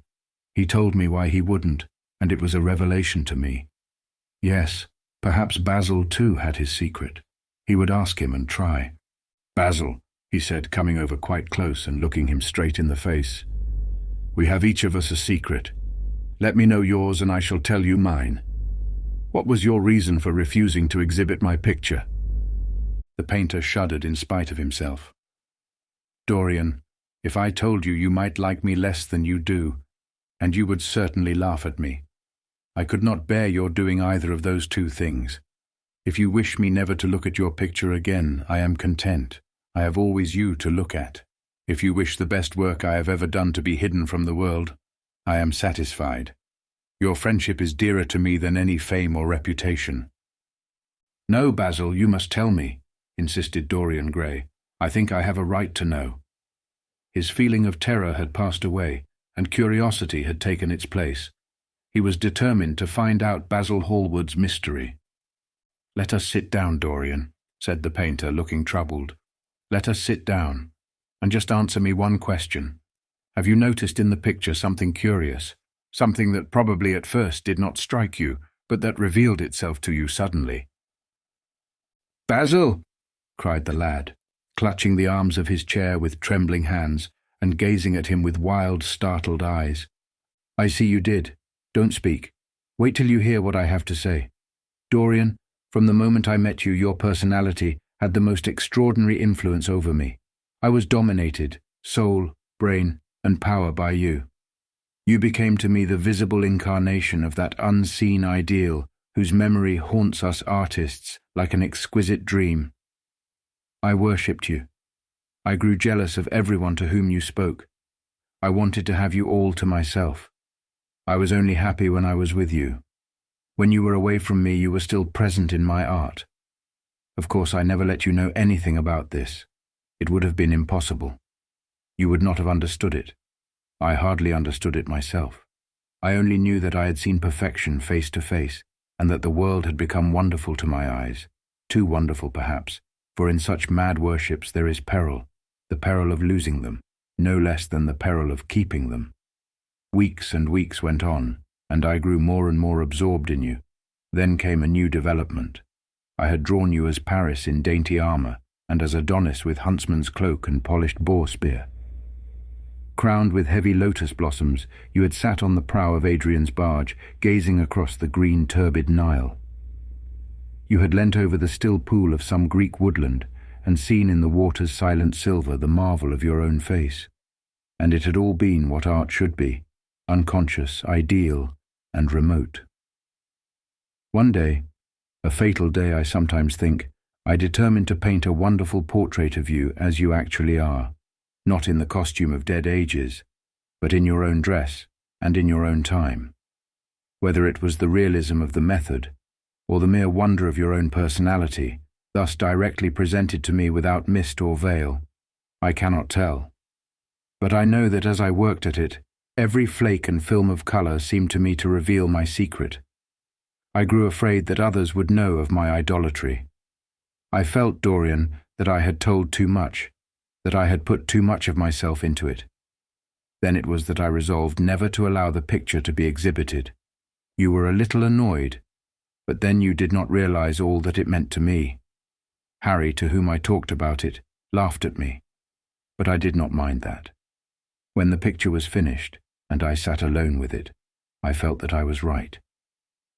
Well, after a few days, the thing left my studio, and as soon as I had got rid of the intolerable fascination of its presence, it seemed to me that I had been foolish in imagining that I had seen anything in it, more than that you were extremely good-looking and that I could paint.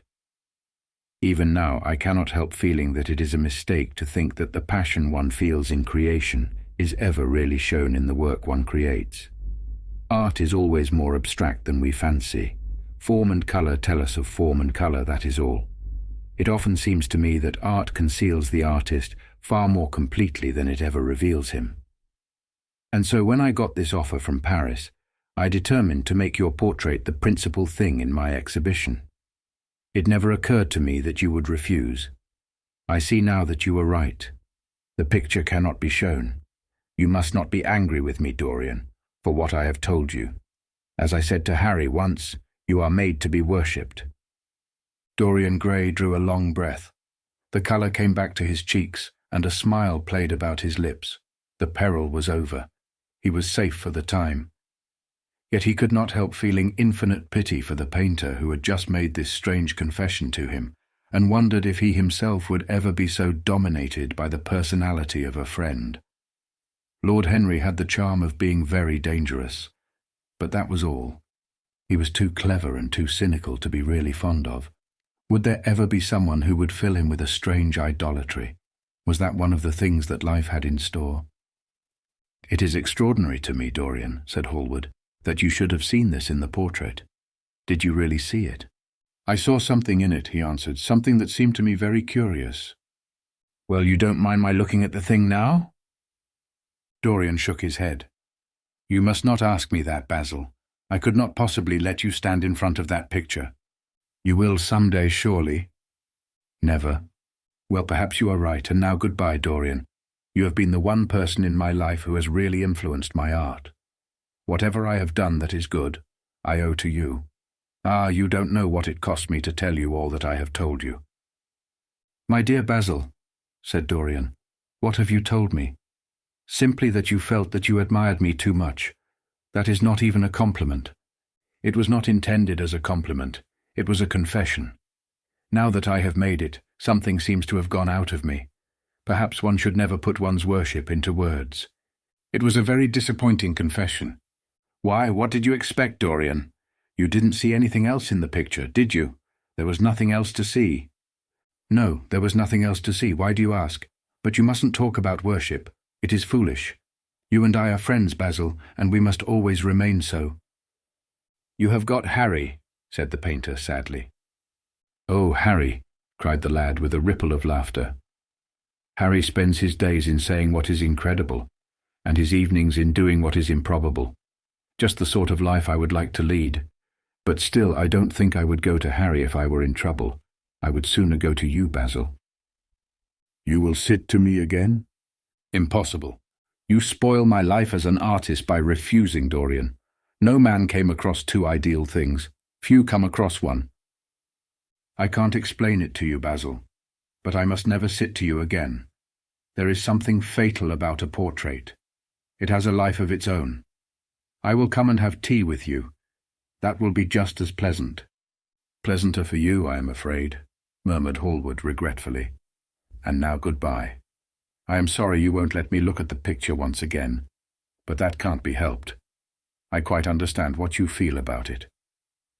As he left the room, Dorian Gray smiled to himself. Poor Basil, how little he knew of the true reason, and how strange it was that, instead of having been forced to reveal his own secret, he had succeeded, almost by chance, in wresting a secret from his friend. How much that strange confession explained to him. The painter's absurd fits of jealousy, his wild devotion, his extravagant panegyrics, his curious reticences. He understood them all now, and he felt sorry. There seemed to him to be something tragic in a friendship so coloured by romance. He sighed and touched the bell. The portrait must be hidden away at all costs. He could not run such a risk of discovery again. It had been mad of him to have allowed the thing to remain, even for an hour, in a room to which any of his friends had access. Chapter 10. When his servant entered, he looked at him steadfastly, and wondered if he had thought of peering behind the screen. The man was quite impassive and waited for his orders. Dorian lit a cigarette and walked over to the glass and glanced into it. He could see the reflection of Victor's face perfectly. It was like a placid mask of civility. There was nothing to be afraid of there, yet he thought it best to be on his guard.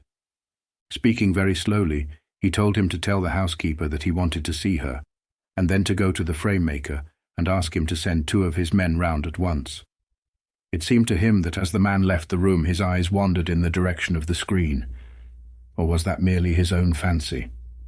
After a few moments, in her black silk dress, with old-fashioned thread mittens on her wrinkled hands, Mrs. Leaf bustled into the library. He asked her for the key of the schoolroom. "The old schoolroom, Mr. Dorian?" she exclaimed. "Why, it is full of dust. I must get it arranged and put straight before you go into it. It is not fit for you to see, sir. It is not indeed." "I don't want it put straight, Leaf. I only want the key." "Well, sir, you'll be covered with cobwebs if you go into it. Why, it hasn't been opened for nearly 5 years, not since his lordship died." He winced at the mention of his grandfather. He had hateful memories of him. "That does not matter," he answered. "I simply want to see the place. That is all. Give me the key." "And here is the key, sir," said the old lady, going over the contents of her bunch with tremulously uncertain hands. "Here is the key. I'll have it off the bunch in a moment. But you don't think of living up there, sir, and you so comfortable here?" "No, no," he cried petulantly. "Thank you, Leaf. That will do." She lingered for a few moments, and was garrulous over some detail of the household. He sighed and told her to manage things as she thought best. She left the room, wreathed in smiles. As the door closed, Dorian put the key in his pocket and looked round the room. His eye fell on a large purple satin coverlet, heavily embroidered with gold, a splendid piece of late 17th century Venetian work that his grandfather had found in a convent near Bologna. Yes, that would serve to wrap the dreadful thing in. It had perhaps served often as a pall for the dead. Now it was to hide something that had a corruption of its own, worse than the corruption of death itself, something that would breed horrors and yet would never die. What the worm was to the corpse, his sins would be to the painted image on the canvas. They would mar its beauty and eat away its grace. They would defile it and make it shameful, and yet the thing would still live on. It would be always alive. He shuddered, and for a moment he regretted that he had not told Basil the true reason why he had wished to hide the picture away. Basil would have helped him to resist Lord Henry's influence, and the still more poisonous influences that came from his own temperament. The love that he bore him, for it was really love, had nothing in it that was not noble and intellectual. It was not that mere physical admiration of beauty that is born of the senses and that dies when the senses tire. It was such love as Michelangelo had known, and Montaigne and Winckelmann and Shakespeare himself. Yes, Basil could have saved him, but it was too late now. The past could always be annihilated. Regret, denial, or forgetfulness could do that. But the future was inevitable. There were passions in him that would find their terrible outlet, dreams that would make the shadow of their evil real. He took up from the couch the great purple and gold texture that covered it, and holding it in his hands passed behind the screen. Was the face on the canvas viler than before? It seemed to him that it was unchanged, and yet his loathing of it was intensified. Gold hair, blue eyes, and rose-red lips, they all were there. It was simply the expression that had altered. That was horrible in its cruelty. Compared to what he saw in it of censure or rebuke, how shallow Basil's reproaches about Sybil Vane had been. How shallow, and of what little account. His own soul was looking out at him from the canvas and calling him to judgment. A look of pain came across him, and he flung the rich pall over the picture. As he did so, a knock came to the door. He passed out as his servant entered. "The persons are here, monsieur." He felt that the man must be got rid of at once. He must not be allowed to know where the picture was being taken to. There was something sly about him, and he had thoughtful, treacherous eyes.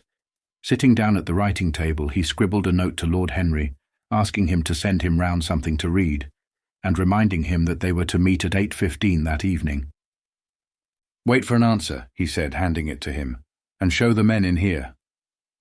In 2 or 3 minutes there was another knock, and Mr. Hubbard himself, the celebrated frame-maker of South Audley Street, came in with a somewhat rough-looking young assistant. Mr. Hubbard was a florid, red-whiskered little man, whose admiration for art was considerably tempered by the inveterate impecuniosity of most of the artists who dealt with him. As a rule, he never left his shop. He waited for people to come to him, but he always made an exception in favor of Dorian Gray. There was something about Dorian that charmed everybody. It was a pleasure even to see him. "What can I do for you, Mr. Gray?" he said, rubbing his fat, freckled hands. "I thought I would do myself the honor of coming round in person. I have just got a beauty of a frame, sir. Picked it up at a sale. Old Florentine. Came from Fonthill, I believe. Admirably suited for a religious subject, Mr. Gray." "I am so sorry you have given yourself the trouble of coming round, Mr. Hubbard. I shall certainly drop in and look at the frame, though I don't go in much at present for religious art. But today I only want a picture carried to the top of the house for me. It is rather heavy, so I thought I would ask you to lend me a couple of your men." "No trouble at all, Mr. Gray. I am delighted to be of any service to you. Which is the work of art, sir?" "This," replied Dorian, moving the screen back. "Can you move it, covering and all, just as it is? I don't want it to get scratched going upstairs." "There will be no difficulty, sir," said the genial frame-maker, beginning, with the aid of his assistant, to unhook the picture from the long brass chains by which it was suspended. "And now, where shall we carry it to, Mr. Gray?" "I will show you the way, Mr. Hubbard, if you will kindly follow me, or perhaps you had better go in front. I am afraid it is right at the top of the house. We will go up by the front staircase, as it is wider." He held the door open for them, and they passed out into the hall and began the ascent. The elaborate character of the frame had made the picture extremely bulky, and now and then, in spite of the obsequious protests of Mr. Hubbard, who had the true tradesman's spirited dislike of seeing a gentleman doing anything useful, Dorian put his hand to it so as to help them. "Something of a load to carry, sir," gasped the little man when they reached the top landing, and he wiped his shiny forehead. "I am afraid it is rather heavy," murmured Dorian, as he unlocked the door that opened into the room that was to keep for him the curious secret of his life, and hide his soul from the eyes of men. He had not entered the place for more than 4 years, not indeed since he had used it first as a playroom when he was a child, and then as a study when he grew somewhat older. It was a large, well-proportioned room, which had been specially built by the last Lord Kelso for the use of the little grandson whom, for his strange likeness to his mother, and also for other reasons, he had always hated and desired to keep at a distance. It appeared to Dorian to have but little changed. There was the huge Italian cassone, with its fantastically painted panels and its tarnished gilt mouldings, in which he had so often hidden himself as a boy. There the satinwood bookcase filled with his dog-eared schoolbooks. On the wall behind it was hanging the same ragged Flemish tapestry, where a faded king and queen were playing chess in a garden, while a company of hawkers rode by, carrying hooded birds on their gauntleted wrists. How well he remembered it all. Every moment of his lonely childhood came back to him as he looked round. He recalled the stainless purity of his boyish life, and it seemed horrible to him that it was here the fatal portrait was to be hidden away. How little he had thought in those dead days of all that was in store for him. But there was no other place in the house so secure from prying eyes as this. He had the key, and no one else could enter it. Beneath its purple pall, the face painted on the canvas could grow bestial, sodden, and unclean. What did it matter? No one could see it. He himself would not see it. Why should he watch the hideous corruption of his soul? He kept his youth. That was enough. And besides, might not his nature grow finer after all? There was no reason that the future should be so full of shame. Some love might come across his life and purify him and shield him from those sins that seemed to be already stirring in spirit and in flesh. Those curious, unpictured sins whose very mystery lent them their subtlety and their charm. Perhaps some day the cruel look would have passed away from the scarlet, sensitive mouth, and he might show to the world Basil Hallward's masterpiece. No, that was impossible. Hour by hour and week by week the thing upon the canvas was growing old. It might escape the hideousness of sin, but the hideousness of age was in store for it. The cheeks would become hollow or flaccid. Yellow crow's feet would creep round the fading eyes and make them horrible. The hair would lose its brightness. The mouth would gape or droop, would be foolish or gross, as the mouths of old men are. There would be the wrinkled throat, the cold blue-veined hands, the twisted body, that he remembered in the grandfather who had been so stern to him in his boyhood. The picture had to be concealed. There was no help for it. "Bring it in, Mr. Hubbard, please," he said wearily, turning round. "I'm sorry I kept you so long. I was thinking of something else." "Always glad to have a rest, Mr. Gray," answered the frame-maker, who was still gasping for breath. "Where shall we put it, sir?" "Oh, anywhere. Here, this will do. I don't want to have it hung up. Just lean it against the wall." "Thanks." "Might one look at the work of art, sir?" Dorian started. "It would not interest you, Mr. Hubbard," he said, keeping his eye on the man. He felt ready to leap upon him and fling him to the ground if he dared to lift the gorgeous hanging that concealed the secret of his life. "I shan't trouble you any more now. I am much obliged for your kindness in coming round." Not at all, Mr. Gray. Ever ready to do anything for you, sir." And Mr. Hubbard tramped downstairs, followed by the assistant, who glanced back at Dorian with a look of shy wonder in his rough, uncomely face. He had never seen anyone so marvellous. When the sound of their footsteps had died away, Dorian locked the door and put the key in his pocket. He felt safe now. No one would ever look upon the horrible thing. No eye but his would ever see his shame. On reaching the library, he found that it was just after 5 o'clock, and that the tea had been already brought up. On a little table of dark perfumed wood, thickly encrusted with nacre, a present from Lady Radley, his guardian's wife, a pretty professional invalid, who had spent the preceding winter in Cairo, was lying a note from Lord Henry, and beside it was a book bound in yellow paper, the cover slightly torn and the edges soiled. A copy of the 3rd edition of the St. James's Gazette had been placed on the tea-tray. It was evident that Victor had returned. He wondered if he had met the men in the hall as they were leaving the house and had wormed out of them what they had been doing.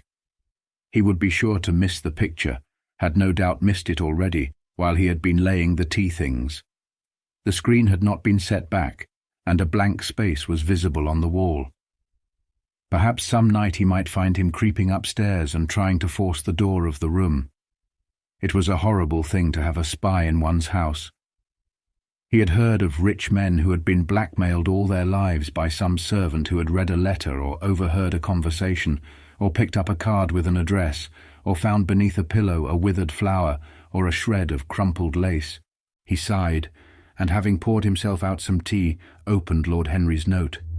It was simply to say that he sent him round the evening paper and a book that might interest him, and that he would be at the club at 8:15. He opened the St. James's languidly and looked through it. A red pencil mark on the 5th page caught his eye. It drew attention to the following paragraph. Inquest on an actress.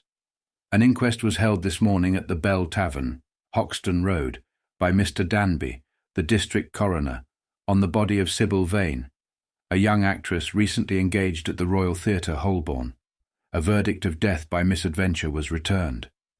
Considerable sympathy was expressed for the mother of the deceased, who was greatly affected during the giving of her own evidence, and that of Dr. Birrell, who had made the post-mortem examination of the deceased. He frowned, and tearing the paper in two, went across the room and flung the pieces away. How ugly it all was, and how horribly real ugliness made things. He felt a little annoyed with Lord Henry for having sent him the report. And it was certainly stupid of him to have marked it with red pencil. Victor might have read it. The man knew more than enough English for that. Perhaps he had read it and had begun to suspect something. And yet, what did it matter? What had Dorian Gray to do with Sybil Vane's death? There was nothing to fear. Dorian Gray had not killed her. His eye fell on the yellow book that Lord Henry had sent him. What was it, he wondered? He went towards the little pearl-coloured octagonal stand that had always looked to him like the work of some strange Egyptian bees that wrought in silver, and taking up the volume, flung himself into an armchair and began to turn over the leaves. After a few minutes he became absorbed. It was the strangest book that he had ever read. It seemed to him that in exquisite raiment, and to the delicate sound of flutes, the sins of the world were passing in dumb show before him. Things that he had dimly dreamed of were suddenly made real to him. Things of which he had never dreamed were gradually revealed. It was a novel without a plot, and with only one character being indeed simply a psychological study of a certain young Parisian, who spent his life trying to realize in the 19th century all the passions and modes of thought that belonged to every century except his own, and to sum up, as it were, in himself the various moods through which the world spirit had ever passed, loving for their mere artificiality those renunciations that men have unwisely called virtue, as much as those natural rebellions that wise men still call sin. The style in which it was written was that curious jewelled style, vivid and obscure at once, full of argot and of archaisms, of technical expressions and of elaborate paraphrases, that characterizes the work of some of the finest artists of the French school of symbolists. There were in it metaphors as monstrous as orchids and as subtle in colour. The life of the senses was described in the terms of mystical philosophy. One hardly knew at times whether one was reading the spiritual ecstasies of some medieval saint or the morbid confessions of a modern sinner. It was a poisonous book. The heavy odour of incense seemed to cling about its pages and to trouble the brain. The mere cadence of the sentences, the subtle monotony of their music, so full as it was of complex refrains and movements elaborately repeated, produced in the mind of the lad, as he passed from chapter to chapter, a form of reverie, a malady of dreaming, that made him unconscious of the falling day and creeping shadows. Cloudless and pierced by one solitary star, a copper-green sky gleamed through the windows. He read on by its one light till he could read no more. Then, after his valet had reminded him several times of the lateness of the hour, he got up, and going into the next room, placed the book on the little Florentine table that always stood at his bedside, and began to dress for dinner. It was almost 9 o'clock before he reached the club, where he found Lord Henry sitting alone, in the morning room, looking very much bored. "I'm so sorry, Harry," he cried. "But really it is entirely your fault. That book you sent me so fascinated me that I forgot how the time was going." "Yes, I thought you would like it," replied his host, rising from his chair. "I didn't say I liked it, Harry. I said it fascinated me. There is a great difference." "Ah, you have discovered that," murmured Lord Henry, and they passed into the dining room. Chapter 11. For years, Dorian Gray could not free himself from the influence of this book. Or perhaps it would be more accurate to say that he never sought to free himself from it. He procured from Paris no less than 9 large paper copies of the first edition, and had them bound in different colours, so that they might suit his various moods and the changing fancies of a nature over which he seemed, at times, to have almost entirely lost control. The hero, the wonderful young Parisian, in whom the romantic and the scientific temperaments were so strangely blended, became to him a kind of prefiguring type of himself. And indeed the whole book seemed to him to contain the story of his own life, written before he had lived it. In one point he was more fortunate than the novel's fantastic hero. He never knew, never indeed had any cause to know, that somewhat grotesque dread of mirrors and polished metal surfaces and still water, which came upon the young Parisian so early in his life, and was occasioned by the sudden decay of a beauty that had once apparently been so remarkable. It was with an almost cruel joy, and perhaps in nearly every joy, as certainly in every pleasure cruelty has its place, that he used to read the latter part of the book, with its really tragic, if somewhat overemphasized, account of the sorrow and despair of one who had himself lost what in others, and in the world, he had most dearly valued. For the wonderful beauty that had so fascinated Basil Hallward, and many others besides him, seemed never to leave him. Even those who had heard the most evil things against him, and from time to time strange rumours about his mode of life crept through London and became the chatter of the clubs, could not believe anything to his dishonour when they saw him. He had always the look of one who had kept himself unspotted from the world. Men who talked grossly became silent when Dorian Gray entered the room. There was something in the purity of his face that rebuked them. His mere presence seemed to recall to them the memory of the innocence that they had tarnished. They wondered how one so charming and graceful as he was could have escaped the stain of an age that was at once sordid and sensual.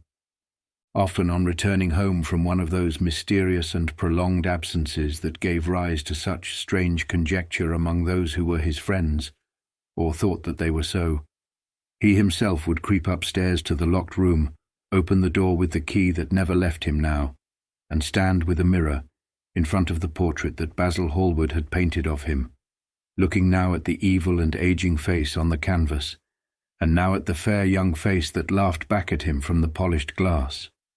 The very sharpness of the contrast used to quicken his sense of pleasure. He grew more and more enamoured of his own beauty, more and more interested in the corruption of his own soul.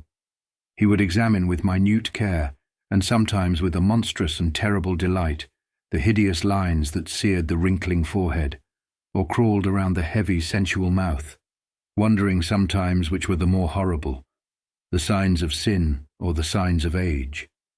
He would place his white hands beside the coarse, bloated hands of the picture, and smile. He mocked the misshapen body and the failing limbs. There were moments indeed at night when, lying sleepless in his own delicately scented chamber, or in the sordid room of the little ill-famed tavern near the docks, which, under an assumed name and in disguise, it was his habit to frequent, he would think of the ruin he had brought upon his soul, with a pity that was all the more poignant because it was purely selfish. But moments such as these were rare. That curiosity about life which Lord Henry had first stirred in him as they sat together in the garden of their friend seemed to increase with gratification. The more he knew, the more he desired to know. He had mad hungers that grew more ravenous as he fed them. Yet he was not really reckless, at any rate in his relations to society. Once or twice every month during the winter, and on each Wednesday evening while the season lasted, he would throw open to the world his beautiful house, and have the most celebrated musicians of the day to charm his guests with the wonders of their art.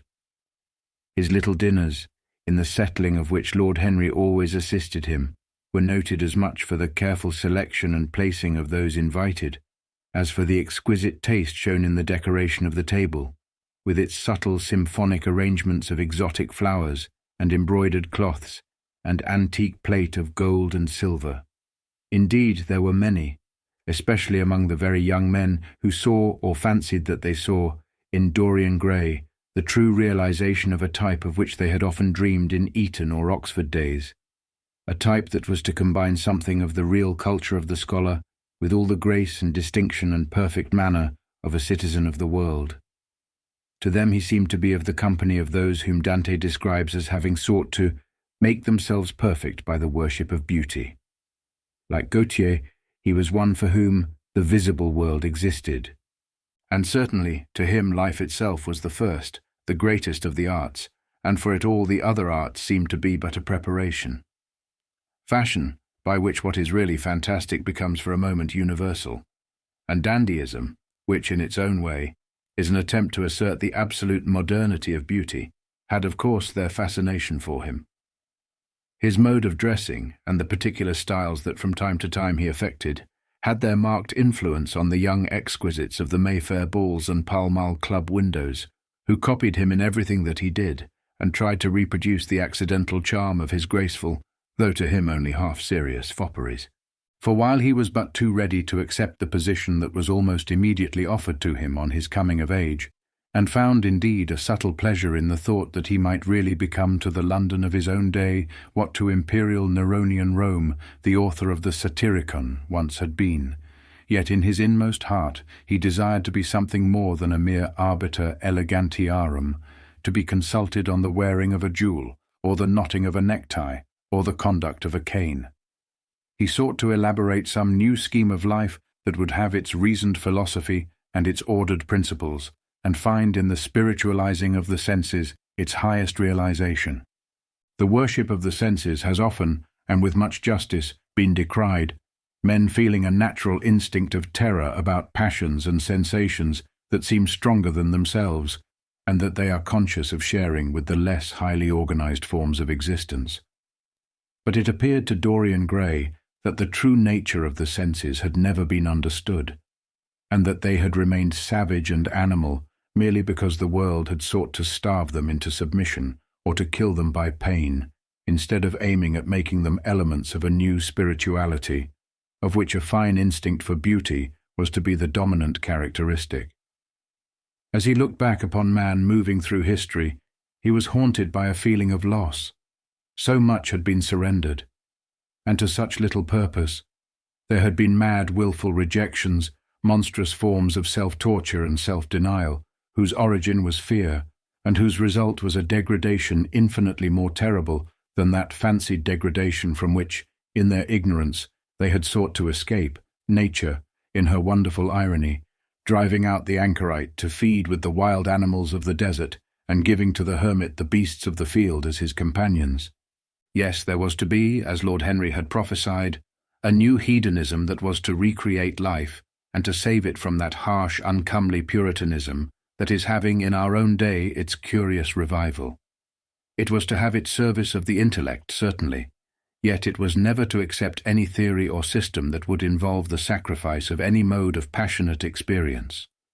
Its aim, indeed, was to be experience itself, and not the fruits of experience, sweet or bitter as they might be. Of the asceticism that deadens the senses, as of the vulgar profligacy that dulls them, it was to know nothing. But it was to teach man to concentrate himself upon the moments of a life that is itself but a moment. There are few of us who have not sometimes wakened before dawn, either after one of those dreamless nights that make us almost enamored of death, or one of those nights of horror and misshapen joy, when through the chambers of the brain sweep phantoms more terrible than reality itself, and instinct with that vivid life that lurks in all grotesques, and that lends to Gothic art its enduring vitality, this art being, one might fancy, especially the art of those whose minds have been troubled with the malady of reverie.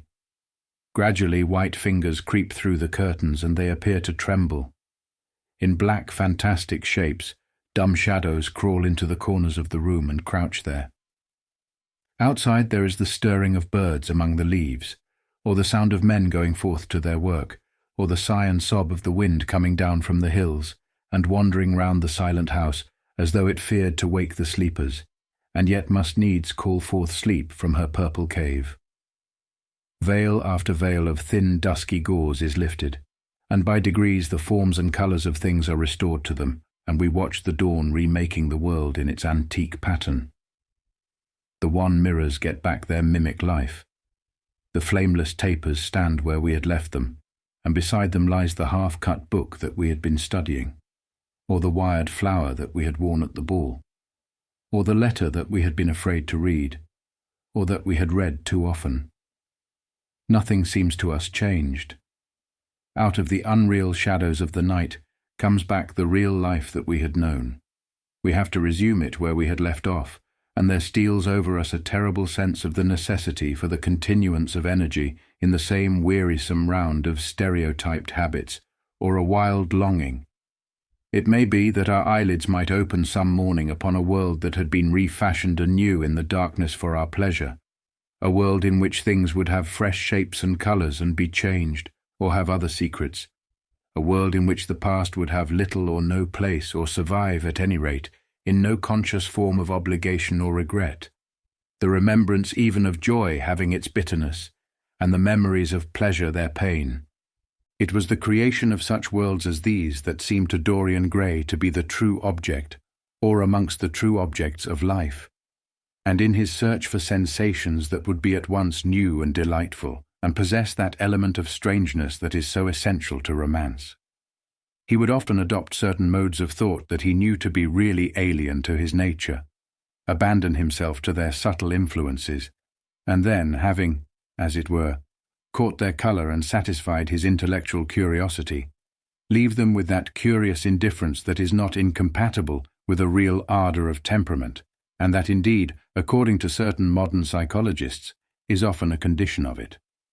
It was rumoured of him once that he was about to join the Roman Catholic communion, and certainly the Roman ritual had always a great attraction for him.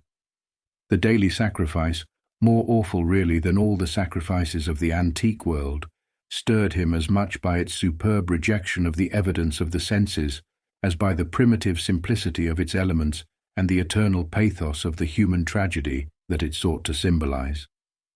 He loved to kneel down on the cold marble pavement and watch the priest, in his stiff flowered vestment, slowly and with white hands moving aside the veil of the tabernacle, or raising aloft the jewelled lantern-shaped monstrance with that pallid wafer that at times one would fain think is indeed the panis caelestis, the bread of angels, or robed in the garments of the Passion of Christ, breaking the host into the chalice and smiting his breast for his sins. The fuming censers that the grave boys in their lace and scarlet tossed into the air like great gilt flowers had their subtle fascination for him.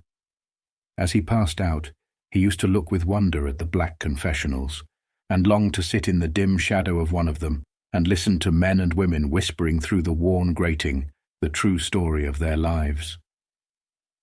But he never fell into the error of arresting his intellectual development by any formal acceptance of creed or system, or of mistaking for a house in which to live an inn that is but suitable for the sojourn of a night, or for a few hours of a night in which there are no stars and the moon is in travail.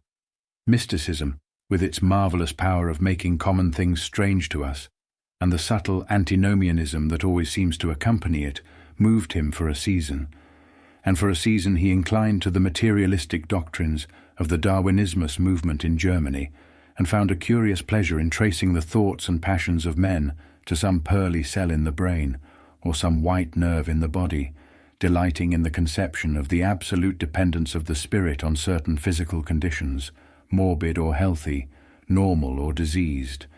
Yet, as has been said of him before, no theory of life seemed to him to be of any importance compared with life itself. He felt keenly conscious of how barren all intellectual speculation is when separated from action and experiment. He knew that the senses, no less than the soul, have their spiritual mysteries to reveal.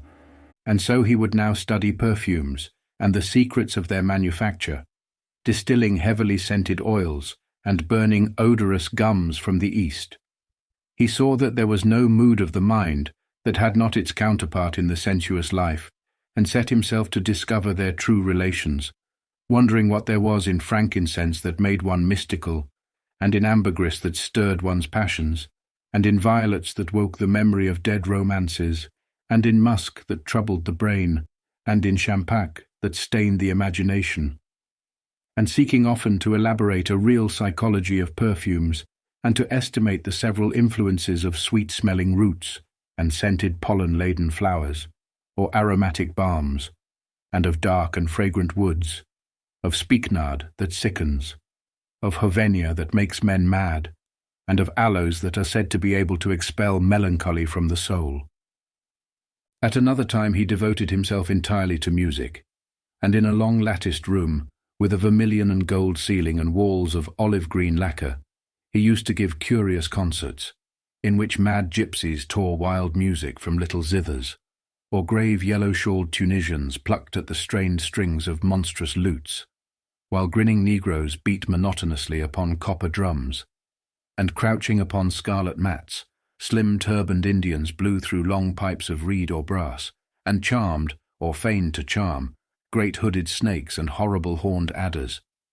The harsh intervals and shrill discords of barbaric music stirred him at times when Schubert's Grace, and Chopin's Beautiful Sorrows, and the mighty harmonies of Beethoven himself fell unheeded on his ear.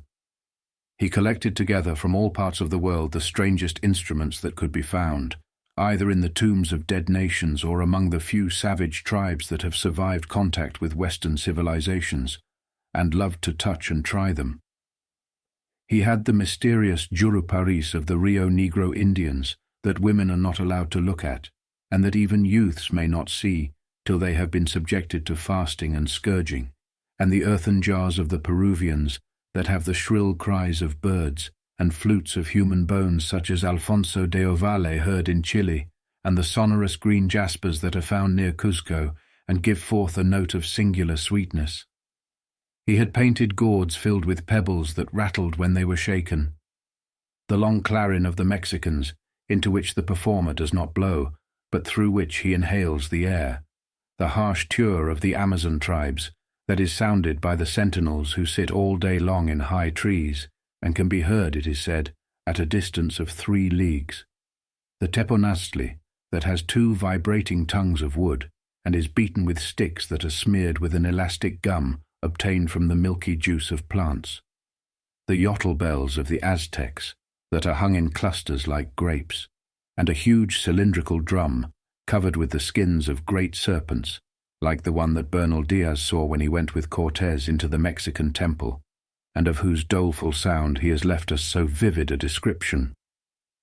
The fantastic character of these instruments fascinated him, and he felt a curious delight in the thought that art, like nature, has her monsters, things of bestial shape and with hideous voices.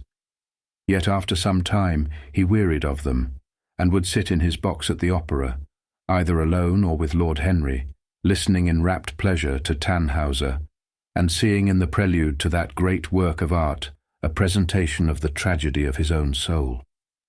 On one occasion he took up the study of jewels, and appeared at a costume ball as Anne de Joyeuse, Admiral of France, in a dress covered with 560 pearls. This taste enthralled him for years, and indeed may be said never to have left him. He would often spend a whole day settling and resettling in their cases the various stones that he had collected, such as the olive-green chrysoberyl that turns red by lamplight, the samophane with its wire-like line of silver, the pistachio-coloured peridot, rose-pink and wine-yellow topazes, carbuncles of fiery scarlet with tremulous 4-rayed stars, flame-red cinnamon stones, orange and violet spinels, and amethysts with their alternate layers of ruby and sapphire. He loved the red gold of the sunstone, and the moonstone's pearly whiteness, and the broken rainbow of the milky opal. He procured from Amsterdam 3 emeralds of extraordinary size and richness of colour, and had a turquoise de la Vieille Roche that was the envy of all the connoisseurs. He discovered wonderful stories also about jewels. In Alfonso's Clericalis Disciplina, a serpent was mentioned with eyes of real jacinth, and in the romantic history of Alexander, the conqueror of Emathia, was said to have found in the Vale of Jordan snakes, with collars of real emeralds growing on their backs. There was a gem in the brain of the dragon, Philostratus told us, and by the exhibition of golden letters and a scarlet robe, the monster could be thrown into a magical sleep and slain. According to the great alchemist Pierre de Boniface, the diamond rendered a man invisible, and the agate of India made him eloquent. The cornelian appeased anger, and the hyacinth provoked sleep, and the amethyst drove away the fumes of wine. The garnet cast out demons, and the hydropicus deprived the moon of her colour. The selenite waxed and waned with the moon, and the meloceus, that discovers thieves, could be affected only by the blood of kids. Leonardus Camillus had seen a white stone taken from the brain of a newly killed toad that was a certain antidote against poison. The bezoar that was found in the heart of the Arabian deer was a charm that could cure the plague. In the nests of Arabian birds was the aspilates, that, according to Democritus, kept the wearer from any danger by fire. The king of Ceylon rode through his city with a large ruby in his hand at the ceremony of his coronation. The gates of the palace of John the priest were made of sardius with the horn of the horned snake inwrought, so that no man might bring poison within. Over the gable were 2 golden apples, in which were 2 carbuncles, so that the gold might shine by day and the carbuncles by night. In Lodge's strange romance, A Marguerite of America, it was stated that in the chamber of the queen one could behold all the chaste ladies of the world, enchased out of silver, looking through fair mirrors of chrysolites, carbuncles, sapphires, and green emeralds. Marco Polo had seen the inhabitants of Zipangu place rose-coloured pearls in the mouths of the dead. A sea monster had been enamoured of the pearl that the diver brought to King Perozes, and had slain the thief and mourned for 7 moons over its loss. When the Huns lured the king into the great pit, he flung it away. Procopius tells the story. Nor was it ever found again, though the Emperor Anastasius offered 500 weight of gold pieces for it. The king of Malabar had shown to a certain Venetian a rosary of 304 pearls, one for every god that he worshipped. When the Duc de Valentinois, son of Alexander VI, visited Louis XIV of France, his horse was loaded with gold leaves, according to Brantôme, and his cap had double rows of rubles that threw out a great light. Charles of England had ridden in stirrups hung with 421 diamonds. Richard II had a coat, valued at 30,000 marks, which was covered with balas rubies. Hall described Henry VIII, on his way to the Tower previous to his coronation, as wearing a jacket of raised gold, the placard embroidered with diamonds and other rich stones, and a great baldric about his neck of large balasses. The favourites of James I wore earrings of emerald set in gold filigrane. Edward II gave to Piers Gaveston a suit of red gold armour studded with jacinths, a collar of gold roses set with turquoise stones, and a skull-cap parsem with pearls. Henry II wore jewelled gloves reaching to the elbow, and had a hawk glove sewn with 12 rubies and 52 great orients. The ducal hat of Charles the Rash, the last Duke of Burgundy of his race, was hung with pear-shaped pearls and studded with sapphires. How exquisite life had once been! How gorgeous in its pomp and decoration! Even to read of the luxury of the dead was wonderful. Then he turned his attention to embroideries, and to the tapestries that performed the office of frescoes in the chill rooms of the northern nations of Europe. As he investigated the subject, and he always had an extraordinary faculty of becoming absolutely absorbed for the moment in whatever he took up, he was almost saddened by the reflection of the ruin that time brought on beautiful and wonderful things. He at any rate had escaped that. Summer followed summer, and the yellow jonquils bloomed and died many times, and nights of horror repeated the story of their shame, but he was unchanged. No winter marred his face or stained his flower-like bloom. How different it was with material things. Where had they passed to? Where was the great crocus-coloured robe, on which the gods fought against the giants, that had been worked by brown girls for the pleasure of Athena? Where the huge velarium that Nero had stretched across the Colosseum at Rome, that Titan sail of purple on which was represented the starry sky, and Apollo driving a chariot drawn by white gilt-reined steeds? He longed to see the curious table napkins wrought for the priest of the sun, on which were displayed all the dainties and viands that could be wanted for a feast. The mortuary cloth of King Chilperic, with its 300 golden bees. The fantastic robes that excited the indignation of the Bishop of Pontus, and were figured with lions, panthers, bears, dogs, forests, rocks, hunters, all in fact that a painter can copy from nature. And the coat that Charles of Orléans once wore, on the sleeves of which were embroidered the verses of a song beginning, Madame, je suis tout joyeux, the musical accompaniment of the words being wrought in gold thread, and each note of square shape in those days, formed with 4 pearls. He read of the room that was prepared at the palace at Rheims for the use of Queen Joan of Burgundy, and was decorated with 1,321 parrots, made in broidery, and blazoned with the king's arms, and 561 butterflies, whose wings were similarly ornamented with the arms of the queen, the whole worked in gold. Catherine de Medicis had a mourning bed made for her of black velvet powdered with crescents and suns. Its curtains were of damask, with leafy wreaths and garlands, figured upon a gold and silver ground, and fringed along the edges with broideries of pearls, and it stood in a room hung with rows of the Queen's devices in cut black velvet upon cloth of silver. Louis XIV had gold-embroidered caryatides 15 feet high in his apartment. The state bed of Sobieski, King of Poland, was made of Smyrna gold brocade embroidered in turquoises with verses from the Koran.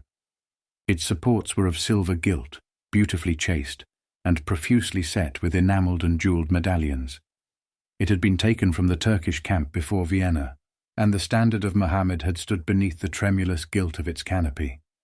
And so, for a whole year, he sought to accumulate the most exquisite specimens that he could find of textile and embroidered work, getting the dainty Delhi muslins, finely wrought with gold thread palmates, and stitched over with iridescent beetles' wings. The Dhaka gauzes, that from their transparency are known in the East as woven air, and running water, and evening dew. Strange figured cloths from Java, elaborate yellow Chinese hangings, books bound in tawny satins or fair blue silks, and wrought with fleur-de-lis, birds and images, veils of laces worked in Hungary point, Sicilian brocades and stiff Spanish velvets, Georgian work with its gilt coins, and Japanese fukusas with their green-toned golds and their marvellously plumaged birds. He had a special passion also for ecclesiastical vestments, as indeed he had for everything connected with the service of the church. In the long cedar chests that lined the west gallery of his house, he had stored away many rare and beautiful specimens of what is really the raiment of the Bride of Christ, who must wear purple and jewels and fine linen that she may hide the pallid, macerated body that is worn by the suffering that she seeks for, and wounded by self-inflicted pain. He possessed a gorgeous cope of crimson silk and gold thread damask, figured with a repeating pattern of golden pomegranates set in 6-petaled formal blossoms, beyond which on either side was the pineapple device wrought in seed pearls. The orphreys were divided into panels representing scenes from the life of the Virgin, and the coronation of the Virgin was figured in coloured silks upon the hood. This was Italian work of the 15th century. Another cope was of green velvet, embroidered with heart-shaped groups of acanthus leaves, from which spread long-stemmed white blossoms, the details of which were picked out with silver thread and coloured crystals. The morse bore a seraph's head in gold thread raised work. The orphreys were woven in a diaper of red and gold silk, and were starred with medallions of many saints and martyrs, among whom was Saint Sebastian.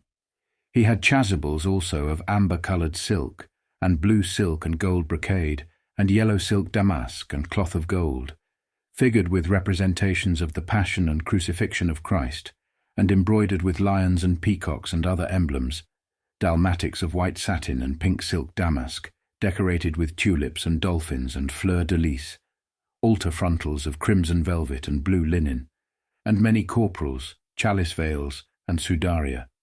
In the mystic offices to which such things were put, there was something that quickened his imagination. For these treasures, and everything that he collected in his lovely house, were to be to him means of forgetfulness, modes by which he could escape, for a season, from the fear that seemed to him at times to be almost too great to be borne. Upon the walls of the lonely locked room where he had spent so much of his boyhood, he had hung with his own hands the terrible portrait whose changing features showed him the real degradation of his life, and in front of it had draped the purple and gold pall as a curtain. For weeks he would not go there, would forget the hideous painted thing, and get back his light heart, his wonderful joyousness, his passionate absorption in mere existence. Then suddenly, some night he would creep out of the house, go down to dreadful places near Bluegate Fields, and stay there day after day, until he was driven away. On his return he would sit in front of the picture, sometimes loathing it and himself, but filled at other times with that pride of individualism that is half the fascination of sin, and smiling with secret pleasure at the misshapen shadow that had to bear the burden that should have been his own. After a few years he could not endure to be long out of England, and gave up the villa that he had shared at Trouville with Lord Henry, as well as the little white walled-in house at Algiers, where they had more than once spent the winter.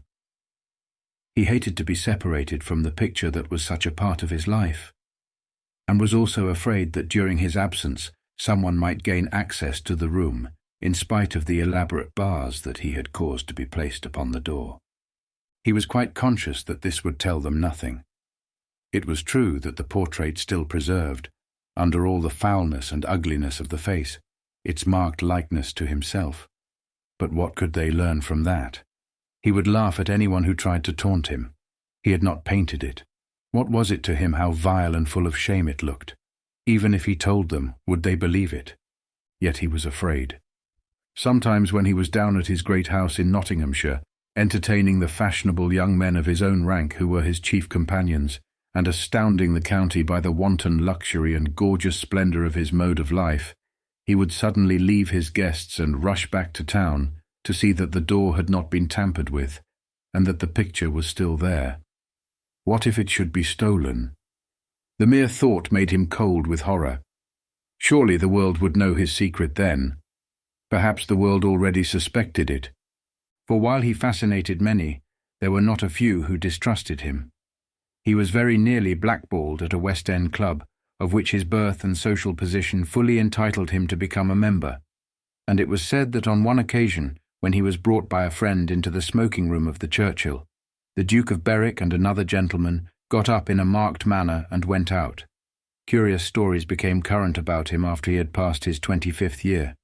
It was rumoured that he had been seen brawling with foreign sailors in a low den in the distant parts of Whitechapel, and that he consorted with thieves and coiners and knew the mysteries of their trade. His extraordinary absences became notorious, and when he used to reappear again in society, men would whisper to each other in corners, or pass him with a sneer, or look at him with cold, searching eyes, as though they were determined to discover his secret. Of such insolences and attempted slights he, of course, took no notice, and in the opinion of most people his frank debonair manner, his charming boyish smile, and the infinite grace of that wonderful youth that seemed never to leave him, were in themselves a sufficient answer to the calumnies, for so they termed them, that were circulated about him. It was remarked, however, that some of those who had been most intimate with him appeared, after a time, to shun him. Women who had wildly adored him, and for his sake had braved all social censure and set convention at defiance, were seen to grow pallid with shame or horror if Dorian Gray entered the room. Yet these whispered scandals only increased, in the eyes of many, his strange and dangerous charm. His great wealth was a certain element of security. Society, civilized society at least, is never very ready to believe anything, to the detriment of those who are both rich and fascinating. It feels instinctively that manners are of more importance than morals, and, in its opinion, the highest respectability is of much less value than the possession of a good chef. And after all, it is a very poor consolation to be told that the man who has given one a bad dinner or poor wine is irreproachable in his private life. Even the cardinal virtues cannot atone for half-cold entrees, as Lord Henry remarked once in a discussion on the subject, and there is possibly a good deal to be said for his view. For the canons of good society are, or should be, the same as the canons of art. Form is absolutely essential to it.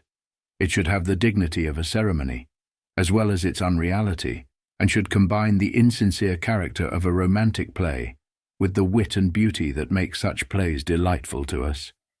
Is insincerity such a terrible thing? I think not. It is merely a method by which we can multiply our personalities. Such, at any rate, was Dorian Gray's opinion.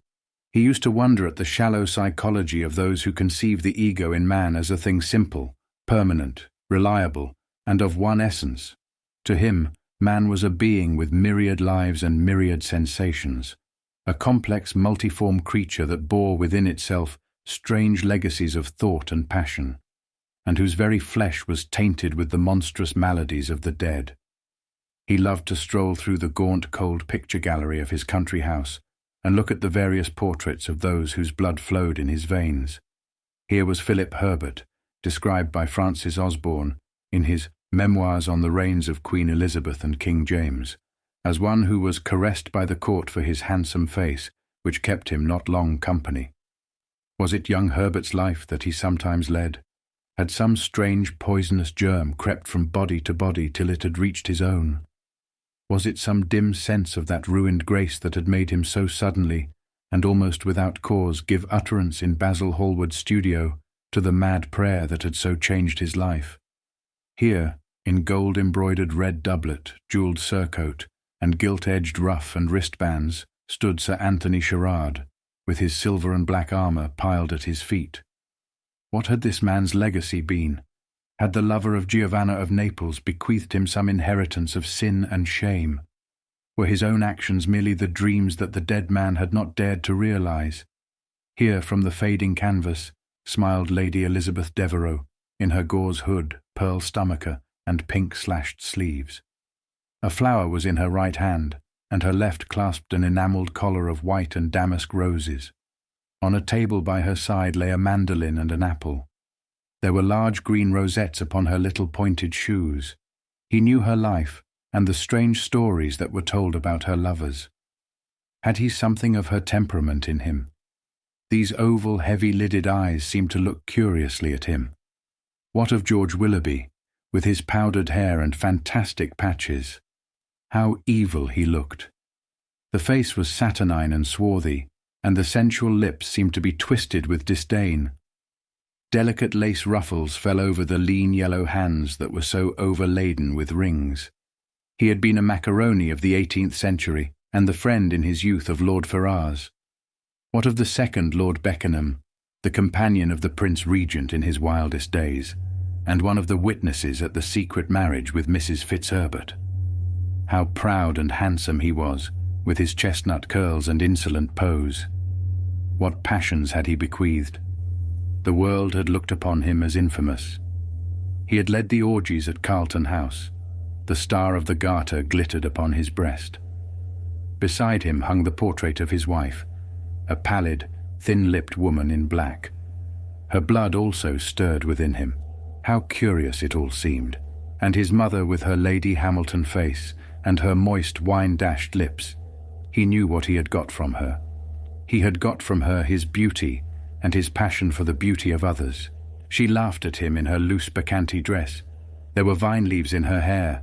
The purple spilled from the cup she was holding. The carnations of the painting had withered, but the eyes were still wonderful in their depth and brilliancy of colour. They seemed to follow him wherever he went. Yet one had ancestors in literature, as well as in one's own race, nearer perhaps in type and temperament, many of them, and certainly with an influence of which one was more absolutely conscious.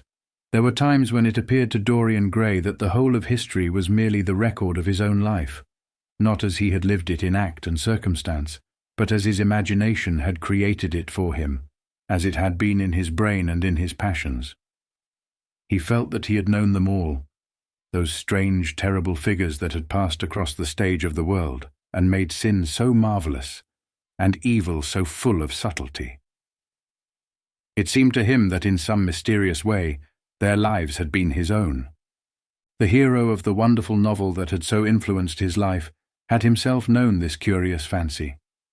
In the 7th chapter he tells how, crowned with laurel, lest lightning might strike him, he had sat, as Tiberius, in a garden at Capri, reading the shameful books of Elephantis, while dwarfs and peacocks strutted round him, and the flute-player mocked the swinger of the censer, and as Caligula had caroused with the green-shirted jockeys in their stables, and supped in an ivory manger with a jewel-frontleted horse, and as Domitian had wandered through a corridor lined with marble mirrors, looking round with haggard eyes for the reflection of the dagger that was to end his days, and sick with that ennui, that terrible tedium vitae that comes on those to whom life denies nothing, and had peered through a clear emerald at the red shambles of the circus, and then, in a litter of pearl and purple drawn by silver-shod mules, been carried through the street of pomegranates to a house of gold, and heard men cry on Nero Caesar as he passed by, and as Elagabalus had painted his face with colours,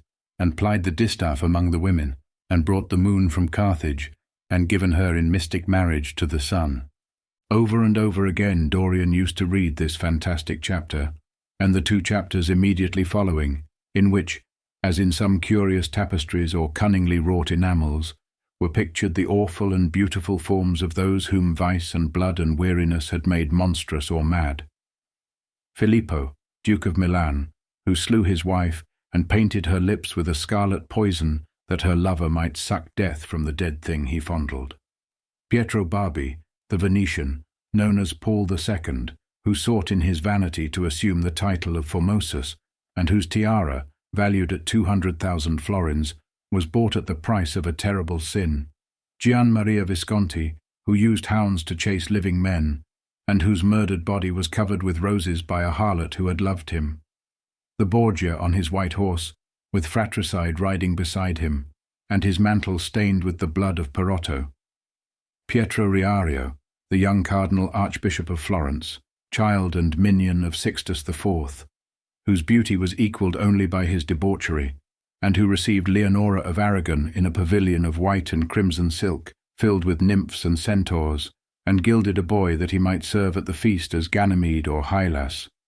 Ezelin, whose melancholy could be cured only by the spectacle of death, and who had a passion for red blood, as other men have for red wine, the son of the fiend, as was reported, and one who had cheated his father at dice when gambling with him for his own soul.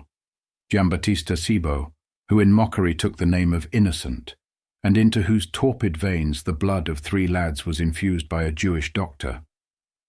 Sigismondo Malatesta, the lover of Isotta, and the lord of Rimini, whose effigy was burned at Rome as the enemy of God and man, who strangled Polissena with a napkin, and gave poison to Ginevra d'Este in a cup of emerald, and in honour of a shameful passion built a pagan church for Christian worship.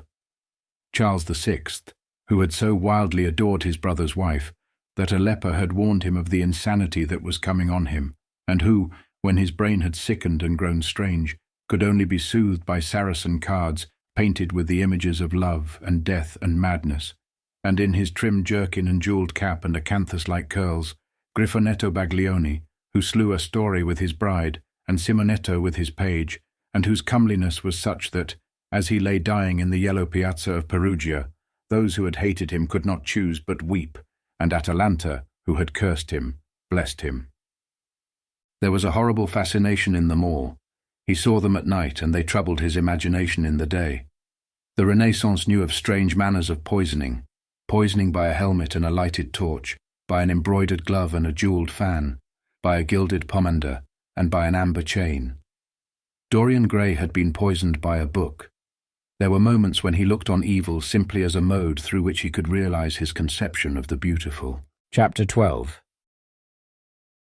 It was on the 9th of November, the eve of his own 38th birthday, as he often remembered afterwards. He was walking home about 11 o'clock from Lord Henry's, where he had been dining, and was wrapped in heavy furs, as the night was cold and foggy. At the corner of Grosvenor Square and South Audley Street a man passed him in the mist, walking very fast, and with the collar of his grey ulster turned up. He had a bag in his hand. Dorian recognized him. It was Basil Hallward. A strange sense of fear, for which he could not account, came over him. He made no sign of recognition, and went on quickly in the direction of his own house, but Hallward had seen him.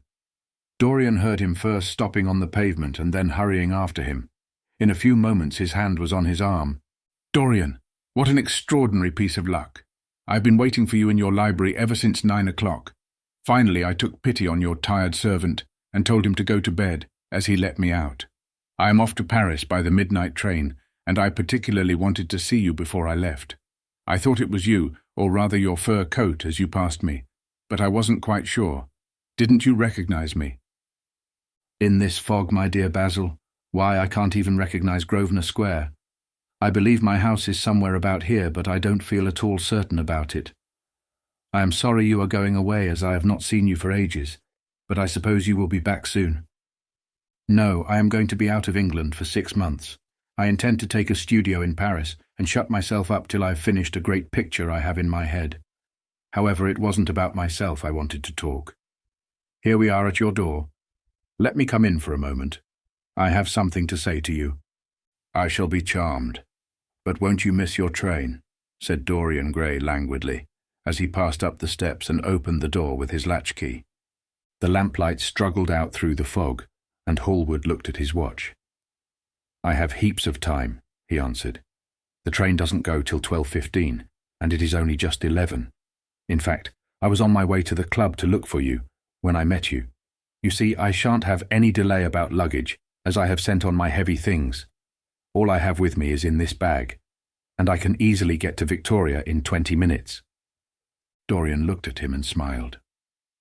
What a way for a fashionable painter to travel. A Gladstone bag and an ulster. Come in, or the fog will get into the house.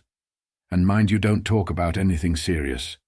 Nothing is serious nowadays. At least nothing should be. Hallward shook his head as he entered, and followed Dorian into the library. There was a bright wood fire blazing in the large open hearth. The lamps were lit, and an open Dutch silver spirit case stood, with some siphons of soda water and large cut-glass tumblers on a little marqueterie table. You see, your servant made me quite at home, Dorian. He gave me everything I wanted, including your best gold-tipped cigarettes. He is a most hospitable creature. I like him much better than the Frenchman you used to have. What has become of the Frenchman, by the by? Dorian shrugged his shoulders. I believe he married Lady Radley's maid, and has established her in Paris as an English dressmaker. Anglomania is very fashionable over there now, I hear. It seems silly of the French, doesn't it? But, do you know, he was not at all a bad servant. I never liked him, but I had nothing to complain about. One often imagines things that are quite absurd. He was really very devoted to me, and seemed quite sorry when he went away. Have another brandy and soda, or would you like hock and seltzer? I always take hock and seltzer myself. There is sure to be some in the next room. Thanks, I won't have anything more, said the painter, taking his cap and coat off and throwing them on the bag that he had placed in the corner. And now, my dear fellow, I want to speak to you seriously. Don't frown like that. You make it so much more difficult for me. What is it all about? Cried Dorian in his petulant way, flinging himself down on the sofa. I hope it is not about myself. I am tired of myself tonight. I should like to be somebody else. It is about yourself, answered Hallward in his grave, deep voice, and I must say it to you. I shall only keep you half an hour. Dorian sighed and lit a cigarette. Half an hour, he murmured. It is not much to ask of you, Dorian, and it is entirely for your own sake that I am speaking. I think it right that you should know that the most dreadful things are being said against you in London. I don't wish to know anything about them. I love scandals about other people, but scandals about myself don't interest me. They have not got the charm of novelty. They must interest you, Dorian. Every gentleman is interested in his good name. You don't want people to talk of you as something vile and degraded. Of course you have your position and your wealth and all that kind of thing. But position and wealth are not everything. Mind you, I don't believe these rumours at all. At least, I can't believe them when I see you. Sin is a thing that writes itself across a man's face. It cannot be concealed. People talk sometimes of secret vices. There are no such things. If a wretched man has a vice, it shows itself in the lines of his mouth, the droop of his eyelids, the moulding of his hands even. Somebody, I won't mention his name, but you know him. Came to me last year to have his portrait done. I had never seen him before, and had never heard anything about him at the time, though I have heard a good deal since. He offered an extravagant price. I refused him. There was something in the shape of his fingers that I hated. I know now that I was quite right in what I fancied about him. His life is dreadful, but you, Dorian, with your pure, bright, innocent face and your marvelous, untroubled youth, I can't believe anything against you. And yet I see you very seldom, and you never come down to the studio now, and when I am away from you, and I hear all these hideous things that people are whispering about you, I don't know what to say. Why is it, Dorian, that a man like the Duke of Berwick leaves the room of a club when you enter it? Why is it that so many gentlemen in London will neither go to your house nor invite you to theirs? You used to be a friend of Lord Staveley. I met him at dinner last week. Your name happened to come up in conversation, in connection with the miniatures you have lent to the exhibition at the Dudley.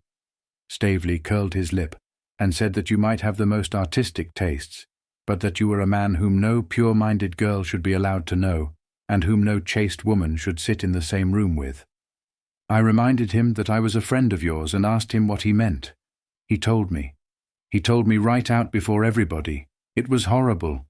Why is your friendship so fatal to young men? There was that wretched boy in the Guards who committed suicide. You were his great friend.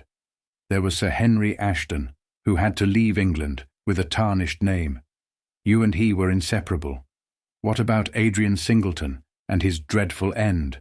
What about Lord Kent's only son and his career?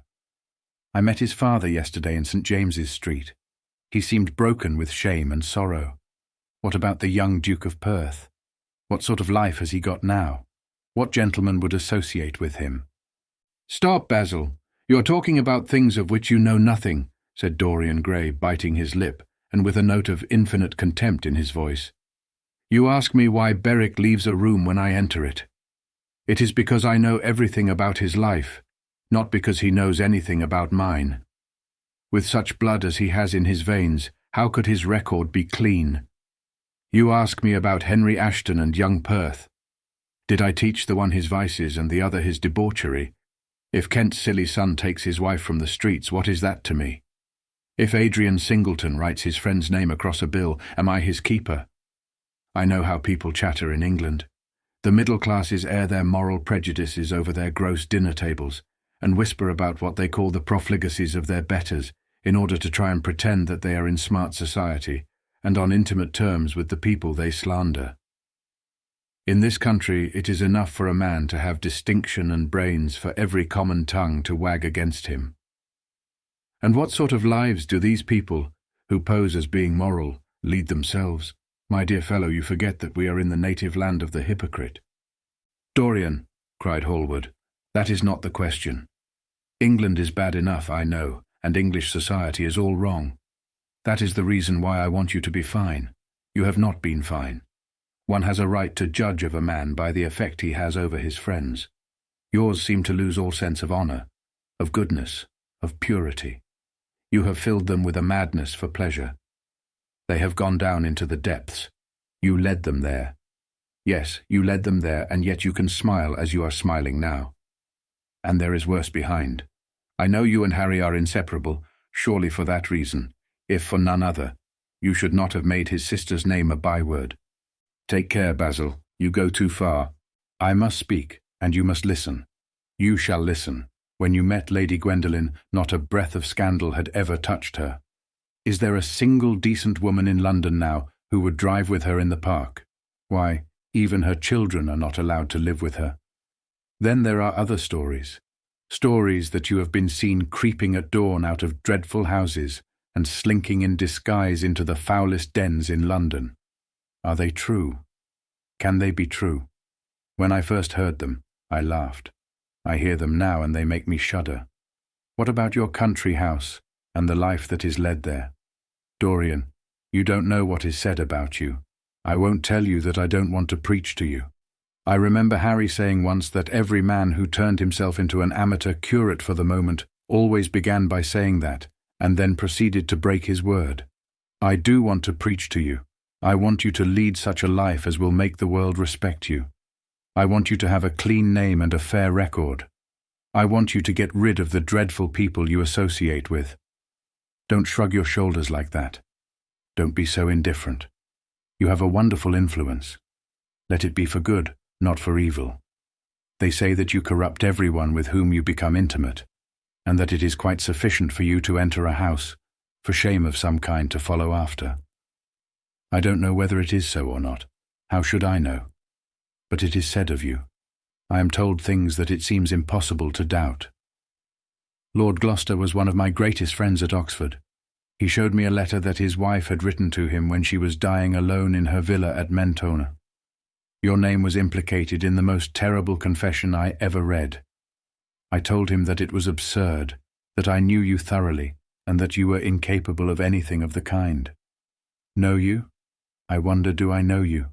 Before I could answer that, I should have to see your soul. To see my soul, muttered Dorian Gray, starting up from the sofa and turning almost white from fear. Yes, answered Hallward gravely, and with deep-toned sorrow in his voice, to see your soul, but only God can do that. A bitter laugh of mockery broke from the lips of the younger man. You shall see it yourself tonight, he cried, seizing a lamp from the table. Come, it is your own handiwork. Why shouldn't you look at it? You can tell the world all about it afterwards if you choose. Nobody would believe you. If they did believe you, they would like me all the better for it. I know the age better than you do, though you will prate about it so tediously. Come, I tell you, you have chattered enough about corruption. Now you shall look on it, face to face. There was the madness of pride in every word he uttered. He stamped his foot upon the ground in his boyish, insolent manner. He felt a terrible joy at the thought that someone else was to share his secret, and that the man who had painted the portrait that was the origin of all his shame was to be burdened for the rest of his life with the hideous memory of what he had done. Yes, he continued, coming closer to him and looking steadfastly into his stern eyes, I shall show you my soul. You shall see the thing that you fancy only God can see. Hallward started back. This is blasphemy, Dorian, he cried. You must not say things like that. They are horrible and they don't mean anything. You think so? He laughed again. I know so. As for what I said to you tonight, I said it for your good. You know I've been always a staunch friend to you. Don't touch me. Finish what you have to say. A twisted flash of pain shot across the painter's face. He paused for a moment, and a wild feeling of pity came over him. After all, what right had he to pry into the life of Dorian Gray? If he had done a tithe of what was rumoured about him, how much he must have suffered. Then he straightened himself up and walked over to the fireplace and stood there, looking at the burning logs with their frost-like ashes and their throbbing cores of flame. I am waiting, Basil, said the young man in a hard, clear voice. He turned round. What I have to say is this, he cried. You must give me some answer to these horrible charges that are made against you. If you tell me that they are absolutely untrue from beginning to end, I shall believe you. Deny them, Dorian, deny them. Can't you see what I am going through? My God, don't tell me that you are bad and corrupt and shameful. Dorian Gray smiled. There was a curl of contempt in his lips. Come upstairs, Basil, he said quietly. I keep a diary of my life from day to day, and it never leaves the room in which it is written. I shall show it to you if you come with me. I shall come with you, Dorian, if you wish it. I see I have missed my train. That makes no matter. I can go tomorrow. But don't ask me to read anything tonight. All I want is a plain answer to my question. That shall be given to you upstairs. I could not give it here. You will not have to read long. Chapter 13. He passed out of the room and began the ascent, Basil Hallward following close behind. They walked softly, as men do instinctively at night. The lamp cast fantastic shadows on the wall and staircase. A rising wind made some of the windows rattle. When they reached the top landing, Dorian set the lamp down on the floor, and taking out the key, turned it in the lock. You insist on knowing, Basil? He asked in a low voice. Yes. I am delighted, he answered, smiling. Then he added somewhat harshly, You are the one man in the world who is entitled to know everything about me. You have had more to do with my life than you think." And taking up the lamp, he opened the door and went in. A cold current of air passed them, and the light shot up for a moment in a flame of murky orange. He shuddered. "Shut the door behind you," he whispered as he placed the lamp on the table. Hallward glanced round him with a puzzled expression. The room looked as if it had not been lived in for years. A faded Flemish tapestry, a curtain picture, an old Italian cassone, and an almost empty bookcase. That was all that it seemed to contain, besides a chair and a table. As Dorian Gray was lighting a half-burned candle that was standing on the mantelshelf, he saw that the whole place was covered with dust, and that the carpet was in holes. A mouse ran scuffling behind the wainscoting. There was a damp odour of mildew. "So you think that it is only God who sees the soul, Basil? Draw that curtain back, and you will see mine." The voice that spoke was cold and cruel. "You are mad, Dorian, or playing a part," muttered Hallward, frowning. "You won't? Then I must do it myself," said the young man, and he tore the curtain from its rod and flung it on the ground. An exclamation of horror broke from the painter's lips as he saw in the dim light the hideous face on the canvas grinning at him. There was something in its expression that filled him with disgust and loathing. Good heavens, it was Dorian Gray's own face that he was looking at. The horror, whatever it was, had not yet entirely spoiled that marvellous beauty. There was still some gold in the thinning hair and some scarlet on the sensual mouth. The sodden eyes had kept something of the loveliness of their blue. The noble curves had not yet completely passed away from chiselled nostrils and from plastic throat. Yes, it was Dorian himself. But who had done it? He seemed to recognize his own brushwork, and the frame was his own design. The idea was monstrous, yet he felt afraid. He seized the lighted candle and held it to the picture. In the left-hand corner was his own name, traced in long letters of bright vermilion. It was some foul parody, some infamous, ignoble satire. He had never done that. Still, it was his own picture. He knew it, and he felt as if his blood had changed in a moment from fire to sluggish ice. His own picture. What did it mean? Why had it altered? He turned and looked at Dorian Gray with the eyes of a sick man. His mouth twitched, and his parched tongue seemed unable to articulate. He passed his hand across his forehead. It was dank with clammy sweat. The young man was leaning against the mantel-shelf, watching him with that strange expression that one sees on the faces of those who are absorbed in a play when some great artist is acting. There was neither real sorrow in it nor real joy. There was simply the passion of the spectator, with perhaps a flicker of triumph in his eyes. He had taken the flower out of his coat and was smelling it, or pretending to do so. "What does this mean?" cried Hallward at last. His own voice sounded shrill and curious in his ears. "Years ago when I was a boy," said Dorian Gray, crushing the flower in his hand, "you met me, flattered me, and taught me to be vain of my good looks. One day you introduced me to a friend of yours, who explained to me the wonder of youth, and you finished the portrait of me that revealed to me the wonder of beauty. In a mad moment that, even now, I don't know whether I regret or not, I made a wish. Perhaps you would call it a prayer. I remember it. Oh, how well I remember it. No, the thing is impossible. The room is damp. Mildew has got into the canvas. The paints I used had some wretched mineral poison in them. I tell you, the thing is impossible." "Ah, what is impossible?" murmured the young man, going over to the window and leaning his forehead against the cold, mist-stained glass. "You told me you had destroyed it. I was wrong. It has destroyed me.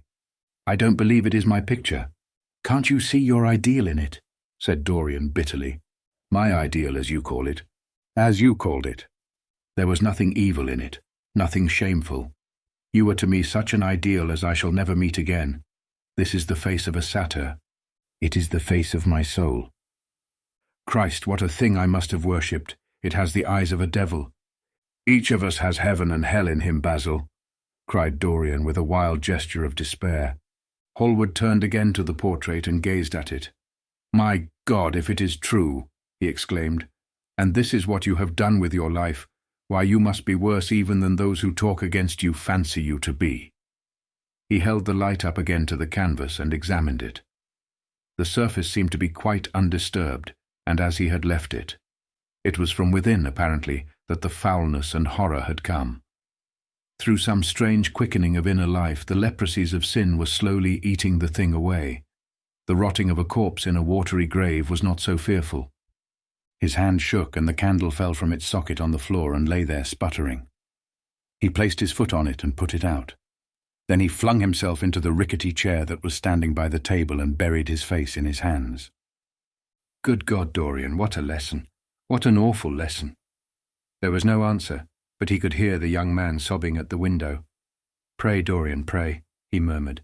What is it that one was taught to say in one's boyhood? Lead us not into temptation. Forgive us our sins. Wash away our iniquities. Let us say that together. The prayer of your pride has been answered. The prayer of your repentance will be answered also.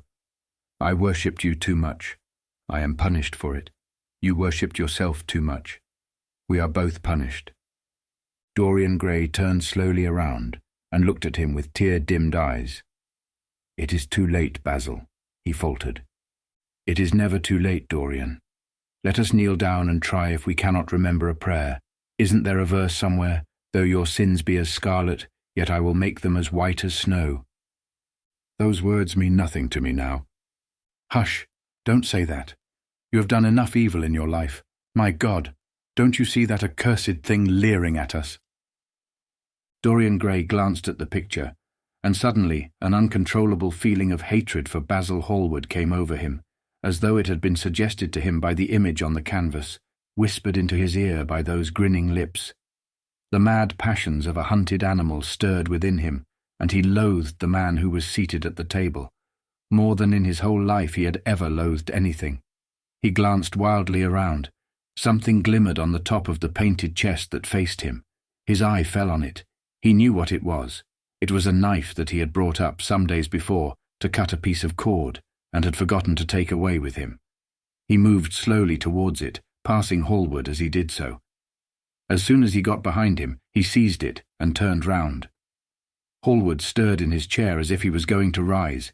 He rushed at him and dug the knife into the great vein that is behind the ear, crushing the man's head down on the table and stabbing again and again. There was a stifled groan and the horrible sound of someone choking with blood.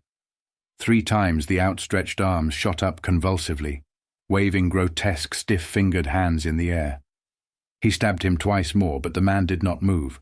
Something began to trickle on the floor. He waited for a moment, still pressing the head down. Then he threw the knife on the table and listened. He could hear nothing but the drip, drip on the threadbare carpet. He opened the door and went out on the landing. The house was absolutely quiet. No one was about.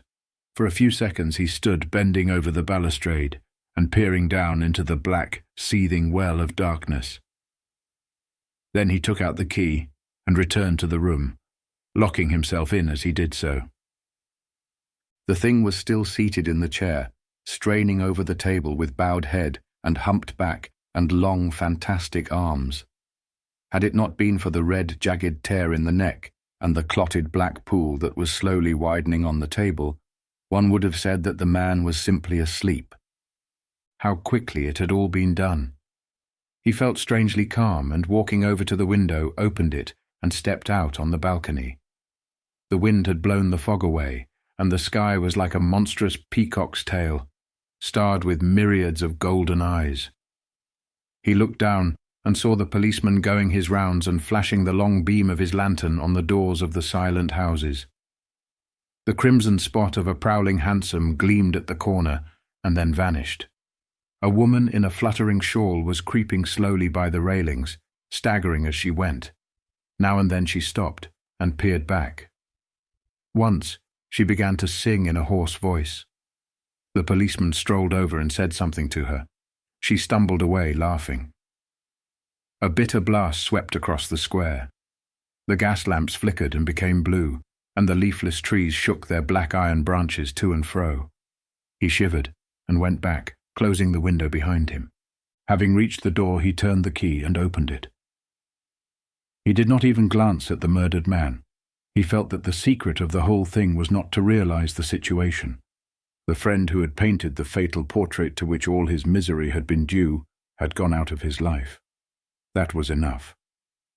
Then he remembered the lamp. It was a rather curious one of Moorish workmanship, made of dull silver inlaid with arabesques of burnished steel and studded with coarse turquoises.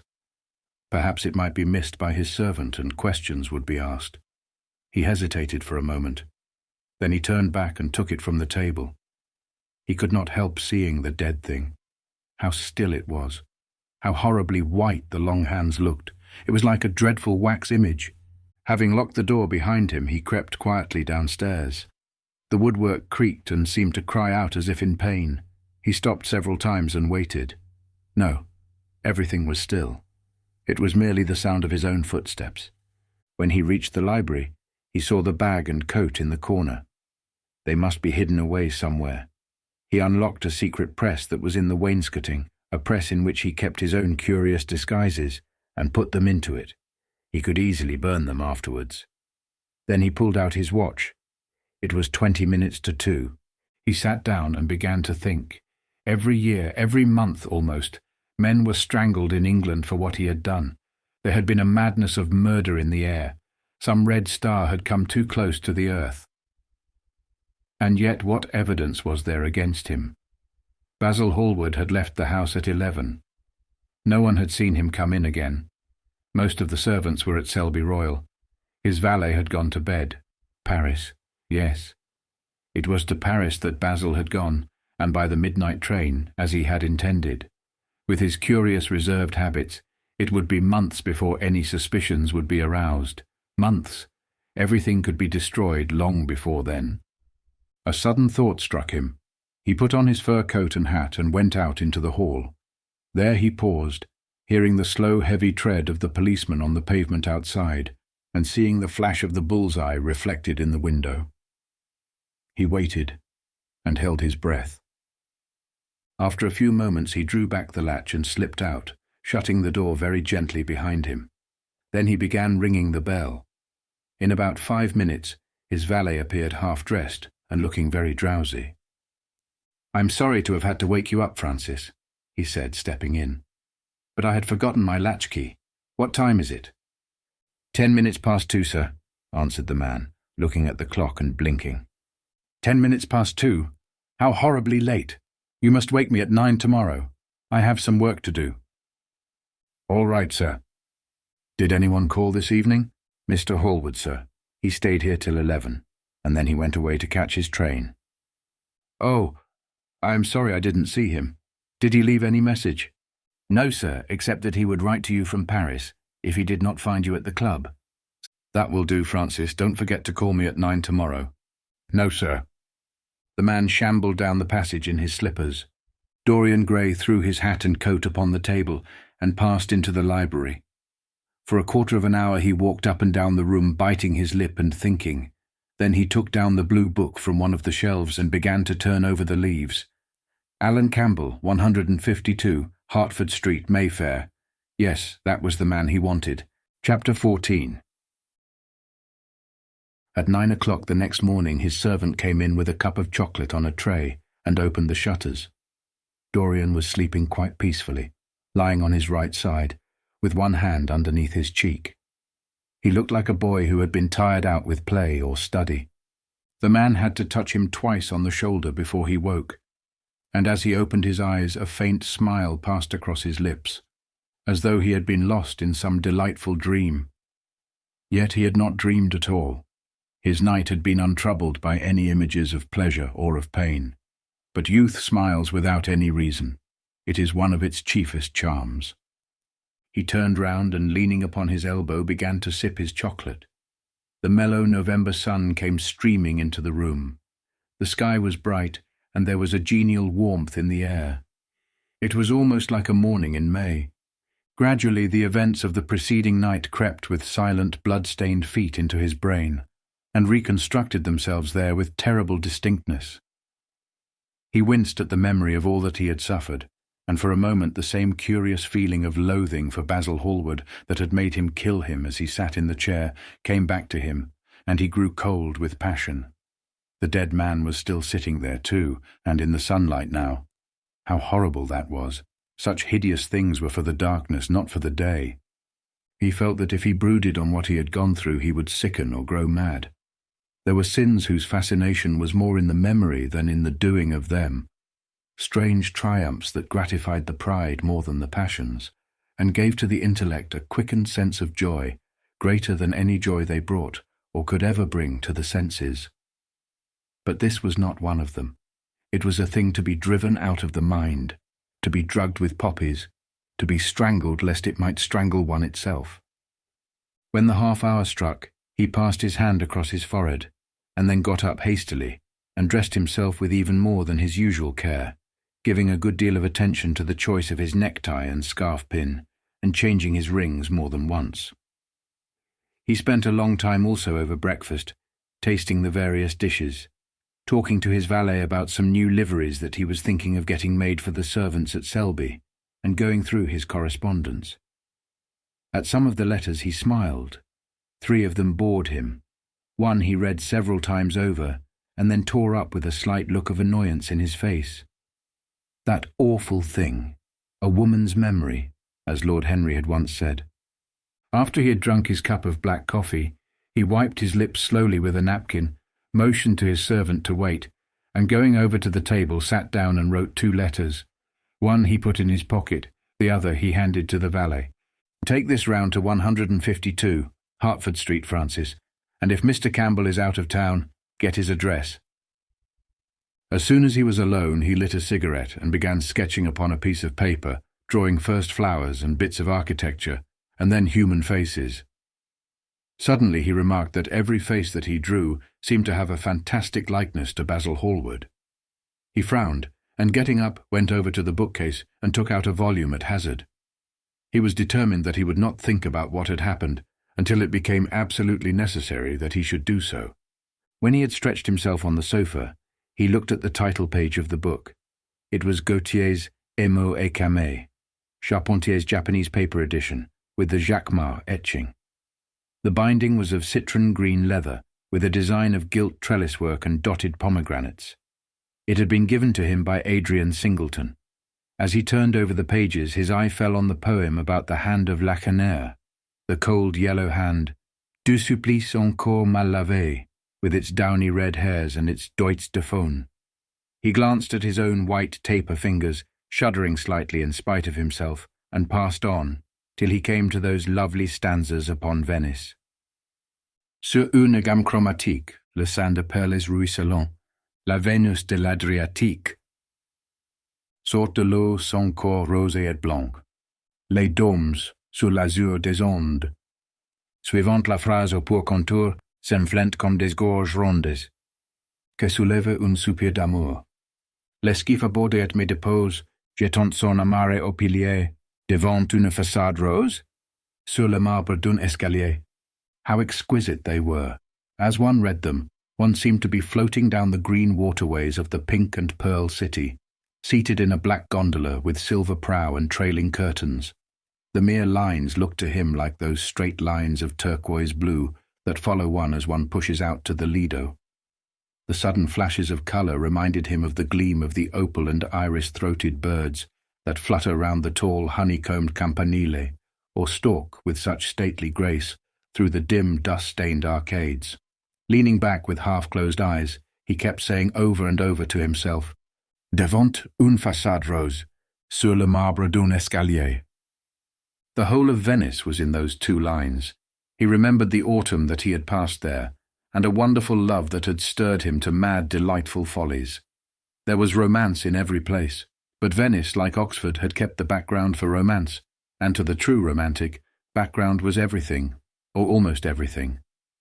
Basil had been with him part of the time, and had gone wild over Tintoret. Poor Basil! What a horrible way for a man to die! He sighed, and took up the volume again, and tried to forget.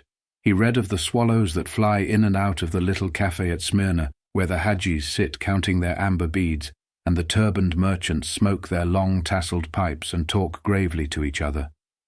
He read of the obelisk in the Place de la Concorde that weeps tears of granite in its lonely, sunless exile, and longs to be back by the hot lotus-covered Nile, where there are sphinxes and rose-red ibises and white vultures with gilded claws, and crocodiles with small beryl eyes that crawl over the green steaming mud.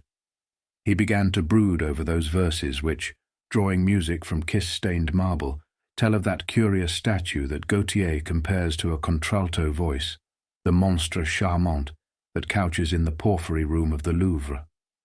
But after a time the book fell from his hand. He grew nervous, and a horrible fit of terror came over him. What if Alan Campbell should be out of England? Days would elapse before he could come back. Perhaps he might refuse to come. What could he do then? Every moment was of vital importance. They had been great friends once, 5 years before, almost inseparable indeed. Then the intimacy had come suddenly to an end.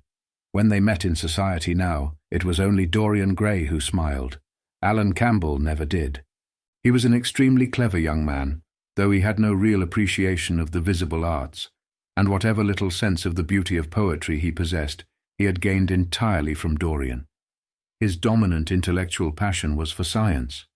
At Cambridge he had spent a great deal of his time working in the laboratory, and had taken a good class in the natural science tripos of his year.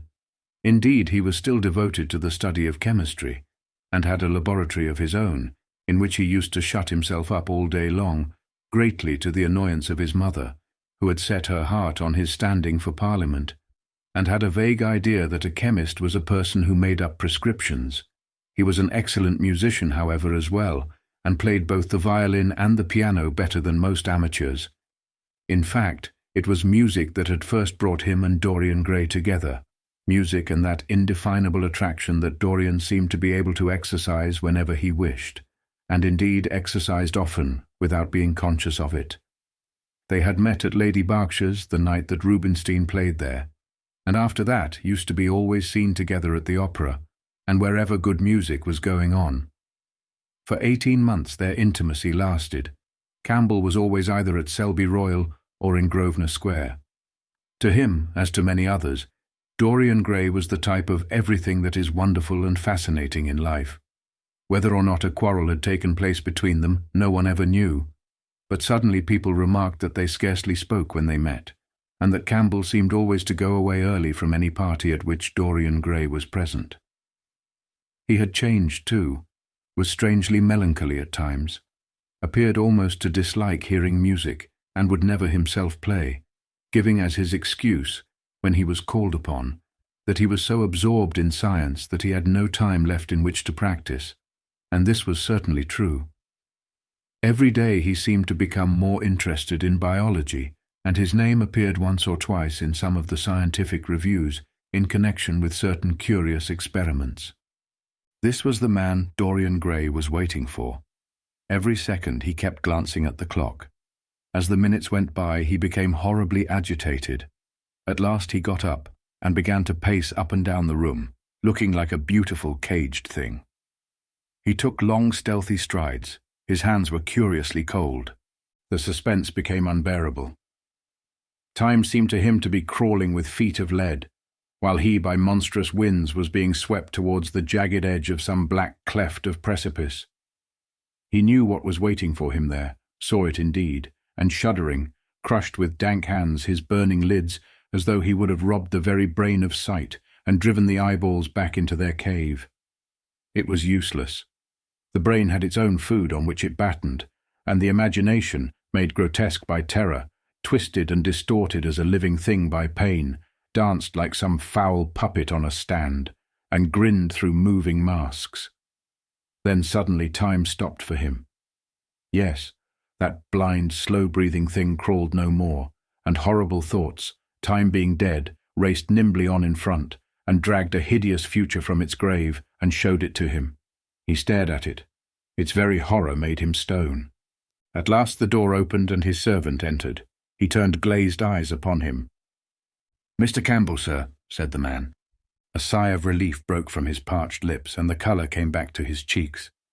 "Ask him to come in at once, Francis." He felt that he was himself again.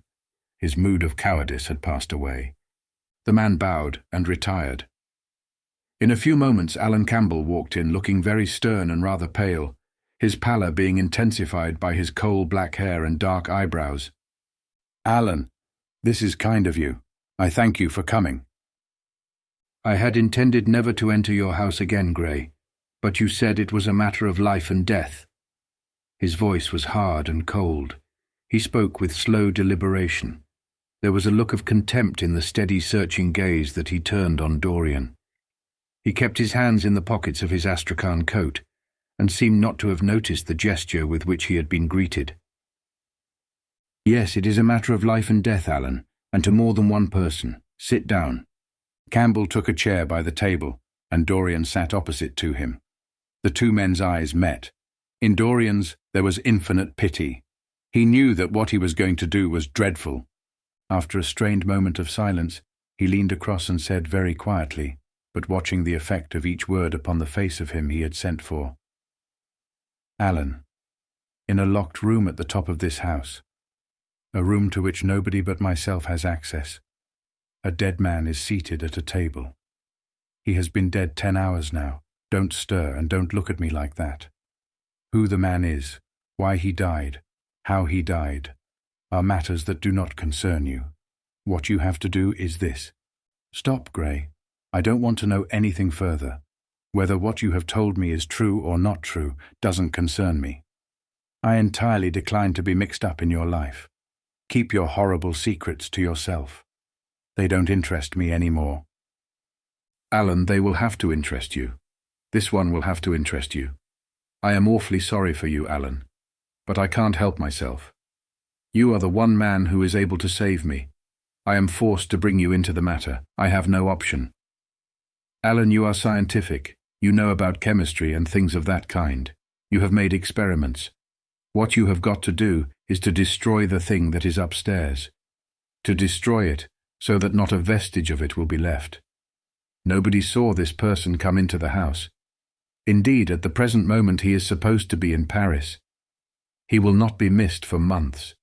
When he is missed, there must be no trace of him found here. You, Alan, you must change him, and everything that belongs to him, into a handful of ashes that I may scatter in the air. You are mad, Dorian." "Ah, I was waiting for you to call me Dorian. You are mad. I tell you, mad to imagine that I would raise a finger to help you, mad to make this monstrous confession. I will have nothing to do with this matter, whatever it is. Do you think I am going to peril my reputation for you? What is it to me what devil's work you are up to? It was suicide, Alan. I am glad of that. But who drove him to it? You, I should fancy. Do you still refuse to do this for me?" "Of course I refuse. I will have absolutely nothing to do with it. I don't care what shame comes on you. You deserve it all. I should not be sorry to see you disgraced, publicly disgraced. How dare you ask me, of all men in the world, to mix myself up in this horror? I should have thought you knew more about people's characters. Your friend Lord Henry Wotton can't have taught you much about psychology, whatever else he has taught you. Nothing will induce me to stir a step to help you. You have come to the wrong man. Go to some of your friends. Don't come to me." "Alan, it was murder. I killed him. You don't know what he had made me suffer. Whatever my life is, he had more to do with the making or the marring of it than poor Harry has had. He may not have intended it. The result was the same. Murder. Good God, Dorian, is that what you have come to? I shall not inform upon you. It is not my business. Besides, without my stirring in the matter, you are certain to be arrested. Nobody ever commits a crime without doing something stupid. But I will have nothing to do with it." "You must have something to do with it. Wait a moment. Listen to me. Only listen, Alan. All I ask of you is to perform a certain scientific experiment. You go to hospitals and dead houses, and the horrors that you do there don't affect you. If in some hideous dissecting room or fetid laboratory you found this man lying on a leaden table with red gutters scooped out in it for the blood to flow through, you would simply look upon him as an admirable subject. You would not turn a hair. You would not believe that you were doing anything wrong. On the contrary, you would probably feel that you were benefiting the human race, or increasing the sum of knowledge in the world, or gratifying intellectual curiosity, or something of that kind. What I want you to do is merely what you have often done before. Indeed, to destroy a body must be far less horrible than what you are accustomed to work at. And remember, it is the only piece of evidence against me. If it is discovered, I am lost, and it is sure to be discovered unless you help me. I have no desire to help you. You forget that. I am simply indifferent to the whole thing. It has nothing to do with me. Alan, I entreat you, think of the position I am in. Just before you came, I almost fainted with terror. You may know terror yourself someday. No, don't think of that. Look at the matter purely from the scientific point of view. You don't inquire where the dead things on which you experiment come from. Don't inquire now. I have told you too much as it is, but I beg of you to do this. We were friends once, Alan. Don't speak about those days, Dorian. They are dead. The dead linger sometimes. The man upstairs will not go away. He is sitting at the table with bowed head and outstretched arms. Alan, Alan, if you don't come to my assistance, I am ruined. Why, they will hang me, Alan, don't you understand? They will hang me for what I have done. There is no good in prolonging this scene. I absolutely refuse to do anything in the matter. It is insane of you to ask me. You refuse? Yes. I entreat you, Alan. It is useless. The same look of pity came into Dorian Gray's eyes. Then he stretched out his hand, took a piece of paper, and wrote something on it. He read it over twice, folded it carefully, and pushed it across the table. Having done this, he got up and went over to the window. Campbell looked at him in surprise and then took up the paper and opened it. As he read it, his face became ghastly pale and he fell back in his chair. A horrible sense of sickness came over him. He felt as if his heart was beating itself to death in some empty hollow. After 2 or 3 minutes of terrible silence, Dorian turned round and came and stood behind him, putting his hand upon his shoulder. I am so sorry for you, Alan, he murmured, but you leave me no alternative. I have a letter written already. Here it is. You see the address. If you don't help me, I must send it. If you don't help me, I will send it. You know what the result will be. But you are going to help me. It is impossible for you to refuse now. I tried to spare you. You will do me the justice to admit that. You were stern, harsh, offensive. You treated me as no man has ever dared to treat me. No living man, at any rate. I bore it all. Now, it is for me to dictate terms. Campbell buried his face in his hands and a shudder passed through him. Yes, it is my turn to dictate terms, Alan. You know what they are. The thing is quite simple. Come, don't work yourself into this fever. The thing has to be done. Face it and do it. A groan broke from Campbell's lips and he shivered all over. The ticking of the clock on the mantelpiece seemed to him to be dividing time into separate atoms of agony, each of which was too terrible to be borne. He felt as if an iron ring was being slowly tightened round his forehead, as if the disgrace with which he was threatened had already come upon him. The hand upon his shoulder weighed like a hand of lead. It was intolerable. It seemed to crush him. Come, Alan, you must decide at once. I cannot do it, he said mechanically, as though words could alter things. You must. You have no choice. Don't delay. He hesitated a moment. Is there a fire in the room upstairs? Yes, there is a gas fire with asbestos. I shall have to go home and get some things from the laboratory. No, Alan, you must not leave the house. Write out on a sheet of notepaper what you want, and my servant will take a cab and bring the things back to you. Campbell scrawled a few lines, blotted them, and addressed an envelope to his assistant. Dorian took the note up and read it carefully. Then he rang the bell and gave it to his valet, with orders to return as soon as possible and to bring the things with him. As the hall door shut, Campbell started nervously, and having got up from the chair, went over to the chimney-piece. He was shivering with a kind of ague. For nearly 20 minutes, neither of the men spoke. A fly buzzed noisily about the room, and the ticking of the clock was like the beat of a hammer. As the chime struck one, Campbell turned round and, looking at Dorian Gray, saw that his eyes were filled with tears. There was something in the purity and refinement of that sad face that seemed to enrage him. "You are infamous, absolutely infamous," he muttered. "Hush, Alan. You have saved my life," said Dorian. "Your life? Good heavens, what a life that is! You have gone from corruption to corruption, and now you have culminated in crime.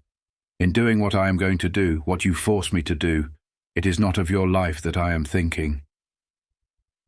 "Ah, Alan," murmured Dorian with a sigh, "I wish you had 1,000th part of the pity for me that I have for you." He turned away as he spoke and stood looking out at the garden. Campbell made no answer.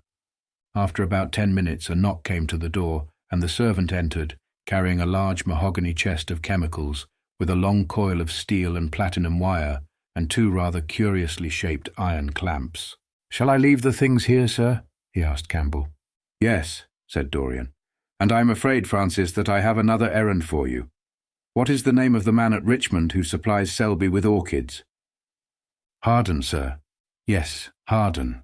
You must go down to Richmond at once, see Harden personally, and tell him to send twice as many orchids as I ordered, and to have as few white ones as possible. In fact, I don't want any white ones. It is a lovely day, Francis, and Richmond is a very pretty place. Otherwise I wouldn't bother you about it." "No trouble, sir. At what time shall I be back?" Dorian looked at Campbell. "How long will your experiment take, Alan?" he said in a calm, indifferent voice. The presence of a third person in the room seemed to give him extraordinary courage. Campbell frowned and bit his lip. "It will take about 5 hours," he answered. "It will be time enough then, if you are back at 7:30, Francis. Or stay, just leave my things out for dressing. You can have the evening to yourself. I am not dining at home, so I shall not want you." "Thank you, sir," said the man, leaving the room. "Now, Alan, there is not a moment to be lost. How heavy this chest is. I'll take it for you. You bring the other things." He spoke rapidly and in an authoritative manner. Campbell felt dominated by him. They left the room together. When they reached the top landing, Dorian took out the key and turned it in the lock. Then he stopped, and a troubled look came into his eyes. He shuddered. "I don't think I can go in, Alan," he murmured. "It is nothing to me. I don't require you," said Campbell coldly. Dorian half opened the door. As he did so, he saw the face of his portrait leering in the sunlight. On the floor in front of it, the torn curtain was lying. He remembered that, the night before, he had forgotten, for the first time in his life, to hide the fatal canvas, and was about to rush forward, when he drew back with a shudder. What was that loathsome red dew that gleamed wet and glistening on one of the hands, as though the canvas had sweated blood? How horrible it was! More horrible, it seemed to him for the moment, than the silent thing that he knew was stretched across the table, the thing whose grotesque, misshapen shadow on the spotted carpet showed him that it had not stirred, but was still there, as he had left it. He heaved a deep breath, opened the door a little wider, and with half-closed eyes and averted head, walked quickly in, determined that he would not look even once upon the dead man. Then, stooping down, and taking up the gold and purple hanging, he flung it right over the picture. There he stopped, feeling afraid to turn round, and his eyes fixed themselves on the intricacies of the pattern before him. He heard Campbell bringing in the heavy chest and the irons, and the other things that he had required for his dreadful work. He began to wonder if he and Basil Hallward had ever met, and if so, what they had thought of each other. "Leave me now," said a stern voice behind him. He turned and hurried out, just conscious that the dead man had been thrust back into the chair, and that Campbell was gazing into a glistening yellow face. As he was going downstairs, he heard the key being turned in the lock. It was long after 7 when Campbell came back into the library. He was pale, but absolutely calm. "I have done what you asked me to do," he muttered. "And now goodbye. Let us never see each other again." "You have saved me from ruin, Alan. I cannot forget that," said Dorian simply. As soon as Campbell had left, he went upstairs. There was a horrible smell of nitric acid in the room, but the thing that had been sitting at the table was gone. Chapter 15. That evening at 8:30, exquisitely dressed and wearing a large buttonhole of Parma violets, Dorian Gray was ushered into Lady Narborough's drawing-room by bowing servants. His forehead was throbbing with maddened nerves, and he felt wildly excited, but his manner as he bent over his hostess's hand was as easy and graceful as ever. Perhaps one never seems so much at one's ease as when one has to play a part. Certainly no one looking at Dorian Gray that night could have believed that he had passed through a tragedy as horrible as any tragedy of our age. Those finely shaped fingers could never have clutched a knife for sin, nor those smiling lips have cried out on God and goodness. He himself could not help wondering at the calm of his demeanour, and for a moment felt keenly the terrible pleasure of a double life. It was a small party, got up rather in a hurry by Lady Narborough, who was a very clever woman, with what Lord Henry used to describe as the remains of really remarkable ugliness. She had proved an excellent wife to one of our most tedious ambassadors, and having buried her husband properly in a marble mausoleum, which she had herself designed, and married off her daughters to some rich, rather elderly men, she devoted herself now to the pleasures of French fiction, French cookery, and French esprit when she could get it. Dorian was one of her special favourites, and she always told him that she was extremely glad she had not met him in early life. "I know, my dear, I should have fallen madly in love with you," she used to say, "and thrown my bonnet right over the mills for your sake. It is most fortunate that you were not thought of at the time. As it was, our bonnets were so unbecoming, and the mills were so occupied in trying to raise the wind, that I never had even a flirtation with anybody." However, that was all Narborough's fault. He was dreadfully short-sighted, and there is no pleasure in taking in a husband who never sees anything. Her guests this evening were rather tedious. The fact was, as she explained to Dorian, behind a very shabby fan, one of her married daughters had come up quite suddenly to stay with her, and to make matters worse, had actually brought her husband with her. "I think it is most unkind of her, my dear," she whispered. "Of course I go and stay with them every summer after I come from Homburg, but then an old woman like me must have fresh air sometimes, and besides I really wake them up. You don't know what an existence they lead down there. It is pure, unadulterated country life. They get up early because they have so much to do, and go to bed early because they have so little to think about. There has not been a scandal in the neighbourhood since the time of Queen Elizabeth, and consequently they all fall asleep after dinner. You shan't sit next either of them. You shall sit by me and amuse me." Dorian murmured a graceful compliment and looked round the room. Yes, it was certainly a tedious party. Two of the people he had never seen before, and the others consisted of Ernest Harrowden, one of those middle-aged mediocrities so common in London clubs who have no enemies, but are thoroughly disliked by their friends.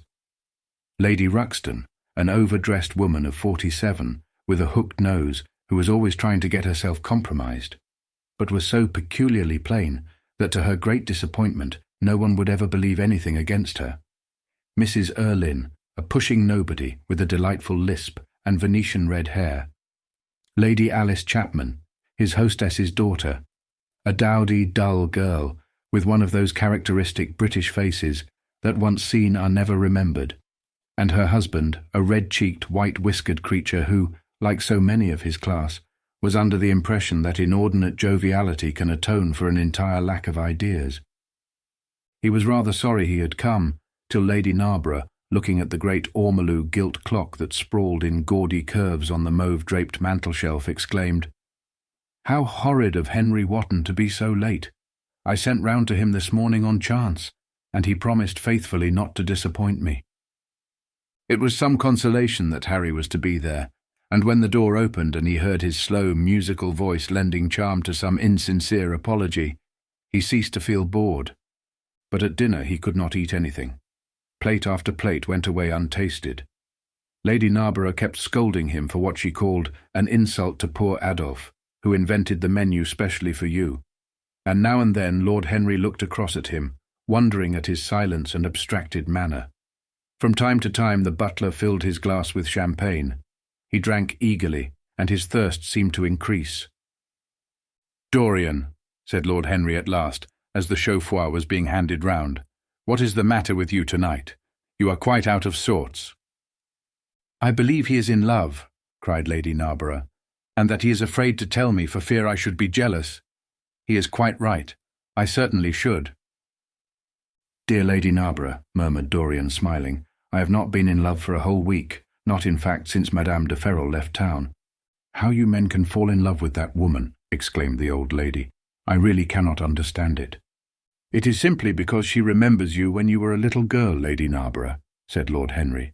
"She is the one link between us and your short frocks."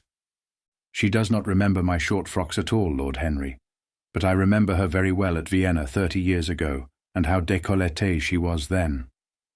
"She is still décolletée," he answered, taking an olive in his long fingers, "and when she is in a very smart gown she looks like an édition de luxe of a bad French novel. She is really wonderful and full of surprises. Her capacity for family affection is extraordinary.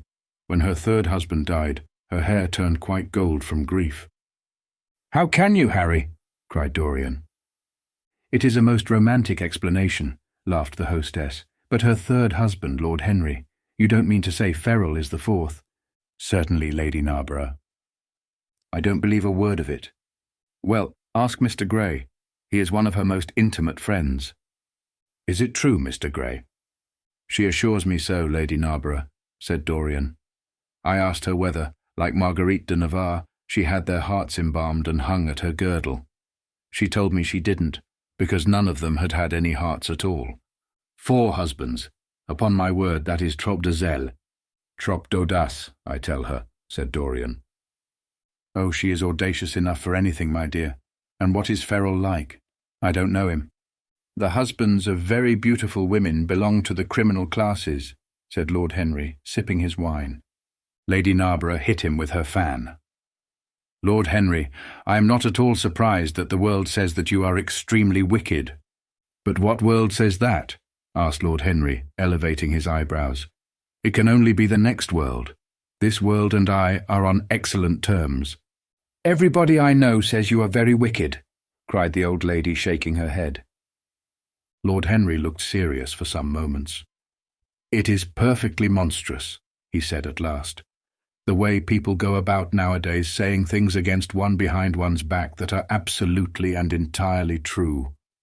"Isn't he incorrigible?" cried Dorian, leaning forward in his chair. "I hope so," said his hostess, laughing. "But really, if you all worship Madame de Ferrol in this ridiculous way, I shall have to marry again so as to be in the fashion." "You will never marry again, Lady Narborough," broke in Lord Henry. "You were far too happy. When a woman marries again, it is because she detested her first husband.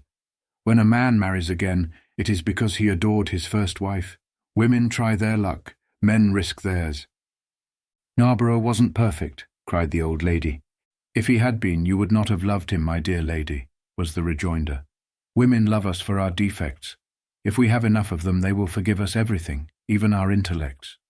You will never ask me to dinner again after saying this, I'm afraid, Lady Narborough, but it is quite true." "Of course it is true, Lord Henry. If we women did not love you for your defects, where would you all be? Not one of you would ever be married. You would be a set of unfortunate bachelors. Not, however, that that would alter you much.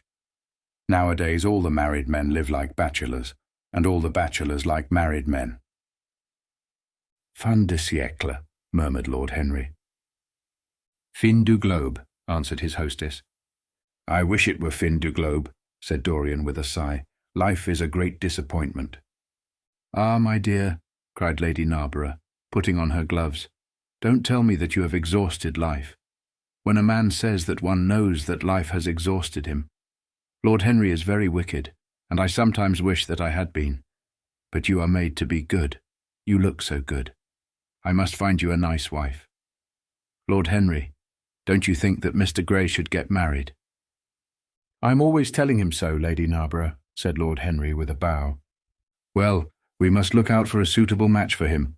I shall go through Debrett carefully tonight and draw out a list of all the eligible young ladies." "With their ages, Lady Narborough?" asked Dorian. "Of course, with their ages, slightly edited. But nothing must be done in a hurry. I want it to be what the Morning Post calls a suitable alliance, and I want you both to be happy." "What nonsense people talk about happy marriages," exclaimed Lord Henry. "A man can be happy with any woman, as long as he does not love her." "Ah, what a cynic you are," cried the old lady, pushing back her chair and nodding to Lady Ruxton. "You must come and dine with me soon again. You are really an admirable tonic, Much better than what Sir Andrew prescribes for me. You must tell me what people you would like to meet, though. I want it to be a delightful gathering."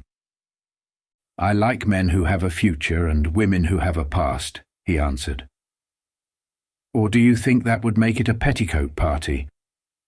"I fear so," she said, laughing as she stood up. "1,000 pardons, my dear Lady Ruxton," she added. "I didn't see you hadn't finished your cigarette." "Never mind, Lady Narborough.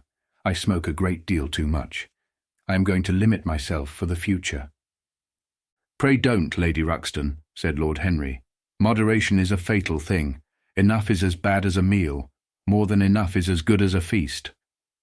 Lady Ruxton glanced at him curiously. "You must come and explain that to me some afternoon, Lord Henry. It sounds a fascinating theory," she murmured, as she swept out of the room. "Now mind you don't stay too long over your politics and scandal," cried Lady Narborough from the door. "If you do, we are sure to squabble upstairs." The men laughed, and Mr. Chapman got up solemnly from the foot of the table and came up to the top. Dorian Gray changed his seat and went and sat by Lord Henry. Mr. Chapman began to talk in a loud voice about the situation in the House of Commons. He guffawed at his adversaries. The word doctrinaire, word full of terror to the British mind, reappeared from time to time between his explosions. An alliterative prefix served as an ornament of oratory. He hoisted the Union Jack on the pinnacles of thought. The inherited stupidity of the race, sound English common sense he jovially termed it, was shown to be the proper bulwark for society. A smile curved Lord Henry's lips, and he turned round and looked at Dorian. "Are you better, my dear fellow?" he asked. "You seemed rather out of sorts at dinner."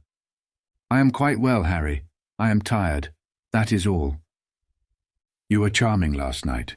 The little Duchess is quite devoted to you. She tells me she is going down to Selby. She has promised to come on the 20th. Is Monmouth to be there too?" "Oh yes, Harry. He bores me dreadfully, almost as much as he bores her. She is very clever, too clever for a woman. She lacks the indefinable charm of weakness. It is the feet of clay that makes the gold of the image precious. Her feet are very pretty, but they are not feet of clay. White porcelain feet, if you like. They have been through the fire, and what fire does not destroy, it hardens. She has had experiences." "How long has she been married?" asked Dorian. "An eternity, she tells me. I believe according to the peerage it is 10 years, but 10 years with Monmouth must have been like eternity, with time thrown in. Who else is coming?" "Oh, the Willoughbys, Lord Rugby and his wife, our hostess, Geoffrey Clouston, the usual set. I have asked Lord Grotrian." "I like him," said Lord Henry. "A great many people don't, but I find him charming. He atones for being occasionally somewhat overdressed, by being always absolutely overeducated. He is a very modern type." "I don't know if he will be able to come, Harry. He may have to go to Monte Carlo with his father." "Ah, what a nuisance people's people are. Try and make him come. By the way, Dorian, you ran off very early last night. You left before 11. What did you do afterwards? Did you go straight home?" Dorian glanced at him hurriedly and frowned. "No, Harry," he said at last. "I did not get home till nearly 3. "Did you go to the club?" "Yes," he answered. Then he bit his lip. "No, I don't mean that. I didn't go to the club. I walked about. I forget what I did." "How inquisitive you are, Harry. You always want to know what one has been doing." "I always want to forget what I have been doing. I came in at 2:30, if you wish to know the exact time. I had left my latchkey at home, and my servant had to let me in.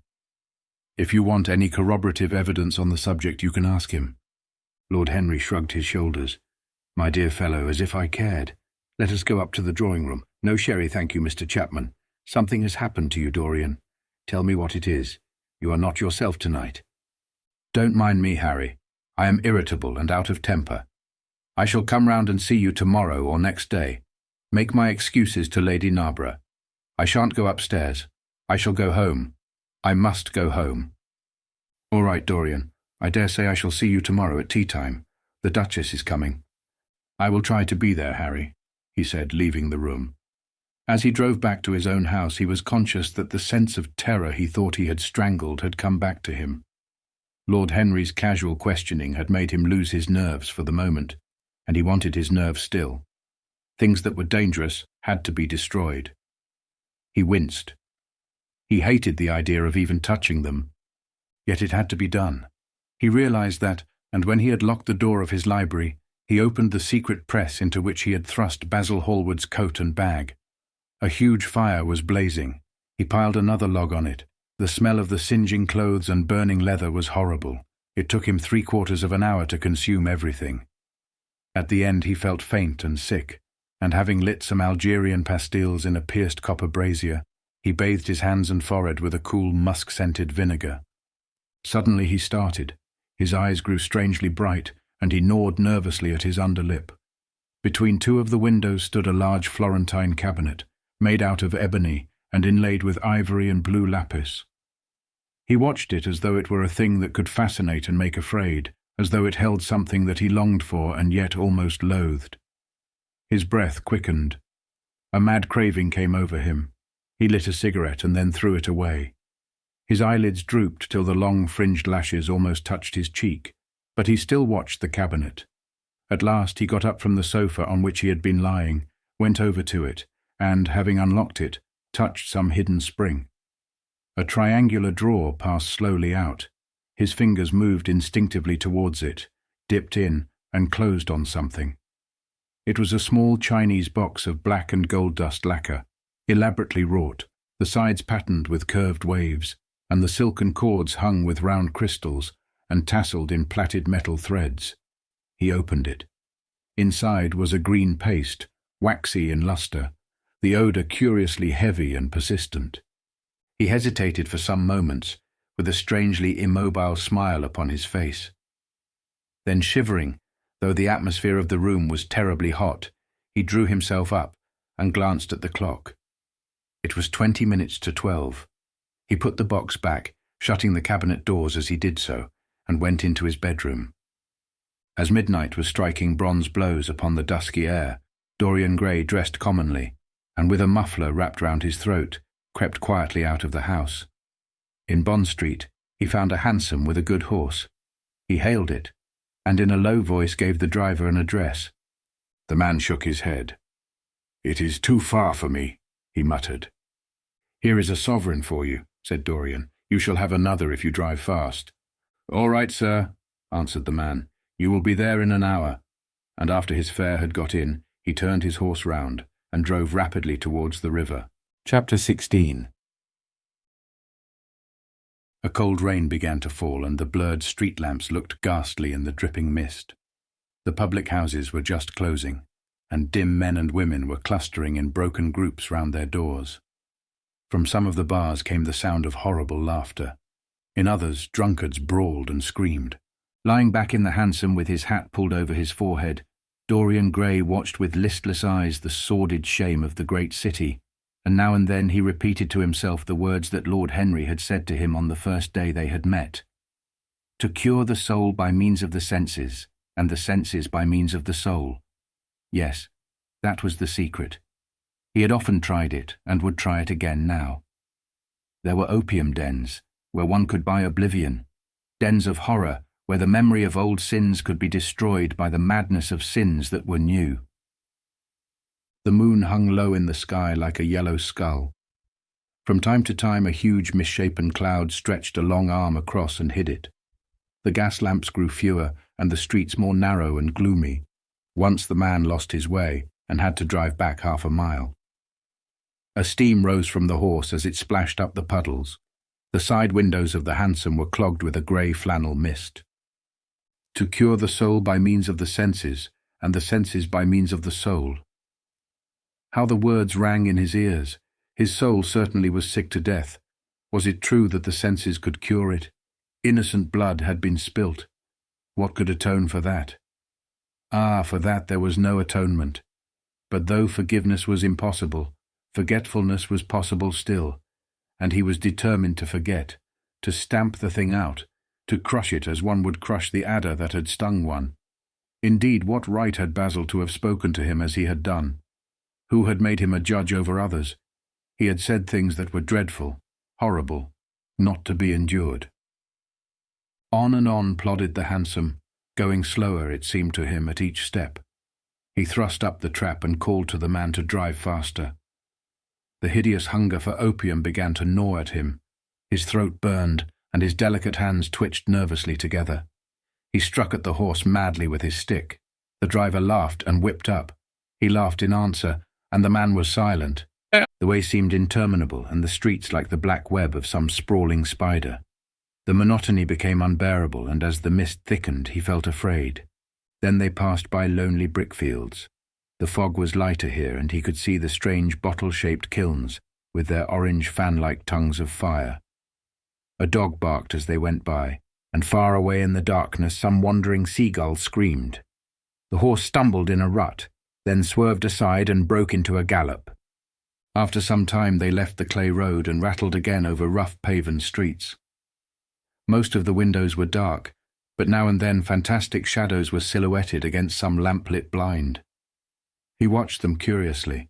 They moved like monstrous marionettes and made gestures like live things. He hated them.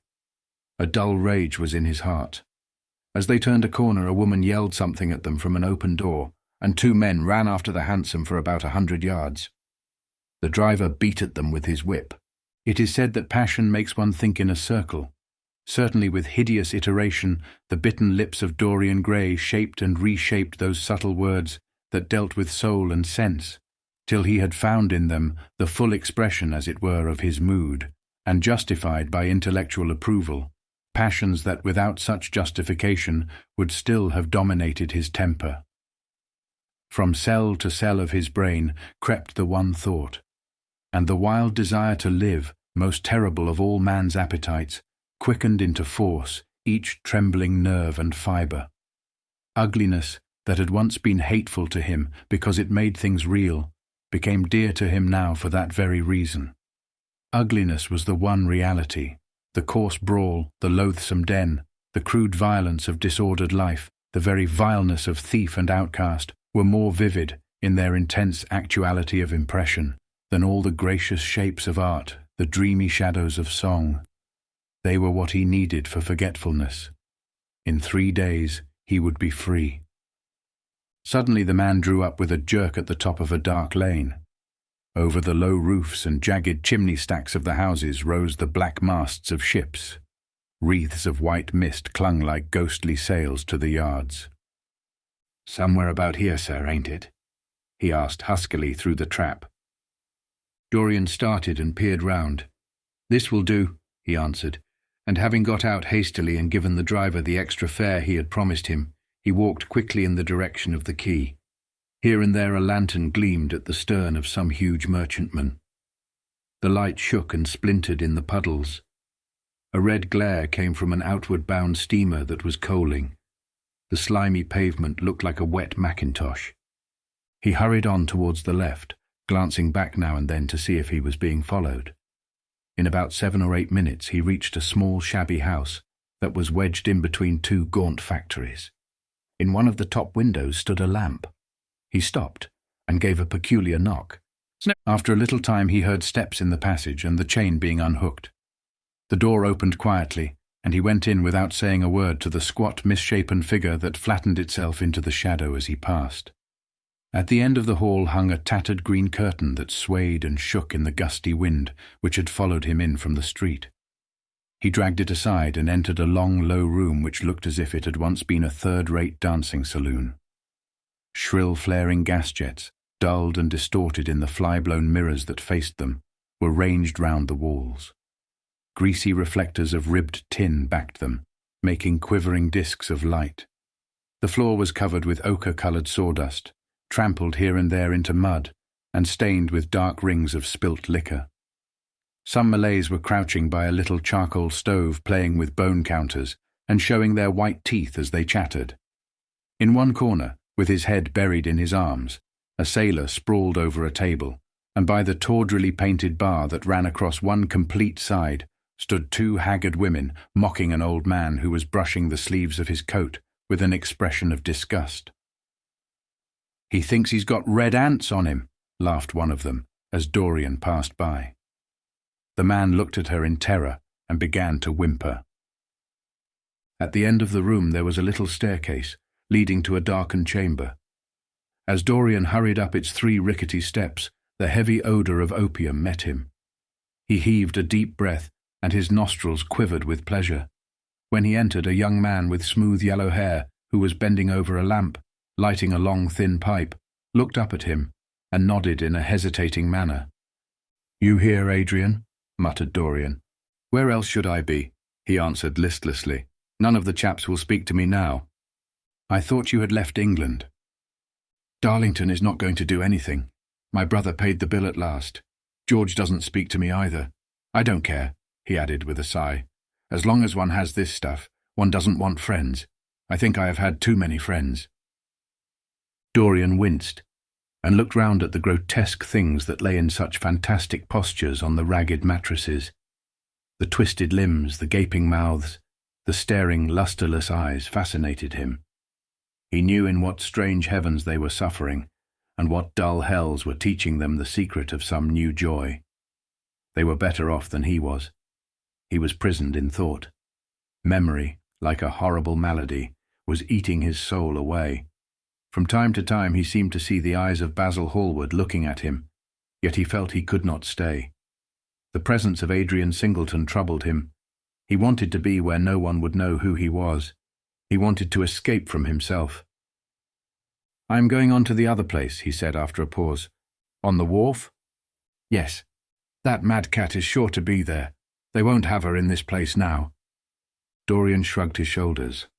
"I'm sick of women who love one. Women who hate one are much more interesting.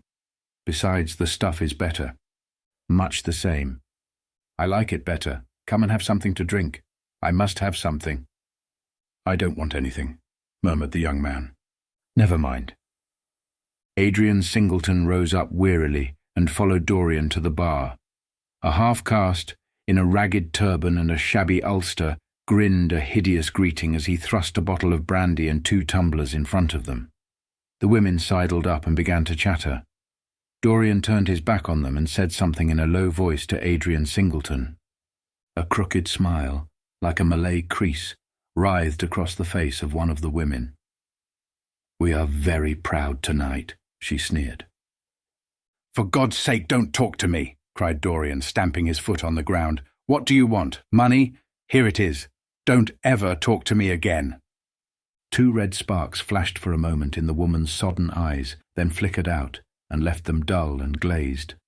She tossed her head and raked the coins off the counter with greedy fingers. Her companion watched her enviously. "It's no use," sighed Adrian Singleton. "I don't care to go back. What does it matter? I am quite happy here."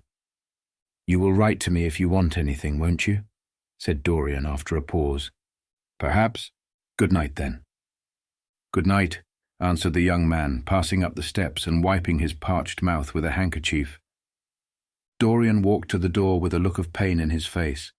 As he drew the curtain aside, a hideous laugh broke from the painted lips of the woman who had taken his money.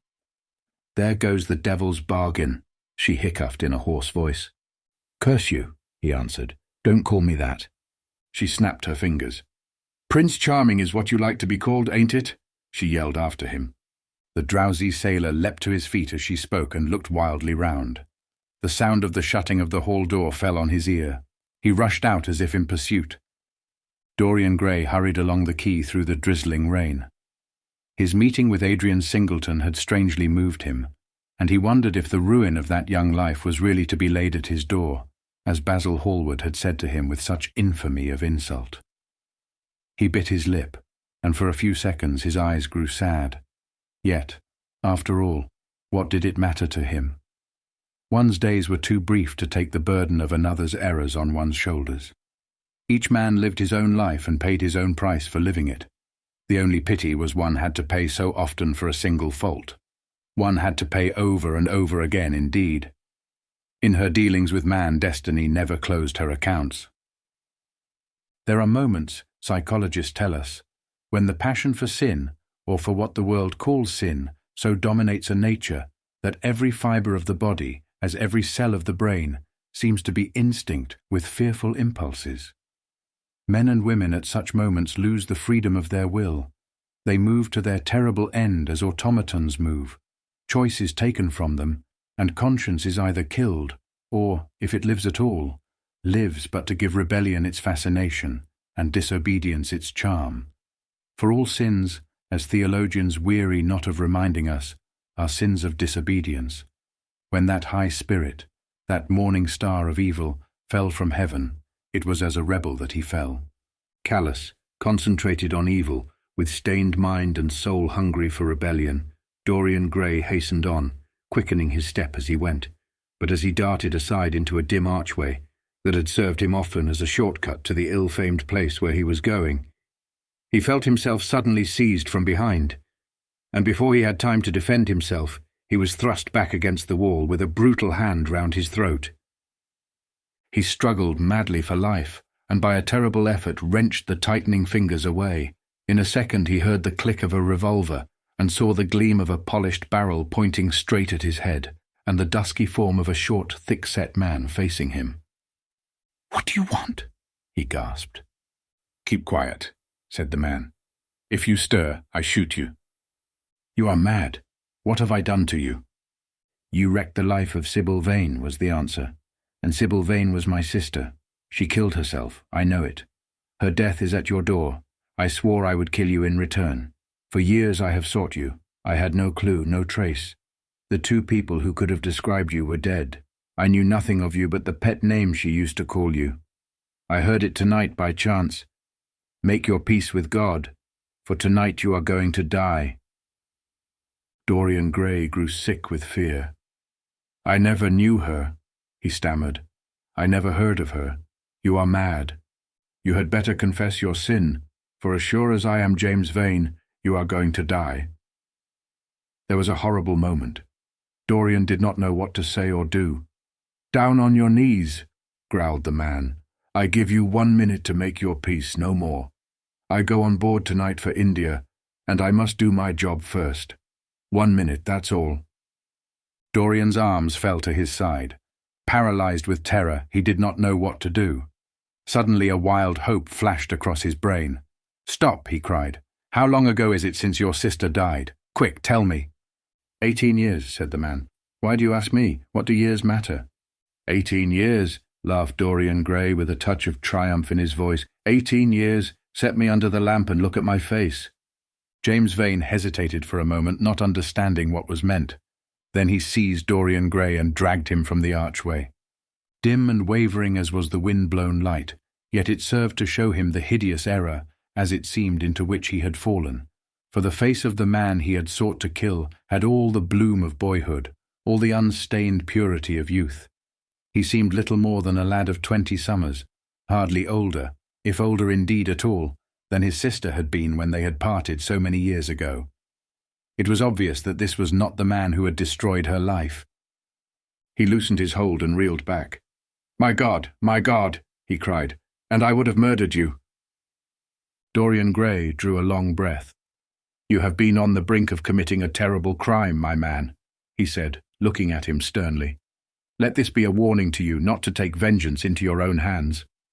"Forgive me, sir," muttered James Vane. "I was deceived.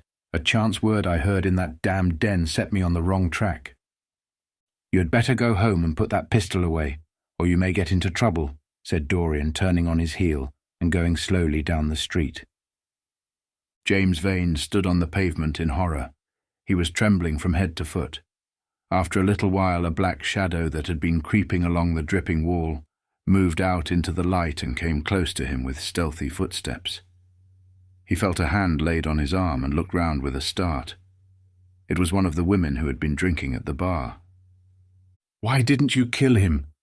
she hissed out, putting her haggard face quite close to his. "I knew you were following him when you rushed out from Daly's. You fool! You should have killed him. He has lots of money and he's as bad as bad." "He is not the man I'm looking for," he answered, "and I want no man's money. I want a man's life. The man whose life I want must be nearly 40 now. This one is little more than a boy. Thank God I have not got his blood upon my hands." The woman gave a bitter laugh. "Little more than a boy," she sneered. "Why, man, it's nigh on 18 years since Prince Charming made me what I am." "You lie!" cried James Vane. She raised her hand up to heaven. "Before God I am telling the truth," she cried. "Before God?" Strike me dumb if it ain't so. He is the worst one that comes here. They say he has sold himself to the devil for a pretty face. It's nigh on 18 years since I met him. He hasn't changed much since then. I have, though," she added, with a sickly leer. "You swear this?" "I swear it," came in hoarse echo from her flat mouth. "But don't give me away to him," she whined. "I am afraid of him. Let me have some money for my night's lodging." He broke from her with an oath and rushed to the corner of the street, but Dorian Gray had disappeared. When he looked back, the woman had vanished also. Chapter 17. A week later, Dorian Gray was sitting in the conservatory at Selby Royal, talking to the pretty Duchess of Monmouth, who with her husband, a jaded-looking man of 60, was amongst his guests. It was tea-time, and the mellow light of the huge lace-covered lamp that stood on the table lit up the delicate china and hammered silver of the service at which the Duchess was presiding. Her white hands were moving daintily among the cups, and her full red lips were smiling at something that Dorian had whispered to her. Lord Henry was lying back in a silk-draped wicker chair looking at them. On a peach-coloured divan sat Lady Narborough, pretending to listen to the Duke's description of the last Brazilian beetle that he had added to his collection. 3 young men in elaborate smoking suits were handing tea cakes to some of the women. The house party consisted of 12 people, and there were more expected to arrive on the next day. "What are you two talking about?" said Lord Henry, strolling over to the table and putting his cup down. "I hope Dorian has told you about my plan for rechristening everything, Gladys. It is a delightful idea." "But I don't want to be rechristened, Harry," rejoined the Duchess, looking up at him with her wonderful eyes.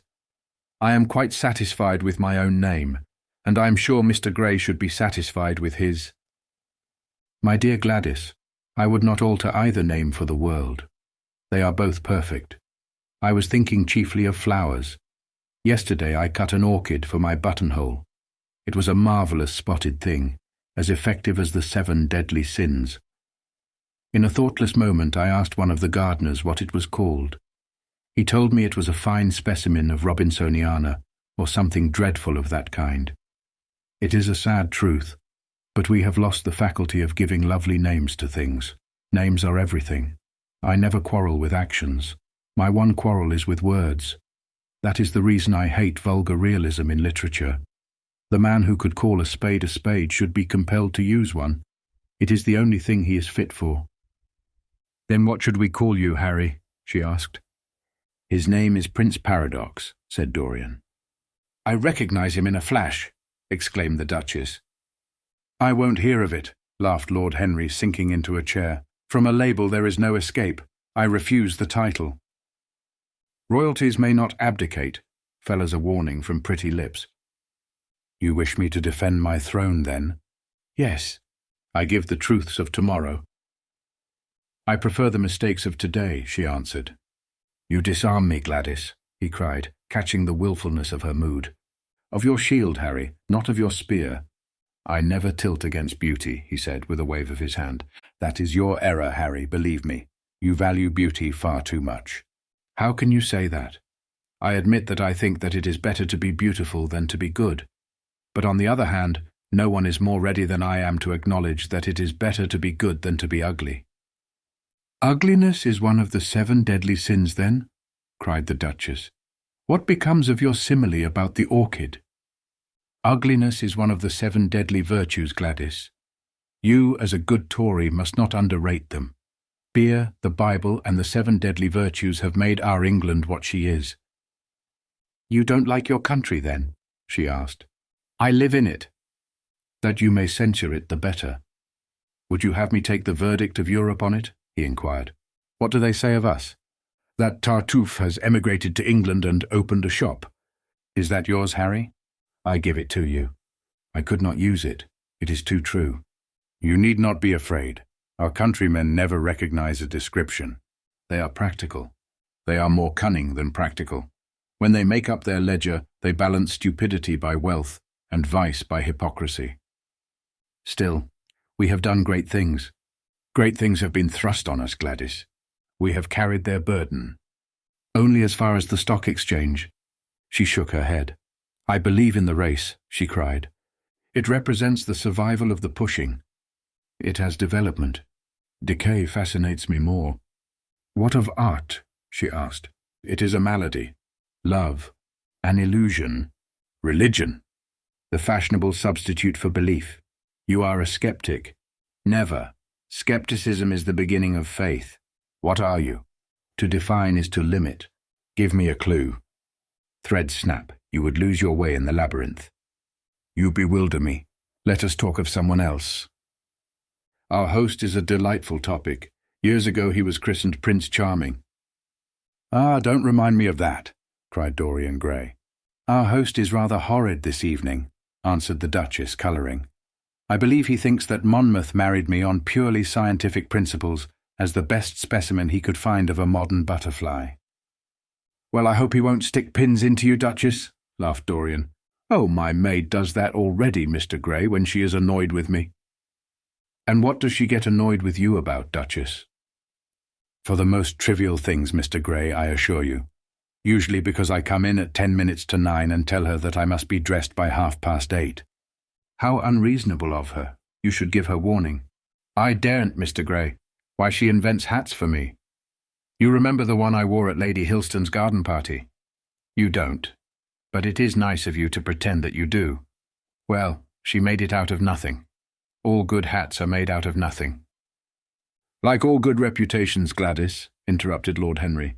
Every effect that one produces gives one an enemy. To be popular, one must be a mediocrity. Not with women, said the Duchess, shaking her head, and women rule the world. I assure you we can't bear mediocrities.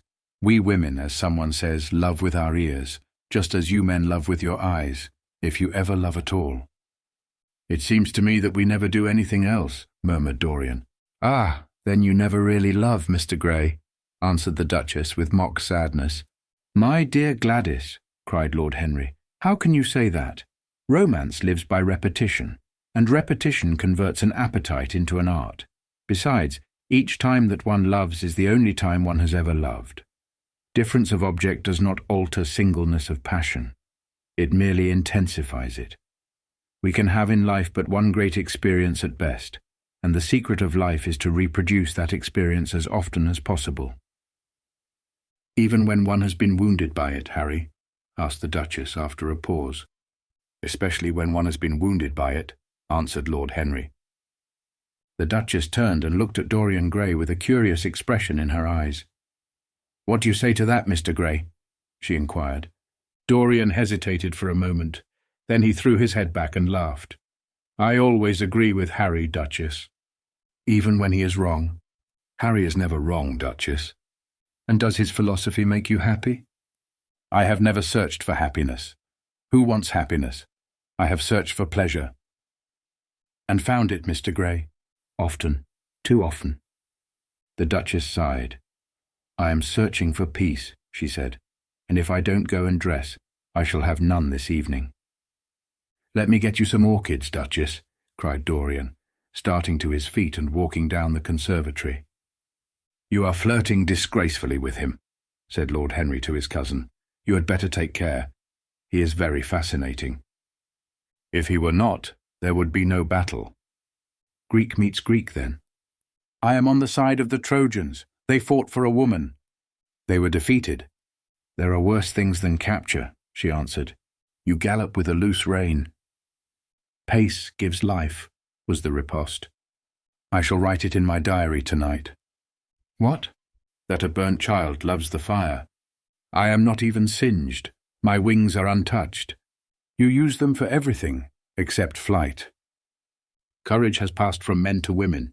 It is a new experience for us. You have a rival. Who?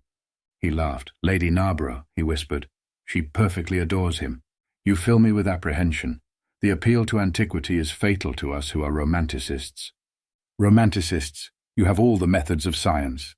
Men have educated us, but not explained you. Describe us as a sex, was her challenge. Sphinxes without secrets. She looked at him, smiling. How long Mr. Gray is, she said. Let us go and help him. I have not yet told him the colour of my frock. Ah, you must suit your frock to his flowers, Gladys. That would be a premature surrender. Romantic art begins with its climax. I must keep an opportunity for retreat, in the Parthian manner. They found safety in the desert. I could not do that. Women are not always allowed a choice, he answered, but hardly had he finished the sentence before from the far end of the conservatory came a stifled groan, followed by the dull sound of a heavy fall. Everybody started up. The Duchess stood motionless in horror, and with fear in his eyes, Lord Henry rushed through the flapping palms to find Dorian Gray lying face downwards on the tiled floor in a death-like swoon. He was carried at once into the blue drawing-room and laid upon one of the sofas. After a short time he came to himself and looked round with a dazed expression. "What has happened?" he asked. "Oh, I remember. Am I safe here, Harry?" He began to tremble. "My dear Dorian," answered Lord Henry, "you merely fainted, that was all. You must have overtired yourself. You had better not come down to dinner. I will take your place." "No, I will come down," he said, struggling to his feet. "I would rather come down. I must not be alone." He went to his room and dressed. There was a wild recklessness of gaiety in his manner as he sat at table, but now and then a thrill of terror ran through him when he remembered that, pressed against the window of the conservatory like a white handkerchief, he had seen the face of James Vane watching him. Chapter 18. The next day he did not leave the house, and indeed spent most of the time in his own room, sick with a wild terror of dying, and yet indifferent to life itself. The consciousness of being hunted, snared, tracked down, had begun to dominate him. If the tapestry did but tremble in the wind, he shook. The dead leaves that were blown against the leaded panes seemed to him like his own wasted resolutions and wild regrets. When he closed his eyes, he saw again the sailor's face peering through the mist-stained glass, and horror seemed once more to lay its hand upon his heart. But perhaps it had been only his fancy that had called vengeance out of the night, and set the hideous shapes of punishment before him. Actual life was chaos, but there was something terribly logical in the imagination. It was the imagination that set remorse to dog the feet of sin. It was the imagination that made each crime bear its misshapen brood. In the common world of fact, the wicked were not punished, nor the good rewarded. Success was given to the strong, failure thrust upon the weak. That was all. Besides, had any stranger been prowling round the house, he would have been seen by the servants or the keepers. Had any footmarks been found on the flower beds, the gardeners would have reported it. Yes, it had been merely fancy. Sybil Vane's brother had not come back to kill him. He had sailed away in his ship to founder in some winter sea. From him, at any rate, he was safe. Why the man did not know who he was, could not know who he was. The mask of youth had saved him. And yet, if it had been merely an illusion, how terrible it was to think that conscience could raise such fearful phantoms, and give them visible form, and make them move before one. What sort of life would his be, if day and night shadows of his crime were to peer at him from silent corners, to mock him from secret places, to whisper in his ear as he sat at the feast, to wake him with icy fingers as he lay asleep? As the thought crept through his brain, he grew pale with terror, and the air seemed to him to have become suddenly colder. Oh, in what a wild hour of madness he had killed his friend! How ghastly the mere memory of the scene! He saw it all again. Each hideous detail came back to him with added horror. Out of the black cave of time, terrible and swathed in scarlet, rose the image of his sin. When Lord Henry came in at 6 o'clock, he found him crying as one whose heart will break. It was not till the third day that he ventured to go out. There was something in the clear, pine-scented air of that winter morning that seemed to bring him back his joyousness and his ardour for life. But it was not merely the physical conditions of environment that had caused the change. His own nature had revolted against the excess of anguish that had sought to maim and mar the perfection of its calm. With subtle and finely wrought temperaments it is always so. Their strong passions must either bruise or bend. They either slay the man or themselves die. Shallow sorrows and shallow loves live on. The loves and sorrows that are great are destroyed by their own plenitude.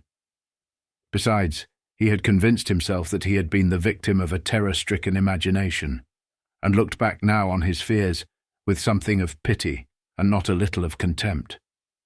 After breakfast, he walked with the Duchess for an hour in the garden, and then drove across the park to join the shooting party. The crisp frost lay like salt upon the grass. The sky was an inverted cup of blue metal.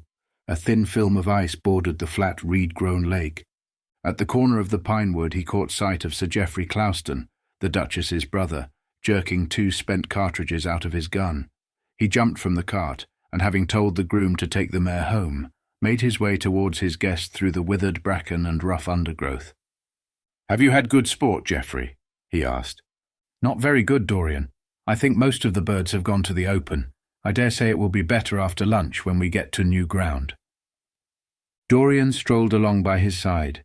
The keen aromatic air, the brown and red lights that glimmered in the wood, the hoarse cries of the beaters ringing out from time to time, and the sharp snaps of the guns that followed fascinated him, and filled him with a sense of delightful freedom. He was dominated by the carelessness of happiness, by the high indifference of joy. Suddenly, from a lumpy tussock of old grass, some 20 yards in front of them, with black-tipped ears erect and long hinder limbs throwing it forward, started a hare. It bolted for a thicket of alders. Sir Geoffrey put his gun to his shoulder, but there was something in the animal's grace of movement that strangely charmed Dorian Gray, and he cried out at once, "Don't shoot it, Geoffrey. Let it live."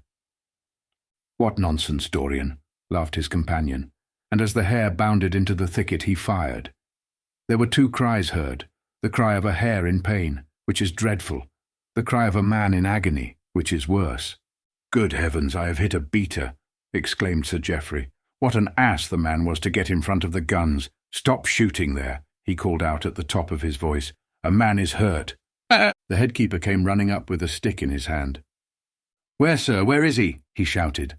At the same time the firing ceased along the line. "Here," answered Sir Geoffrey angrily, hurrying towards the thicket.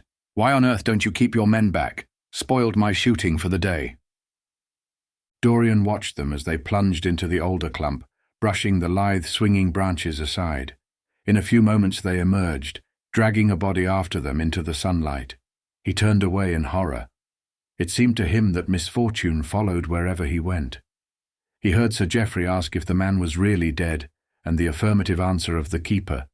The wood seemed to him to have become suddenly alive with faces.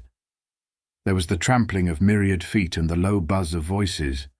A great copper-breasted pheasant came beating through the boughs overhead.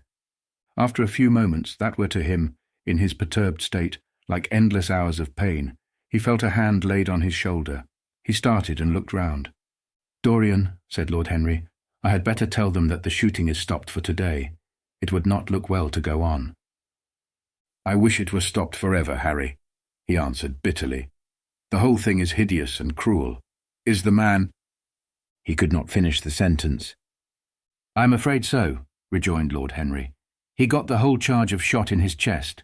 He must have died almost instantaneously. Come, let us go home." They walked side by side in the direction of the avenue for nearly 50 yards without speaking. Then Dorian looked at Lord Henry and said with a heavy sigh, "It is a bad omen, Harry, a very bad omen." "What is?" asked Lord Henry. "Oh, this accident, I suppose. My dear fellow, it can't be helped. It was the man's own fault. Why did he get in front of the guns? Besides, it's nothing to us. It is rather awkward for Geoffrey, of course. It does not do to pepper beaters.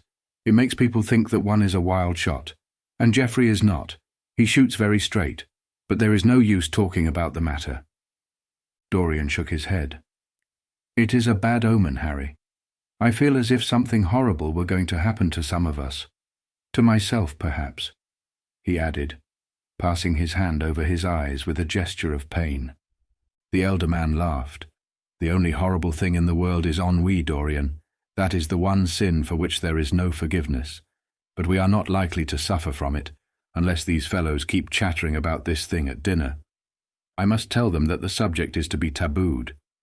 As for omens, there is no such thing as an omen. Destiny does not send us heralds. She is too wise or too cruel for that. Besides, What on earth could happen to you, Dorian?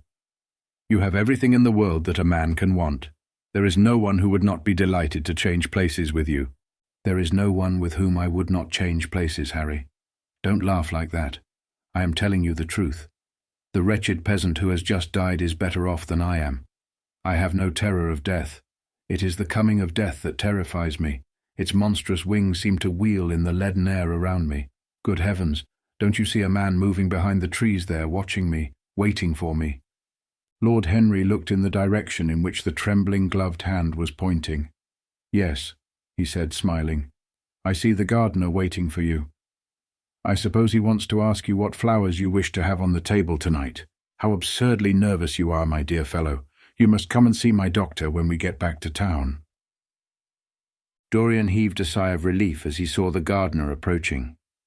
The man touched his hat, glanced for a moment at Lord Henry in a hesitating manner, and then produced a letter, which he handed to his master. Her Grace told me to wait for an answer, he murmured. Dorian put the letter into his pocket. Tell Her Grace that I am coming in, he said coldly. The man turned round and went rapidly in the direction of the house. How fond women are of doing dangerous things, laughed Lord Henry. It is one of the qualities in them that I admire most. A woman will flirt with anybody in the world as long as other people are looking on.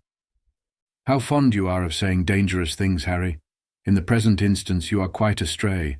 I like the Duchess very much, but I don't love her. And the Duchess loves you very much, but she likes you less, so you are excellently matched. You are talking scandal, Harry, and there is never any basis for scandal. The basis of every scandal is an immoral certainty, said Lord Henry, lighting a cigarette. You would sacrifice anybody, Harry, for the sake of an epigram. The world goes to the altar of its own accord, was the answer. I wish I could love, cried Dorian Gray, with a deep note of pathos in his voice. But I seem to have lost the passion and forgotten the desire. I'm too much concentrated on myself. My own personality has become a burden to me. I want to escape, to go away, to forget. It was silly of me to come down here at all. I think I shall send a wire to Harvey to have the yacht got ready. On a yacht, one is safe. Safe from what, Dorian? You are in some trouble. Why not tell me what it is?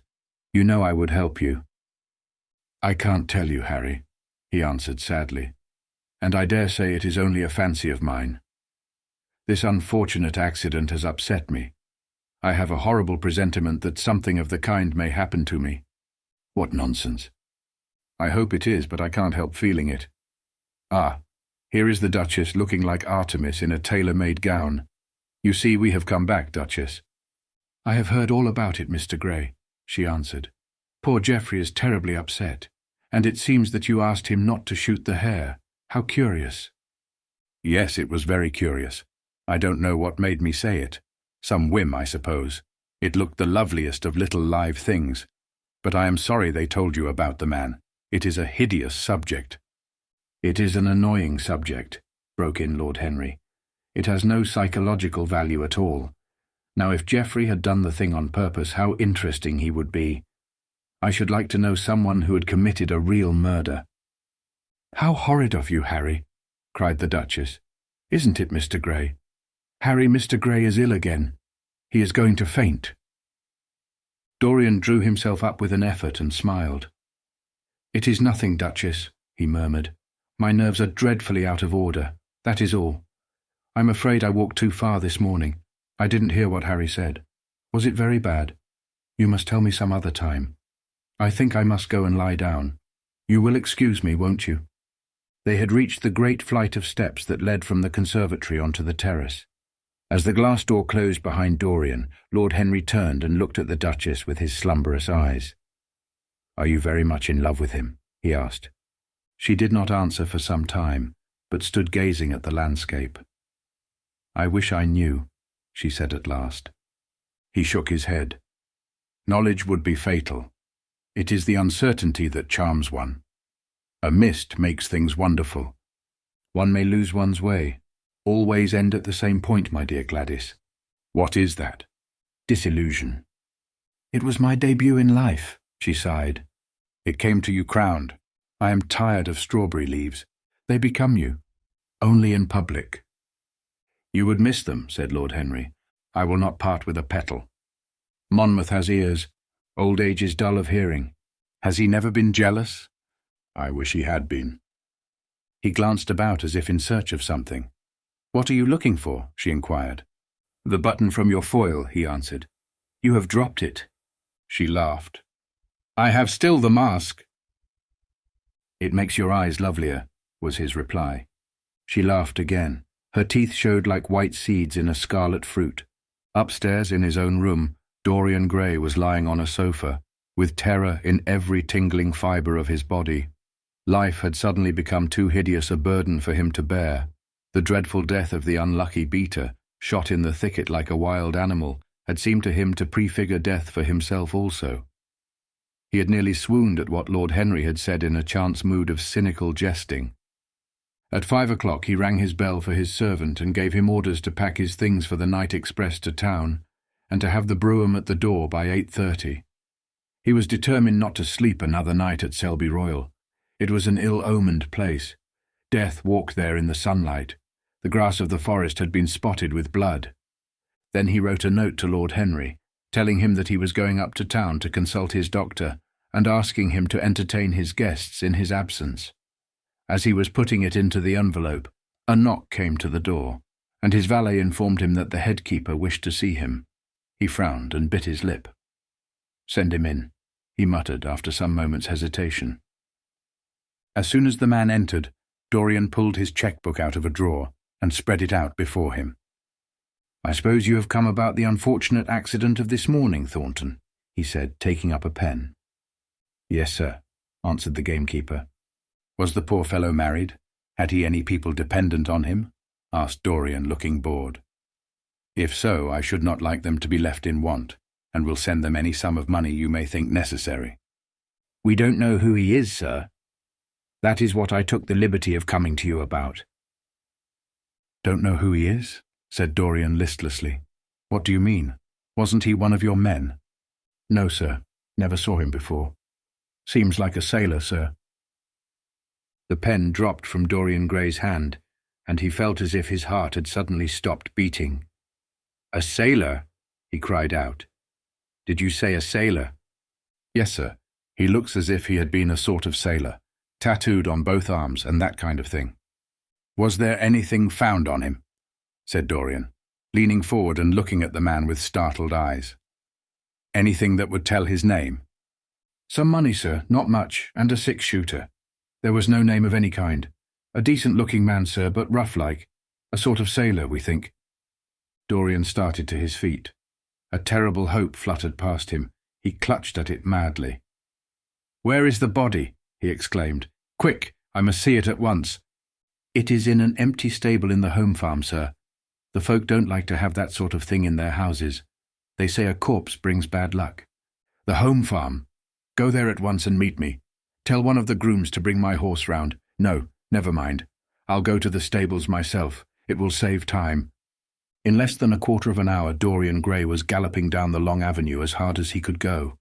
The trees seemed to sweep past him in spectral procession, and wild shadows to fling themselves across his path.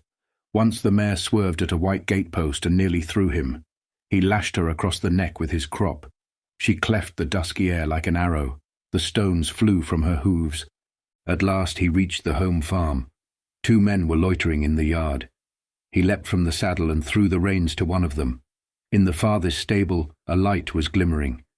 Something seemed to tell him that the body was there, and he hurried to the door and put his hand upon the latch. There he paused for a moment, feeling that he was on the brink of a discovery that would either make or mar his life. Then he thrust the door open and entered. On a heap of sacking in the far corner was lying the dead body of a man dressed in a coarse shirt and a pair of blue trousers. A spotted handkerchief had been placed over the face. A coarse candle stuck in a bottle sputtered beside it. Dorian Gray shuddered. He felt that his could not be the hand to take the handkerchief away, and called out to one of the farm servants to come to him. "Take that thing off the face. I wish to see it," he said, clutching at the doorpost for support. When the farm servant had done so, he stepped forward. A cry of joy broke from his lips. The man who had been shot in the thicket was James Vane. He stood there for some minutes looking at the dead body. As he rode home, his eyes were full of tears, for he knew he was safe. Chapter 19. "There is no use your telling me that you are going to be good," cried Lord Henry, dipping his white fingers into a red copper bowl filled with rose water. "You're quite perfect. Pray, don't change." Dorian Gray shook his head. "No, Harry. I have done too many dreadful things in my life. I am not going to do any more. I began my good actions yesterday." "Where were you yesterday?" "In the country, Harry. I was staying at a little inn by myself." "My dear boy," said Lord Henry, smiling, "anybody can be good in the country. There are no temptations there. That is the reason why people who live out of town are so absolutely uncivilized. Civilization is not by any means an easy thing to attain to. There are only two ways by which man can reach it.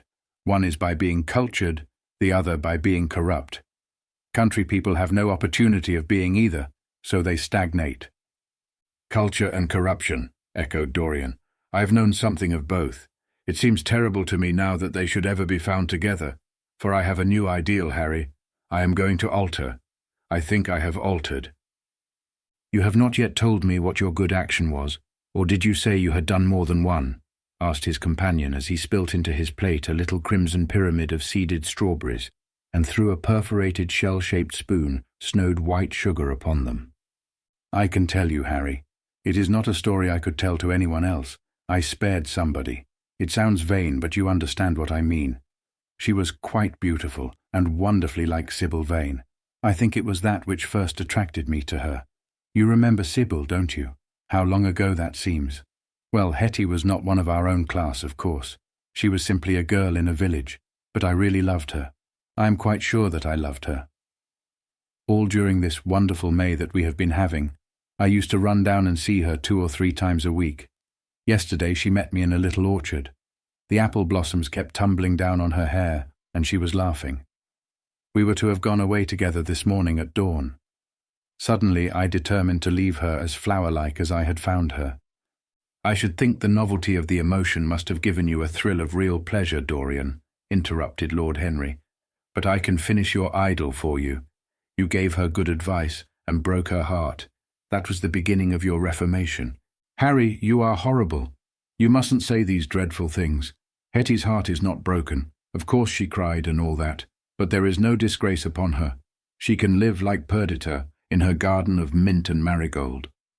"And weep over a faithless Florizel," said Lord Henry, laughing as he leant back in his chair. "My dear Dorian, you have the most curiously boyish moods. Do you think this girl will ever be really contented now with anyone of her own rank? I suppose she will be married some day to a rough carter or a grinning ploughman. Well, the fact of having met you and loved you will teach her to despise her husband, and she will be wretched.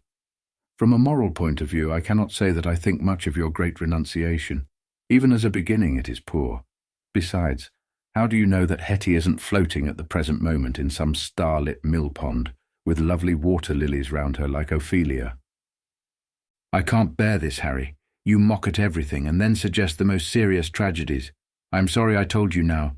I don't care what you say to me. I know I was right in acting as I did. Poor Hetty. As I rode past the farm this morning, I saw her white face at the window, like a spray of jasmine. Don't let us talk about it any more. And don't try to persuade me that the first good action I have done for years, the first little bit of self-sacrifice I have ever known, is really a sort of sin. I want to be better. I am going to be better. Tell me something about yourself. What is going on in town? I have not been to the club for days. The people are still discussing poor Basil's disappearance. I should have thought they had got tired of that by this time, said Dorian, pouring himself out some wine and frowning slightly. My dear boy, they have only been talking about it for 6 weeks, and the British public are really not equal to the mental strain of having more than one topic every 3 months. They have been very fortunate lately, however. They have had my own divorce case and Alan Campbell's suicide. Now they have got the mysterious disappearance of an artist. Scotland Yard still insists that the man in the grey ulster who left for Paris by the midnight train on the 9th of November was poor Basil, and the French police declare that Basil never arrived in Paris at all. I suppose in about a fortnight we shall be told that he has been seen in San Francisco. It is an odd thing, but everyone who disappears is said to be seen at San Francisco. It must be a delightful city, and possess all the attractions of the next world. "What do you think has happened to Basil?" asked Dorian, holding up his Burgundy against the light and wondering how it was that he could discuss the matter so calmly. "I have not the slightest idea. If Basil chooses to hide himself, it is no business of mine. If he is dead, I don't want to think about him. Death is the only thing that ever terrifies me. I hate it." "Why?" said the younger man wearily. "Because," said Lord Henry, passing beneath his nostrils the gilt trellis of an open vinaigrette box, "one can survive everything nowadays except that. Death and vulgarity are the only two facts in the 19th century that one cannot explain away. Let us have our coffee in the music room, Dorian. You must play Chopin to me. The man with whom my wife ran away played Chopin exquisitely. Poor Victoria, I was very fond of her. The house is rather lonely without her. Of course, married life is merely a habit, a bad habit. But then one regrets the loss even of one's worst habits. Perhaps one regrets them the most. They are such an essential part of one's personality." Dorian said nothing, but rose from the table and, passing into the next room, sat down to the piano and let his fingers stray across the white and black ivory of the keys. After the coffee had been brought in, he stopped and, looking over at Lord Henry, said, "Harry, did it ever occur to you that Basil was murdered?" Lord Henry yawned. "Basil was very popular, and always wore a Waterbury watch. Why should he have been murdered? He was not clever enough to have enemies. Of course he had a wonderful genius for painting, but a man can paint like Velasquez and yet be as dull as possible. Basil was really rather dull. He only interested me once, and that was when he told me, years ago, that he had a wild adoration for you, and that you were the dominant motive of his art." "I was very fond of Basil," said Dorian with a note of sadness in his voice. "But don't people say that he was murdered?" "Oh, some of the papers do. It does not seem to me to be at all probable. I know there are dreadful places in Paris, but Basil was not the sort of man to have gone to them. He had no curiosity. It was his chief defect." "What would you say, Harry, if I told you that I had murdered Basil?" said the younger man. He watched him intently after he had spoken. "I would say, my dear fellow, that you were posing for a character that doesn't suit you. All crime is vulgar, just as all vulgarity is crime.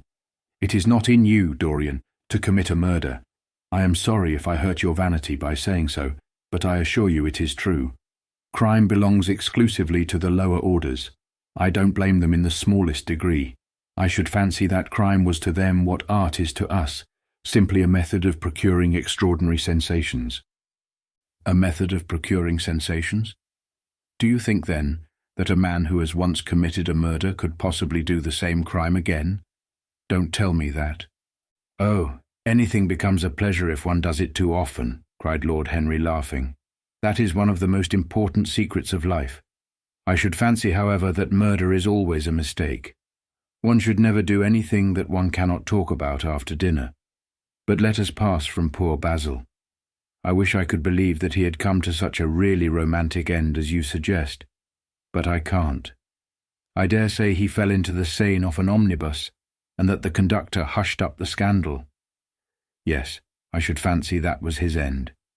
I see him lying now on his back under those dull green waters, with the heavy barges floating over him, and long weeds catching in his hair. Do you know, I don't think he would have done much more good work. During the last 10 years his painting had gone off very much." Dorian heaved a sigh, and Lord Henry strolled across the room and began to stroke the head of a curious Java parrot, a large grey-plumaged bird, with pink crest and tail, that was balancing itself upon a bamboo perch. As his pointed fingers touched it, it dropped the white scurf of crinkled lids over black glass-like eyes, and began to sway backwards and forwards. "Yes," he continued, turning round and taking his handkerchief out of his pocket. "His painting had quite gone off. It seemed to me to have lost something. It had lost an ideal.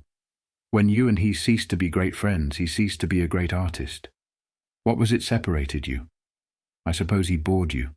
If so, he never forgave you. It's a habit bores have. By the way, what has become of that wonderful portrait he did of you? I don't think I've ever seen it since he finished it. Oh. I remember your telling me years ago that you had sent it down to Selby and that it had got mislaid or stolen on the way. You never got it back. What a pity. It was really a masterpiece. I remember I wanted to buy it. I wish I had now. It belonged to Basil's best period. Since then, his work was that curious mixture of bad painting and good intentions that always entitles a man to be called a representative British artist. Did you advertise for it? You should. I forget, said Dorian. I suppose I did, but I never really liked it. I am sorry I sat for it. The memory of the thing is hateful to me. Why do you talk of it? It used to remind me of those curious lines in some play. Hamlet, I think. How do they run? Like the painting of a sorrow, a face without a heart. Yes, that is what it was like. Lord Henry laughed. If a man treats life artistically, his brain is his heart, he answered, sinking into an armchair. Dorian Gray shook his head and struck some soft chords on the piano. Like the painting of a sorrow, he repeated, a face without a heart. The elder man lay back and looked at him with half-closed eyes. By the way, Dorian, he said after a pause, what does it profit a man if he gain the whole world and lose? How does the quotation run? His own soul. The music jarred and Dorian Gray started and stared at his friend. Why do you ask me that, Harry? My dear fellow, said Lord Henry, elevating his eyebrows in surprise, I asked you because I thought you might be able to give me an answer. That is all. I was going through the park last Sunday, and close by the Marble Arch, there stood a little crowd of shabby-looking people listening to some vulgar street preacher. As I passed by, I heard the man yelling out that question to his audience. It struck me as being rather dramatic. London is very rich in curious effects of that kind. A wet Sunday, an uncouth Christian in a mackintosh, a ring of sickly white faces under a broken roof of dripping umbrellas, and a wonderful phrase flung into the air by shrill, hysterical lips. It was really very good in its way, quite a suggestion. I thought of telling the prophet that art had a soul, but that man had not. I'm afraid, however, he would not have understood me. Don't, Harry. The soul is a terrible reality. It can be bought and sold and bartered away. It can be poisoned or made perfect. There is a soul in each one of us. I know it. Do you feel quite sure of that, Dorian? Quite sure. Ah, then it must be an illusion. The things one feels absolutely certain about are never true. That is the fatality of faith and the lesson of romance. How grave you are. Don't be so serious. What have you or I to do with the superstitions of our age? No, we have given up our belief in the soul. Play me something. Play me a nocturne, Dorian, and as you play, tell me in a low voice how you have kept your youth. You must have some secret. I am only 10 years older than you are, and I am wrinkled and worn and yellow. You are really wonderful, Dorian. You have never looked more charming than you do tonight. You remind me of the day I saw you first. You were rather cheeky, very shy, and absolutely extraordinary. You have changed, of course, but not in appearance. I wish you would tell me your secret. To get back my youth, I would do anything in the world, except take exercise, get up early, or be respectable. Youth. There is nothing like it. It's absurd to talk of the ignorance of youth. The only people to whose opinions I listen now with any respect are people much younger than myself. They seem in front of me. Life has revealed to them her latest wonder. As for the aged, I always contradict the aged. I do it on principle. If you ask them their opinion on something that happened yesterday, they solemnly give you the opinions current in 1820, when people wore high stocks, believed in everything, and knew absolutely nothing. How lovely that thing you are playing is. I wonder, did Chopin write it at Majorca, with the sea weeping round the villa, and the salt spray dashing against the panes? It is marvellously romantic. What a blessing it is that there is one art left to us that is not imitative. Don't stop. I want music tonight. It seems to me that you are the young Apollo, and that I am Marsyas listening to you. I have sorrows, Dorian, of my own, that even you know nothing of. The tragedy of old age is not that one is old, but that one is young. I am amazed sometimes at my own sincerity. Ah, Dorian, how happy you are. What an exquisite life you have had. You have drunk deeply of everything. You have crushed the grapes against your palate. Nothing has been hidden from you. And it has all been to you no more than the sound of music. It has not marred you. You are still the same. I am not the same, Harry. Yes, you are the same. I wonder what the rest of your life will be. Don't spoil it by renunciations. At present you are a perfect type. Don't make yourself incomplete. You are quite flawless now. You need not shake your head. You know you are. Besides, Dorian, don't deceive yourself. Life is not governed by will or intention. Life is a question of nerves and fibres and slowly built-up cells in which thought hides itself and passion has its dreams. You may fancy yourself safe and think yourself strong, but a chance tone of colour in a room or a morning sky, a particular perfume that you had once loved and that brings subtle memories with it, a line from a forgotten poem that you had come across again, a cadence from a piece of music that you had ceased to play. I tell you, Dorian, that it is on things like these that our lives depend. Browning writes about that somewhere, but our own senses will imagine them for us. There are moments when the odour of Lilas Blanc passes suddenly across me, and I have to live the strangest month of my life over again. I wish I could change places with you, Dorian. The world has cried out against us both, but it has always worshipped you. It always will worship you. You are the type of what the age is searching for and what it is afraid it has found. I am so glad that you have never done anything, never carved a statue or painted a picture or produced anything outside of yourself. Life has been your art. You have set yourself to music. Your days are your sonnets. Dorian rose up from the piano and passed his hand through his hair. Yes, life has been exquisite, he murmured, but I am not going to have the same life, Harry, and you must not say these extravagant things to me. You don't know everything about me. I think that if you did, even you would turn from me. You laugh. Don't laugh. Why have you stopped playing, Dorian? Go back and give me the nocturne over again. Look at that great honey-coloured moon that hangs in the dusky air. She is waiting for you to charm her, and if you play, she will come closer to the earth. You won't? Let us go to the club then. It has been a charming evening, and we must end it charmingly. There is someone at White's who wants immensely to know you. Young Lord Poole, Bournemouth's eldest son. He has already copied your neckties, and has begged me to introduce him to you. He is quite delightful, and rather reminds me of you. I hope not, said Dorian, with a sad look in his eyes. But I am tired tonight, Harry. I shan't go to the club. It is nearly 11, and I want to go to bed early. Do stay. You have never played so well as tonight. There was something in your touch that was wonderful. It had more expression than I had ever heard from it before. It is because I am going to be good, he answered, smiling. I am a little changed already. You cannot change to me, Dorian, said Lord Henry. You and I will always be friends. Yet you poisoned me with a book once. I should not forgive that. Harry, promise me that you will never lend that book to anyone. It does harm. My dear boy, you are really beginning to moralize.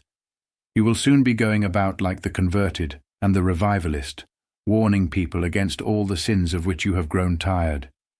You are much too delightful to do that. Besides, it is no use. You and I are what we are, and will be what we will be. As for being poisoned by a book, there is no such thing as that. Art has no influence upon action. It annihilates the desire to act. It is superbly sterile. The books that the world calls immoral are books that show the world its own shame. That is all. But we won't discuss literature. Come round tomorrow. I'm going to ride at 11. We might go together, and I will take you to lunch afterwards with Lady Branksome. She is a charming woman, and wants to consult you about some tapestries she is thinking of buying. Mind you come. Or shall we lunch with our little Duchess? She says she never sees you now. Perhaps you are tired of Gladys. I thought you would be. Her clever tongue gets on one's nerves. Well, in any case, be here at 11. Must I really come, Harry? Certainly. The park is quite lovely now. I don't think there have been such lilacs since the year I met you. Very well. I shall be here at 11, said Dorian. Good night, Harry." As he reached the door, he hesitated for a moment, as if he had something more to say. Then he sighed and went out. Chapter 20. It was a lovely night, so warm that he threw his coat over his arm, and did not even put his silk scarf round his throat. As he strolled home smoking his cigarette, 2 young men in evening dress passed him. He heard one of them whisper to the other, "That is Dorian Gray." He remembered how pleased he used to be when he was pointed out, or stared at, or talked about. He was tired of hearing his own name now. Half the charm of the little village where he had been so often lately was that no one knew who he was. He had often told the girl whom he had lured to love him that he was poor, and she had believed him. He had told her once that he was wicked, and she had laughed at him, and answered that wicked people were always very old and very ugly. What a laugh she had, just like a thrush singing, and how pretty she had been in her cotton dresses and her large hats. She knew nothing, but she had everything that he had lost. When he reached home, he found his servant waiting up for him. He sent him to bed and threw himself down on the sofa in the library and began to think over some of the things that Lord Henry had said to him. Was it really true that one could never change? He felt a wild longing for the unstained purity of his boyhood, his rose-white boyhood, as Lord Henry had once called it. He knew that he had tarnished himself, filled his mind with corruption, and given horror to his fancy, that he had been an evil influence to others, and had experienced a terrible joy in being so, and that, of the lives that had crossed his own, it had been the fairest and the most full of promise that he had brought to shame.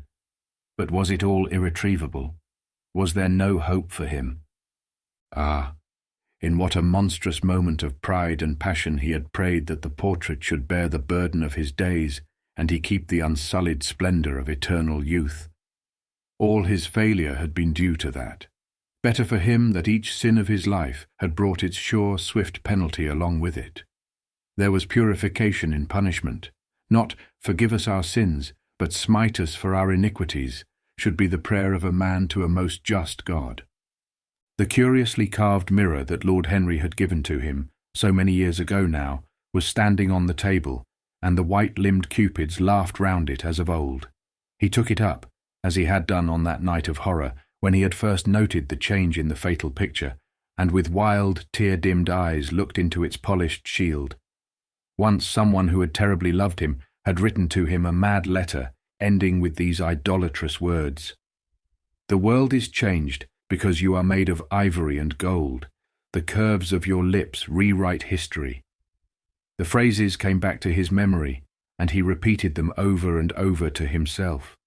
Then he loathed his own beauty, and flinging the mirror on the floor, crushed it into silver splinters beneath his heel.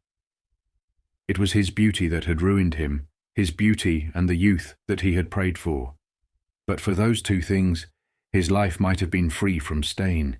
His beauty had been to him but a mask, his youth but a mockery.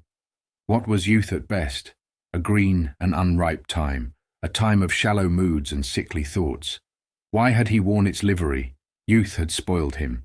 It was better not to think of the past. Nothing could alter that. It was of himself, and of his own future, that he had to think. James Vane was hidden in a nameless grave in Selby churchyard. Alan Campbell had shot himself one night in his laboratory, but had not revealed the secret that he had been forced to know.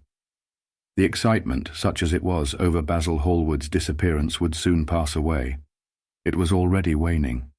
He was perfectly safe there. Nor indeed was it the death of Basil Hallward that weighed most upon his mind.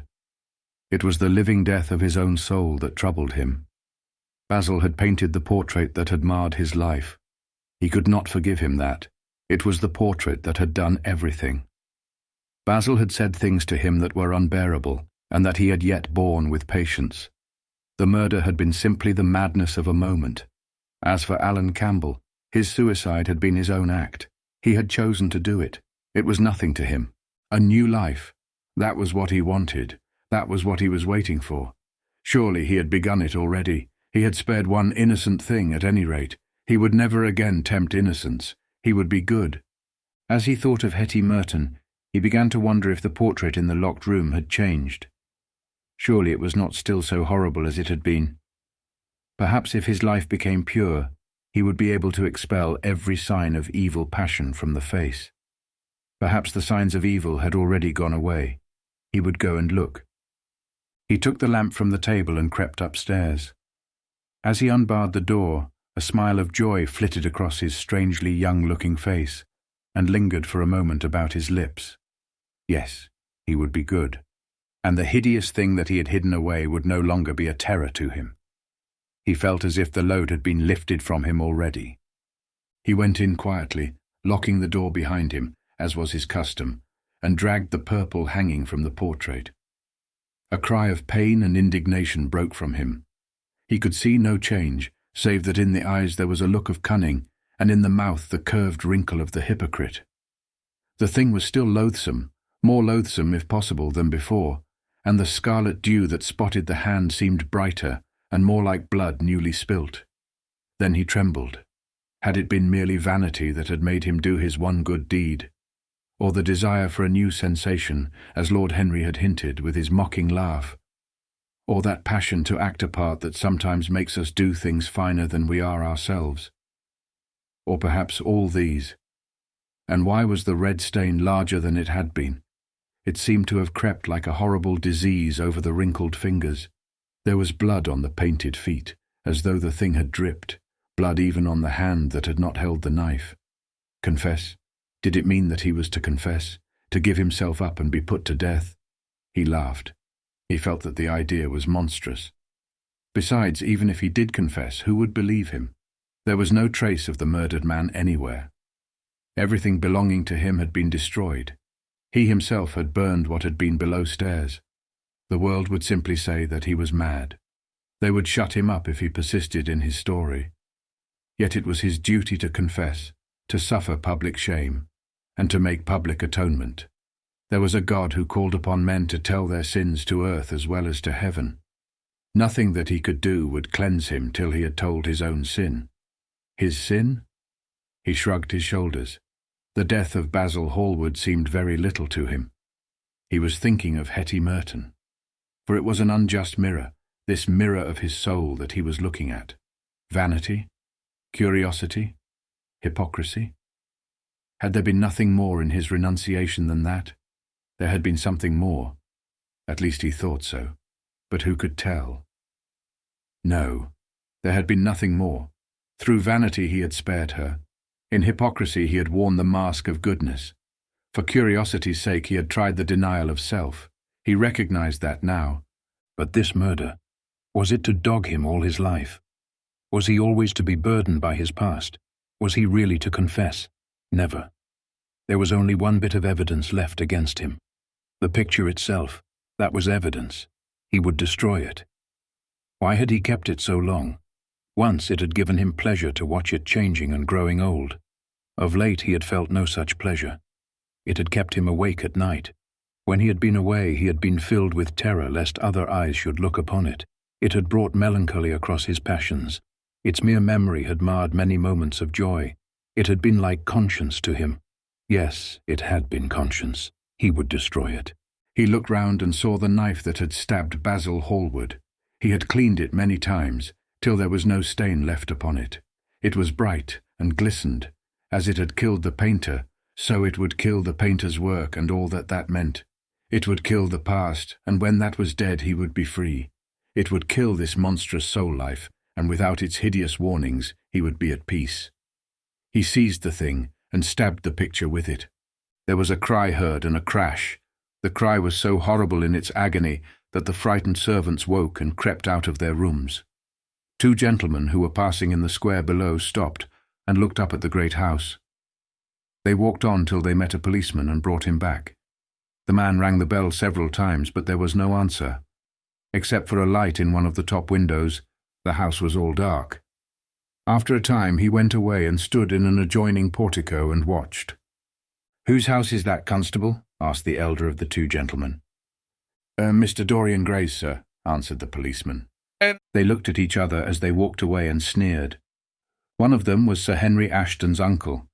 Inside, in the servants' part of the house, The half-clad domestics were talking in low whispers to each other. Old Mrs. Leaf was crying and wringing her hands. Francis was as pale as death.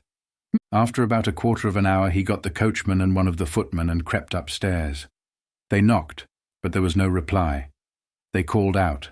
Everything was still. Finally, after vainly trying to force the door, they got on the roof and dropped down onto the balcony. The windows yielded easily. Their bolts were old. When they entered, they found hanging upon the wall a splendid portrait of their master as they had last seen him, in all the wonder of his exquisite youth and beauty. Lying on the floor was a dead man, in evening dress, with a knife in his heart. He was withered, wrinkled, and loathsome of visage. It was not till they had examined the rings that they recognized who it was. The end.